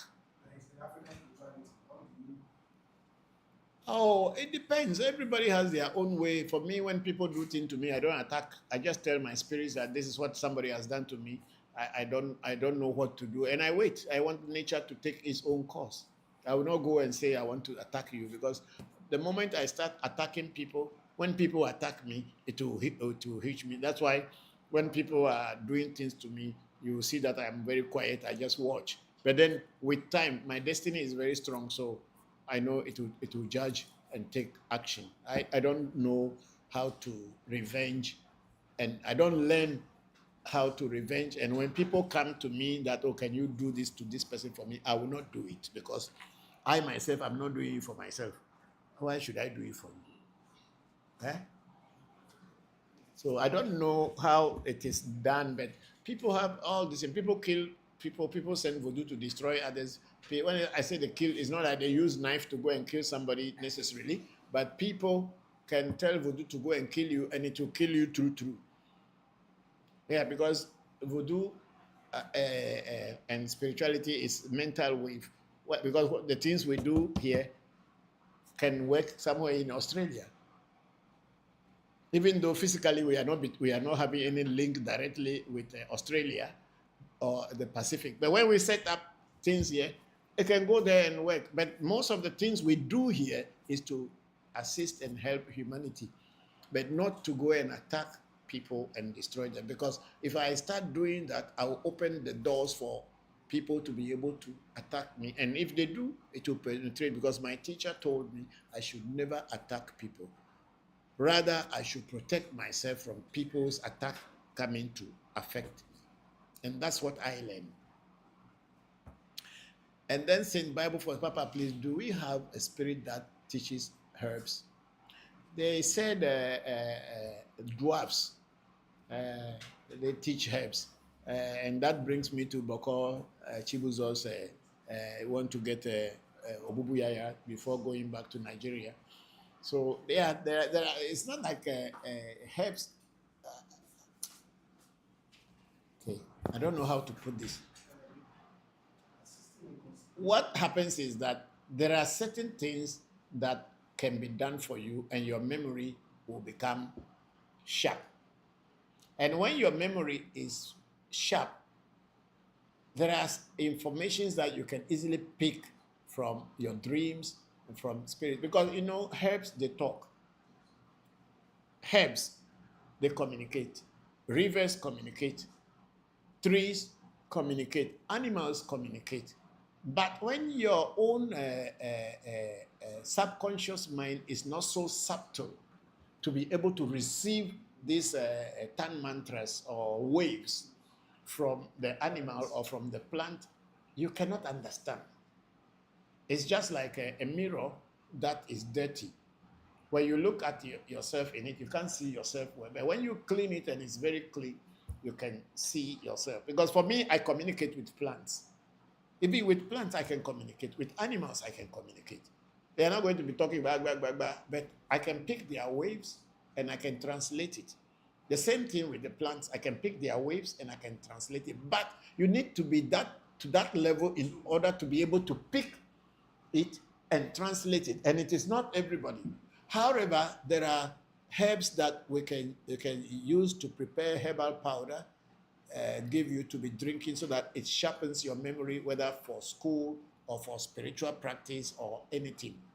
We have those things. You will be vaccinated, and then the rest you will be drinking, and then your mind will just open up for whatever you learn, you can keep. You can a retentive memory. We have things like that, but for a spirit to be able to teach you herbs, I heard that it's the dwarfs, but the dwarfs have not taught me anything yet. I have been having dwarfs for over 40 years, but they haven't taught me herbs directly. But I may say that maybe some of the herbs I communicate with, maybe they are the ones influencing it. I cannot tell, but directly, there's no spirit that I have that will come and teach you that this herb, use it for this. But that doesn't mean it does not exist. It may exist, but I don't have that. Thank you. And then we have teacher migrants. Said, Yvonne, I heard of you from Pius, the cousin of Dizzy of blessed memory. Okay, teacher migrant. Yes, Dizzy was also one of my teachers, and Pius was that time very young. That's very good. Thank you very much. Dizzy was my first African spiritual teacher. Yeah. So thank you very much for joining the program. I'm grateful. And then we have a baby girl for life, Nuna. Says, sorry, Papa, I had some network issues. Please, did you answer the question on the Afa initiation? I haven't seen the Afa initiation question. It didn't come. Is it there? It did not come. Afa initiation question didn't come. However, if you want to be initiated into Afa, it is a physical thing. You need to come to the shrine, book an appointment and come to the shrine and come and discuss, and we will tell you the details of getting initiated into Afa. That is better than saying it on the air. Yes, we do Afa initiations at our shrine. Thank you very much. And then we have I think that's the last one there. Okay, check other platform if there's nothing there. My brother Martin Kobler there, is it? And then Sunshine 00816 is thoroughly enjoying today's live. Thank you very much, Sedem. Yes, when the questions come, I will answer. But if people don't ask questions, I cannot answer. This small head has a lot of things in it, but until you probe it, you will not find it. So if people send the questions, I am here. And of course, Abuchi and the spirits are also here to teach me what to say. So thank you. Are we done? I read that one. No, that's a different one from Tobe Afanyeto. So why are people like us Bokors banned from eating palm oil and okra and some other types of fish such as shrimps? Okay. You see, when you are initiated into Afa, the oracle that you came into the world with, which is your Bolise, as it is called in Afa initiation, a Selida Gbame, which is your normal destiny that we set up for you. The Bolise is a roadmap or the blueprint of your destiny. It's like you bought this air conditioner. Bring me water. You bought this air conditioner with the remote, and the air conditioner is there. But for you to be able to operate it properly, they have a manual. They have a manual that you have to follow, guidelines that you have to follow in order to be able to use it properly. So, destiny or jogbese is that air conditioning or television.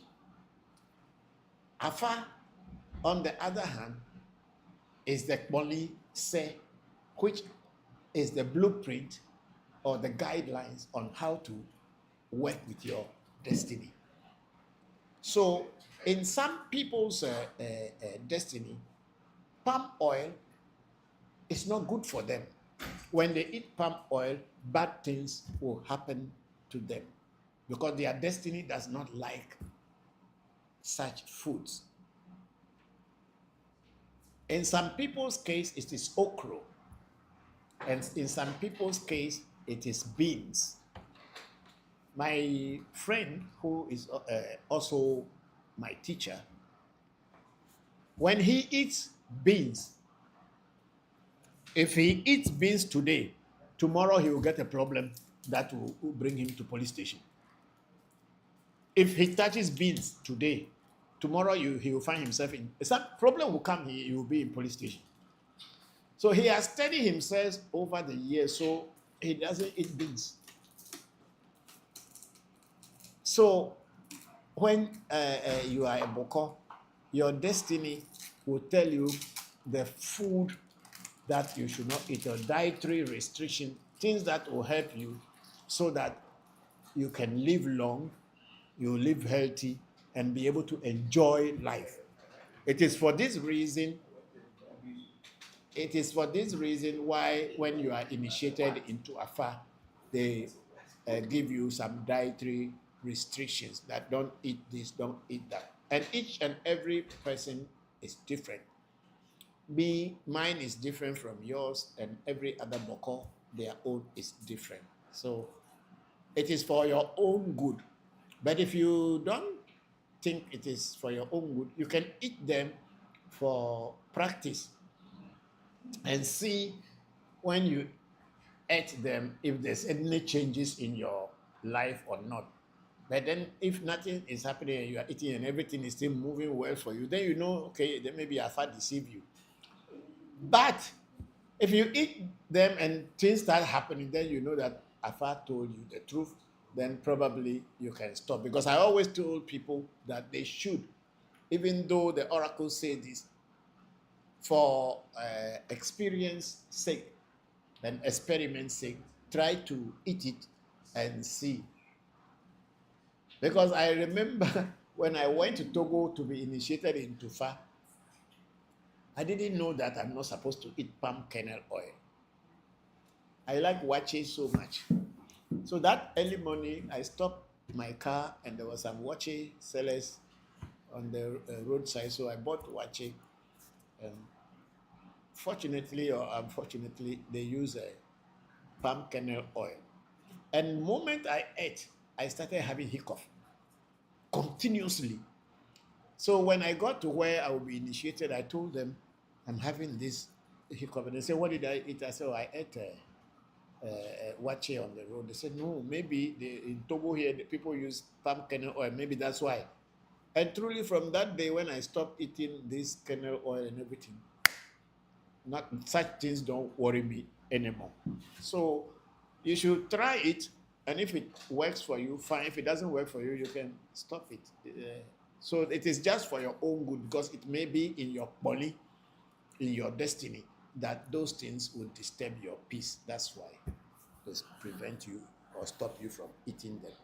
But once in a while, when you are in a situation you have no food to eat, and if that is the only food there, please, it is only living human beings that worship God. So eat and be alive, and later find a way to cleanse yourself. But if you say you will not eat and you die, you can't worship God tomorrow. So please, don't say that because they say don't eat this, and if that is the only food there and you will not eat, you will die. And then people don't talk to God. Thank you. And then we have a Heru set 280 Bokor was Afa before Ifa. Okay, the Eves learn Afa from Ifa. So there is the high possibility that Ifa came first before Afa. But they are the same thing. The reason why I say so, the Yorubas call it Ifa and the Eves call it Afa. But when you look at the Afa police, all them from Bemeji, Yekumeji, Worimeji, Dimeji, Losomeji, Ngolimeji, Ablameji, Aklameji, Gudameji, Sameji, Kameji, Trupemeji, Tulameji, Letemeji, Chemeji, Fumeji, Poli, Chetula. When you look at all these Pauline, especially the major Akana or the major Odus, they are all having Meiji, Meiji, Meiji. Even in Ewe Afa, they are mentioning the word Meiji, Meiji, Meiji. What is Meiji? The word Meiji is a Yoruba word, means double. Double. Half is called Abo. Double, one is called Eka, and then double is Meiji. So when we are talking about Meiji in Ewe Afa, that means the Ewe people had learned the Afa from the Yoruba people. That alone is a proof that the Ewe people have learned it, because there is no Ewe word called Meiji. It is not an Ewe word. So if someone who does not know will tell you, oh, Afa is old, the person doesn't know. Because if you speak Yoruba, you will know that the words you are talking about are all Yoruba words. Eves are calling Orunmila Lumina. Lumina. Lumina. There is nobody called Lumina. The original name is Orunmila. But because our people adulterated the name, they shortened it Lumina, Lumina, Lumina. And somebody will tell you, oh, Lumina is different from Orunmila. The person has not gone to school. I'm sorry. So the Ewe people actually inherited Afa from Ifa, but they made Afa Ewe in the sense that the stories and everything came in Ewe language, and it works for the Ewe people. The people in Nigeria, even the Igbos, they call it Afa. The Shekiris call it Afa. And all these people call it Afa. It is only the Yorubas who call it Ifa. So whichever it is, I believe very strongly and know also that Ifa is the base of Afa. Thank you very much for that question. Afa cannot be older than Ifa.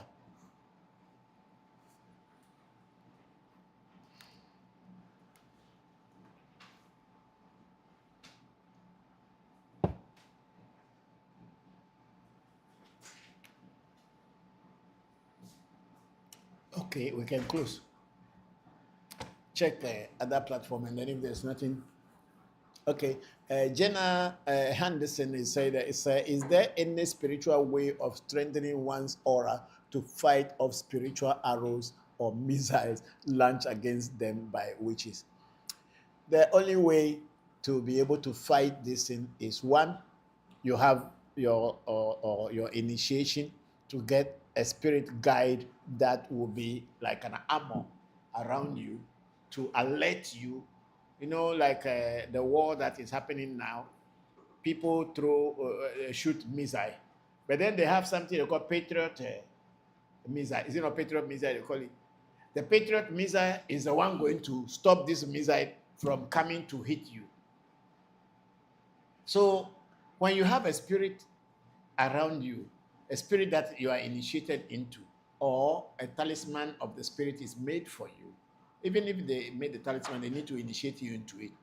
That becomes your Patriot missile, the one that will stop the I don't know which one is which one. I said the Patriot missile is the one that is the one that stopped the missile. So if somebody sends their ballistic missile and you have a very strong Patriot missile, it will block it so it does not attack you. But if your Patriot missile is not strong, then the ballistic missile or the missile itself will pass through the side and come and hit you. So that is what it is. So Jenna, when you have protection through spiritual ways and all these things, when people throw spiritual arrows or missiles towards you, it will protect you from them. African Magic Temple has a lot of protective amulets and talismans and spirits that we give and introduce to our clients. So if you are interested and you want this, I think you have been asking this question for a very long time now. You need to get initiated. Thank you, Jenna. There's somebody there. Deus Caritas, you just jumped him. Yeah, so we have Deus Caritas S. He said, when it comes to working destiny, can we do it without having a made? No, you cannot do. In every traditional spirituality, you cannot do work with destiny without first removal of negative destiny and then having a destiny set up for you. That it cannot. It will be there, but you have to set it up because human nature and human mind like to associate with physical things. Even though the essay that they set up for you is just a physical thing, but it keeps reminding you about the destiny that you have. Because you can't see destiny. You can't see any spirit. You can't see any God. But when certain things are formed in the image or to represent that particular thing that you call God or call spirit, it continually reminds you of that thing. So you will be in harmony and be in alignment with it. So you cannot work your essay if you don't have a physical essay set up for you. You may have your negative essay removed or aligned. You can choose to set up your essay or you will not set it up. But it will not be as easy as when you set it up.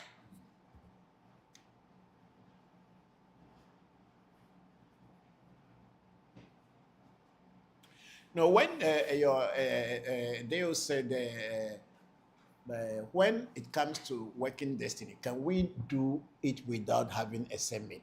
For example, can someone pray to essay, have the physical essay made to work it better, or should he work again the resources to have it made before trying to work it? We all have our essay.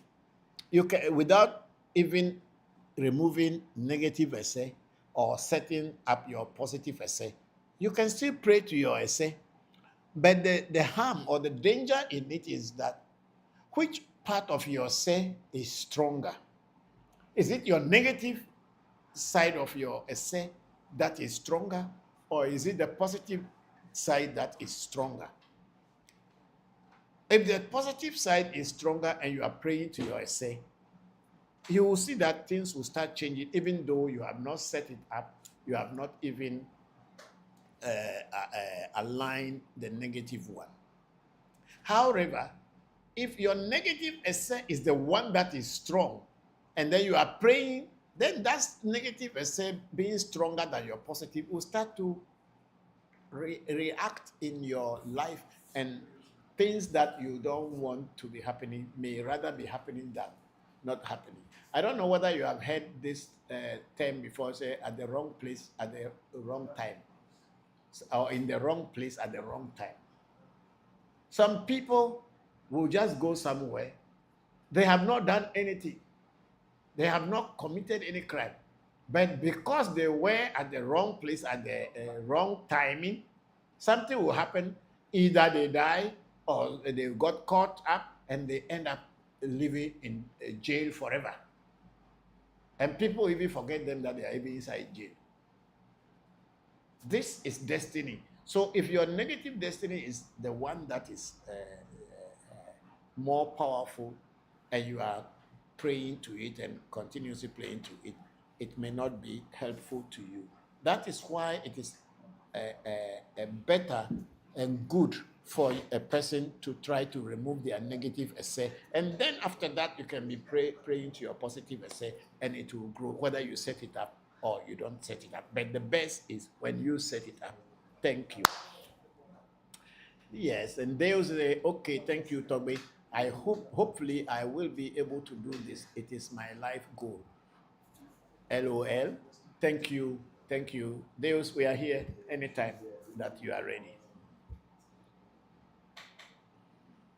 And then we have Daniela Creole. Say, hello, Papa.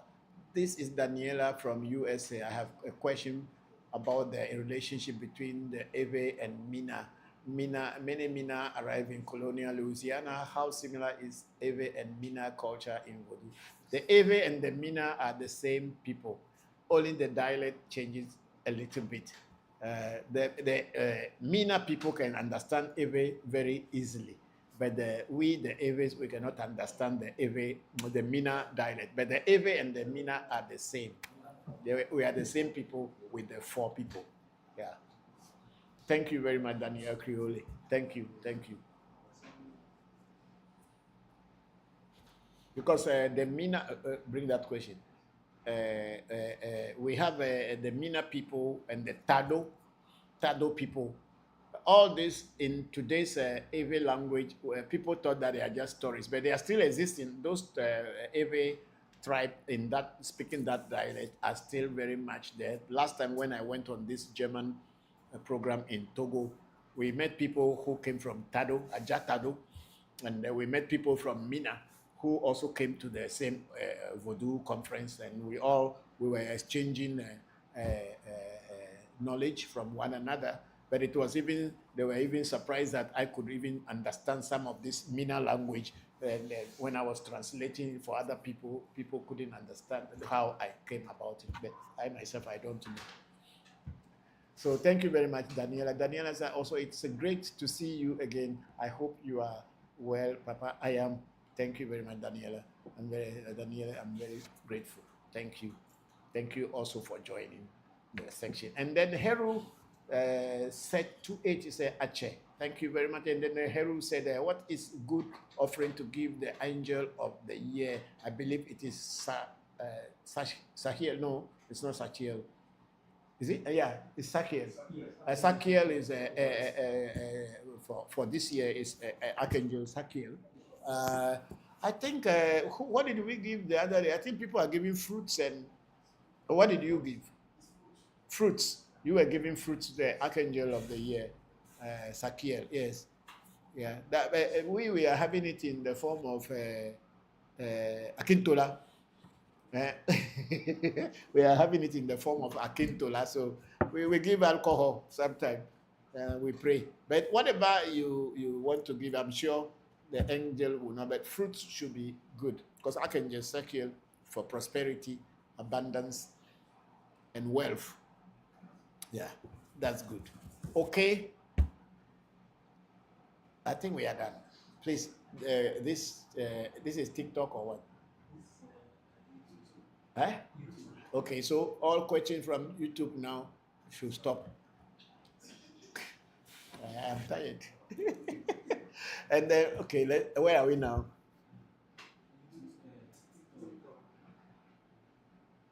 Okay, so we have a baby girl for life, Luna. Say, some people born with being afar initiate in their destiny. Yes, when you are doing a reading, sometimes the oracle will tell you that you should be initiated into far. That means it is in your destiny to be initiated as an afar initiate. Yes, some people are born like that, but some people also, they long for it, and they get people who are seeking knowledge and wisdom long for it. For me, it has not been in my destiny to become an Afar priest, but I wanted also to know, because I have other voodoos that I work with. I work with the mirror, I work with the crystal ball, I work with Akanyi and Jopata all these many years. But I felt that something was missing, because when people talk about Afar, I did not really understand it. So I decided that I would get initiated. And my friend, who was also a voodoo priest, he wasn't initiated, but he guided me and took me to Togo, and I got initiated, and I thank him and my teacher for initiating me. Today I am initiating people. Today I am teaching about Afar in the Ewe way. So it was not in my destiny, but I asked for it. Thank you very much, baby girl, for life, Nuna. And then we have Saint Bible for Papa. Please, if you have not done your essay, is it advisable to consult your essay before doing it? Yes, you can, because you have your essay. You can consult it anytime, because everybody was born with it. It's only that we don't know it. Even though we talk about Jogbese, Edo Ameda Ameto. The Jogbese has sent everybody into the. We have so many songs in Ewe land that we sing about Ese, but we did not even know what exactly is Ese. The people will tell you that is the one that will decide what will be good for you and all these things. But what exactly is Ese? Ese is your inner self, your atma, your soul, the one that came into becoming a human being. So you need to know how to work it. So you can ask in consultation, in spiritual readings and all this thing to find out what your essay wants you to do, and it will speak out. Thank you very much. Then Makaya saying thank you very much, Makaya. And then Makaya said, can someone naturally have a spiritual guide? Yes, you can naturally have a spiritual guide, but you may not know how to work with it. If you have a spiritual guide or spirit protecting you, because even your destiny, which we are calling Ese, is your spiritual guide. It's protecting you, but if you don't know how to really work it to get the maximum benefit out of it, that is when, supposing your Ese told you don't to drink coconut water. But coconut water is what you like most or you love most. But your Ese doesn't like the coconut water. So you are drinking coconut water every morning and enjoying it. And your Ese doesn't like coconut water. So certain things that will come to you that will want to frighten you, because your Ese is weak, you are giving it the food that it doesn't like, it will not be able to protect you the way it should. For this reason, it is advisable to ask your Ese to know what is in your Ese so that you can be able to protect yourself. Your Ese can protect you. So you can be born with a spiritual guide. But you need to find out what kind of spirit is protecting you and know how to work with it. Yes, let's go. So we have illuminated. Oh, that blue is the one? Have I read it already? Yeah, that's what I just answered now. Then illuminated legacy says, can you practice Yoruba, Ifa, and Afa? Of course, what we are practicing is the same Yoruba one because we are talking about Meji in our Ewe Afa. There is not so much different. The language is different. The stories may be different, but the base is the same. So you can practice Ewe Afa, you can practice Yoruba, Ifa. And then if you can speak the Yoruba, then it makes it easier for you even to understand Ewe Afa the more. Then we have the ancestors' sons, a true son of Eveland. May our ancestors continue to protect you. Thank you very much, ancestors' son. I'm grateful. Then illuminated legacy, much honor, Papa. Is initiation in Afa same as initiation into Ifa? I don't know the initiation into Ifa. I don't know how it is done, but I know how initiation into Afa is done. But all of them, they are initiating you into the same thing. The Ifa way may be more elaborate, or the Afa way may be more elaborate. I don't know, but they are all the same. Whichever will bring your inner destiny out and give you the blueprint of your destiny is what you are wanting. So if they are, the person who is going to initiate you is qualified and initiated you, then you don't have a problem, whether it is Afa or Ifa. However, there are people who are not qualified to initiate, but they too will stand and say, I'm initiating, and then give you something. And then you will be seeing that what they have done for you will not be working for you. And sometimes it even make you get angry with Afa. Because there was this woman who is an American woman who was, was set up for her in Benin. And she told me, since they set up her essay for her, and they also give her 2 hands of Afa. In every Afa, when they give a lady 2 hands of Afa, your menstruation will stop. That's why Eves usually give only 1 hand of Afa to women. Maybe in Ifa, it may be okay. But in every Afa, once they give you 2 hands, you must be at your point of menopause before they can give you that 2 hands. But if you are young and 2 hands of afar is given to you in every afar, your menstruation will stop and you may not have children. So this lady's her menstruation stopped. And then she said she had a problem with her destiny. Since they set up her destiny for her, things had been going bad. So I asked her, how was this set up for you? Can you give me an idea? Then she said that they took all her fingernails, the toenails, her armpit hair, and the hair, and all this. It was put inside there and was set up for her. Then I say, the people, they have killed you. Because that is the negative essay that is supposed to be thrown away. The normal positive essay, you don't need a fingernail or anything inside. They don't need to put those in. But that's what they have. They put the negative and gave to her, and she's keeping it with her. Everything spoiled in her life. So when you are doing this thing, go to teachers who really know what they are teaching you, not someone who just watch from far away and then tomorrow they start to set up for you. You will not make it, and you even get angry with African traditional spirituality. You will say that it doesn't work, and it may send you back to the church where you will say, okay, even if they are deceiving you, there is better. Of course. Please get the right teachers to teach you, and make sure any teacher who say they want to teach you, study the teacher, find out more about the teacher, be with the teacher in relationship. When I say relationship, the social media relationship can be there. You don't need to come to the teacher and say, oh, do it for me. Watch the teacher and see whether what he is teaching or what he is saying, whether he or she really know what they are talking about. If you realize that they know what they are talking about, and then you make some other consultation with other people, then you can. But if you don't know what they are talking about and it doesn't make sense to you, don't go and put yourself there as a sacrificial lamb. You will pay for it dearly, because spirituality is not a baby thing. When you want to get into voodoo, make sure you know what you are getting into, because the least mistake you make can cost you a lot of things. So make sure you know what you are asking for before you go into it. Then we have Makaya say, okay, thank you, Papa, but how can one identify it is his or her destiny? Because someone may not know. Yes, you need to go to a teacher, you need to go to do a consultation, then you will find out. You can't just sit and then be able to know. So that's why you need to do spiritual consultation to find out everything. Otherwise, you may be making mistakes and fall into the ditch. Yes, let's go.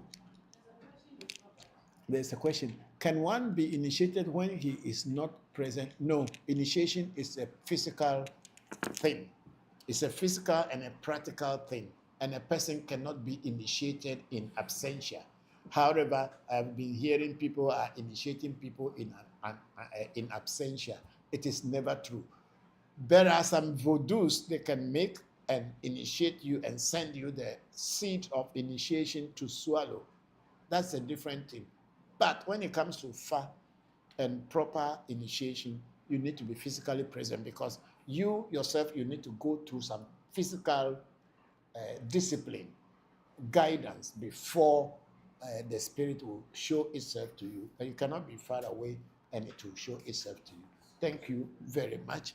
And then I think Brother D says, so do all deities bring wealth? No. There are some deities, their work is to protect. There are some deities, their work is to fight. So if you go and get a fighting deity and think that it's going to bring wealth to you, then you are in trouble, because it will be kicking everything out of your life. That's why you must know what you are looking for. If you are looking for a spirit that attracts wealth, attracts fame, and attracts good things to you, let your teacher explain the rules and regulations to you.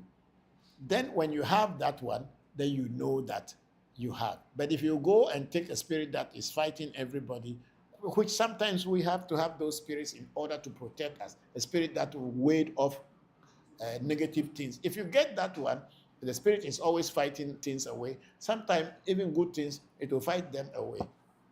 No, when I was getting this mirror, I told you the story. When I was getting this mirror, I have Tobe Jopata, who had been with me for years, even in Japan and all this. Then I wanted to get the mirror because I want to sharpen my hearing and seeing. And this mirror took me about 5 years to get. It's not a one-day thing. So the day I was going to be finally initiated into the mirror, when they put the mirror in my hand, it will shake itself like this and go like this, and I wasn't seeing anything in it. To shake and shake like that and do like this. So it continues like that, and then at the last minute, we just hear, "Pah!" It broke. By itself, not that it fell down or anything. I'm just holding it in the hand, and then it broke into two, the inside. Then they have to stop the ceremony. So my teacher had to now consult his oracle to find out why is it that the mirror has broken.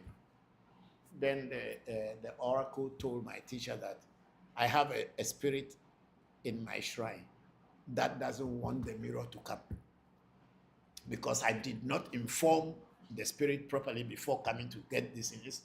Spirits are like women. They are rivals. And if you are with this spirit and you want to be with another spirit, this one will be coming jealous or envious. So you have to know how to break them together so that you can balance to be able to work. But otherwise, they both can stop working. And then you think they are working for you, they are not working. So when I heard so, then we check, and then I know what spirit was getting angry, because it was one of my major spirits that I have worked wonders with. So I had to come back to Accra, inform my spirit properly, feed the spirit properly, and ask permission that I want to go and get this mirror so that I can add it to the work I'm doing to enhance the works I do here. And then he gave me permission, and I went and I got it. So anytime you want to do these things, try to find out and learn from the teachers who know how to teach you. Bring it down. I think there's some question up there first. What are they? Yeah, that's the one I was answering. So you must know what kind of spirit you are working with. Understand it first before coming to join into it. Yeah. So if you don't know, ask. Don't feel shy to ask your teachers, this thing you are giving me, what can it do for me? How do I need to go about it? If I offend or go against its rule, what are the kind of punishments that may come? Is it possible for me that when I offended it, there's a way I can cleanse myself and be still in harmony with what I'm working? You need to ask these questions when you are actually getting a Voodoo. Because if you don't do so, some of the rules of the Voodoos are so tight. Like there's a Voodoo that if you have it, you cannot sleep with your woman from the back. If you sleep with a woman from the back, it will kill you. No, it's reality, but a lot of people, they think that, people enjoy that. But if you get that Voodoo in your house, then don't do it. But if you don't ask the questions, they say this Voodoo can work, it is very powerful, and then you went and brought it to your house. The next morning, you die on your bed. You need to know the rules and regulations of spirits that you want to work with before jumping into it. Don't say that people have it, so I want to have it. It is good to ask questions to your teacher and to people who know to guide you. Otherwise, you will kill yourself. And then we have an illuminated legacy. I have received Odu starting that I must never leave Ifa and become Babalawo, and Afa reading that says I am to become Bokor. If they say you are supposed to become a Bokor, then become a Bokor. Babalawo is the same name in Ewe we call Bokor. Who is a Babalawo? The word Baba means father. Baba means father. And then Awo, La Awo. Awo in Yoruba means spirit. Baba La Awo father of spirits. And that is the word babalawo. It has degenerated to the word babalawo. But when you break it down in linguistically, it's baba la anwo. A baba or father who has spirit or father of spirits. So babalawo simply means someone who has spirit. And in Ewe, we call that huno. And if the person get initiated into Afa, then the person become Bokor and Huno. So Babalawo is the same as Bokor. There's nothing different. It's only the language that changes. Thank you. Then Illuminati say, by becoming Bokor, do I fulfill that Odu? Yes, maybe you have to ask, because I'm not the one who did that reading for you. I can't say, but if you want to become a Bokor, we will do a reading to find out if that is what is for you. And then we have a Smart Kid Gray. Good evening, AMT. Hello, Kojo. How are you? Thank you. Are you here already? Has he arrived in Ghana? Okay. When you come or when you are about to come, let me know. Okay? Thank you. And then we have a Illuminati legacy, illuminated legacy. Say, thank you. And thank you all. I think I'm going to close now. Because this we did last time, 9 o'clock before we close. And then, Brody, can consultation be done online? Yes, consultations at African Magic Temple can be done online and in physical when you are here. If you want to come here, we are here. If you want it to be done online for you, we can do both. Yeah. Thank you. Thank you very much. And thank you all, everybody on TikTok for today. Let me look at YouTube if there's anything there, and then Facebook. Let me close. So TikTok, if you want to ask questions, please come to YouTube and listen. Okay, my brother is saying that we start from the top. From Heru say, what is good offering to? Okay, we have spoken about that. And Heru said, thank you, Bokor, Ache now. Then Bokor Afanyeto, MW Kobla, I'm arranging for you to give annual lectures at London School of African and Oriental Studies. Yes, I am here anytime. I will call you to discuss anytime. For Martin, thank you very much. And then I said that's SOS means a School of African and Oriental Studies. Yeah, but we're going to Germany. We are giving lectures to universities there. Yeah, so we are here anytime. What happened? Tara, find out. I bought bread for it yesterday. If they have not eaten it, they should give him bread.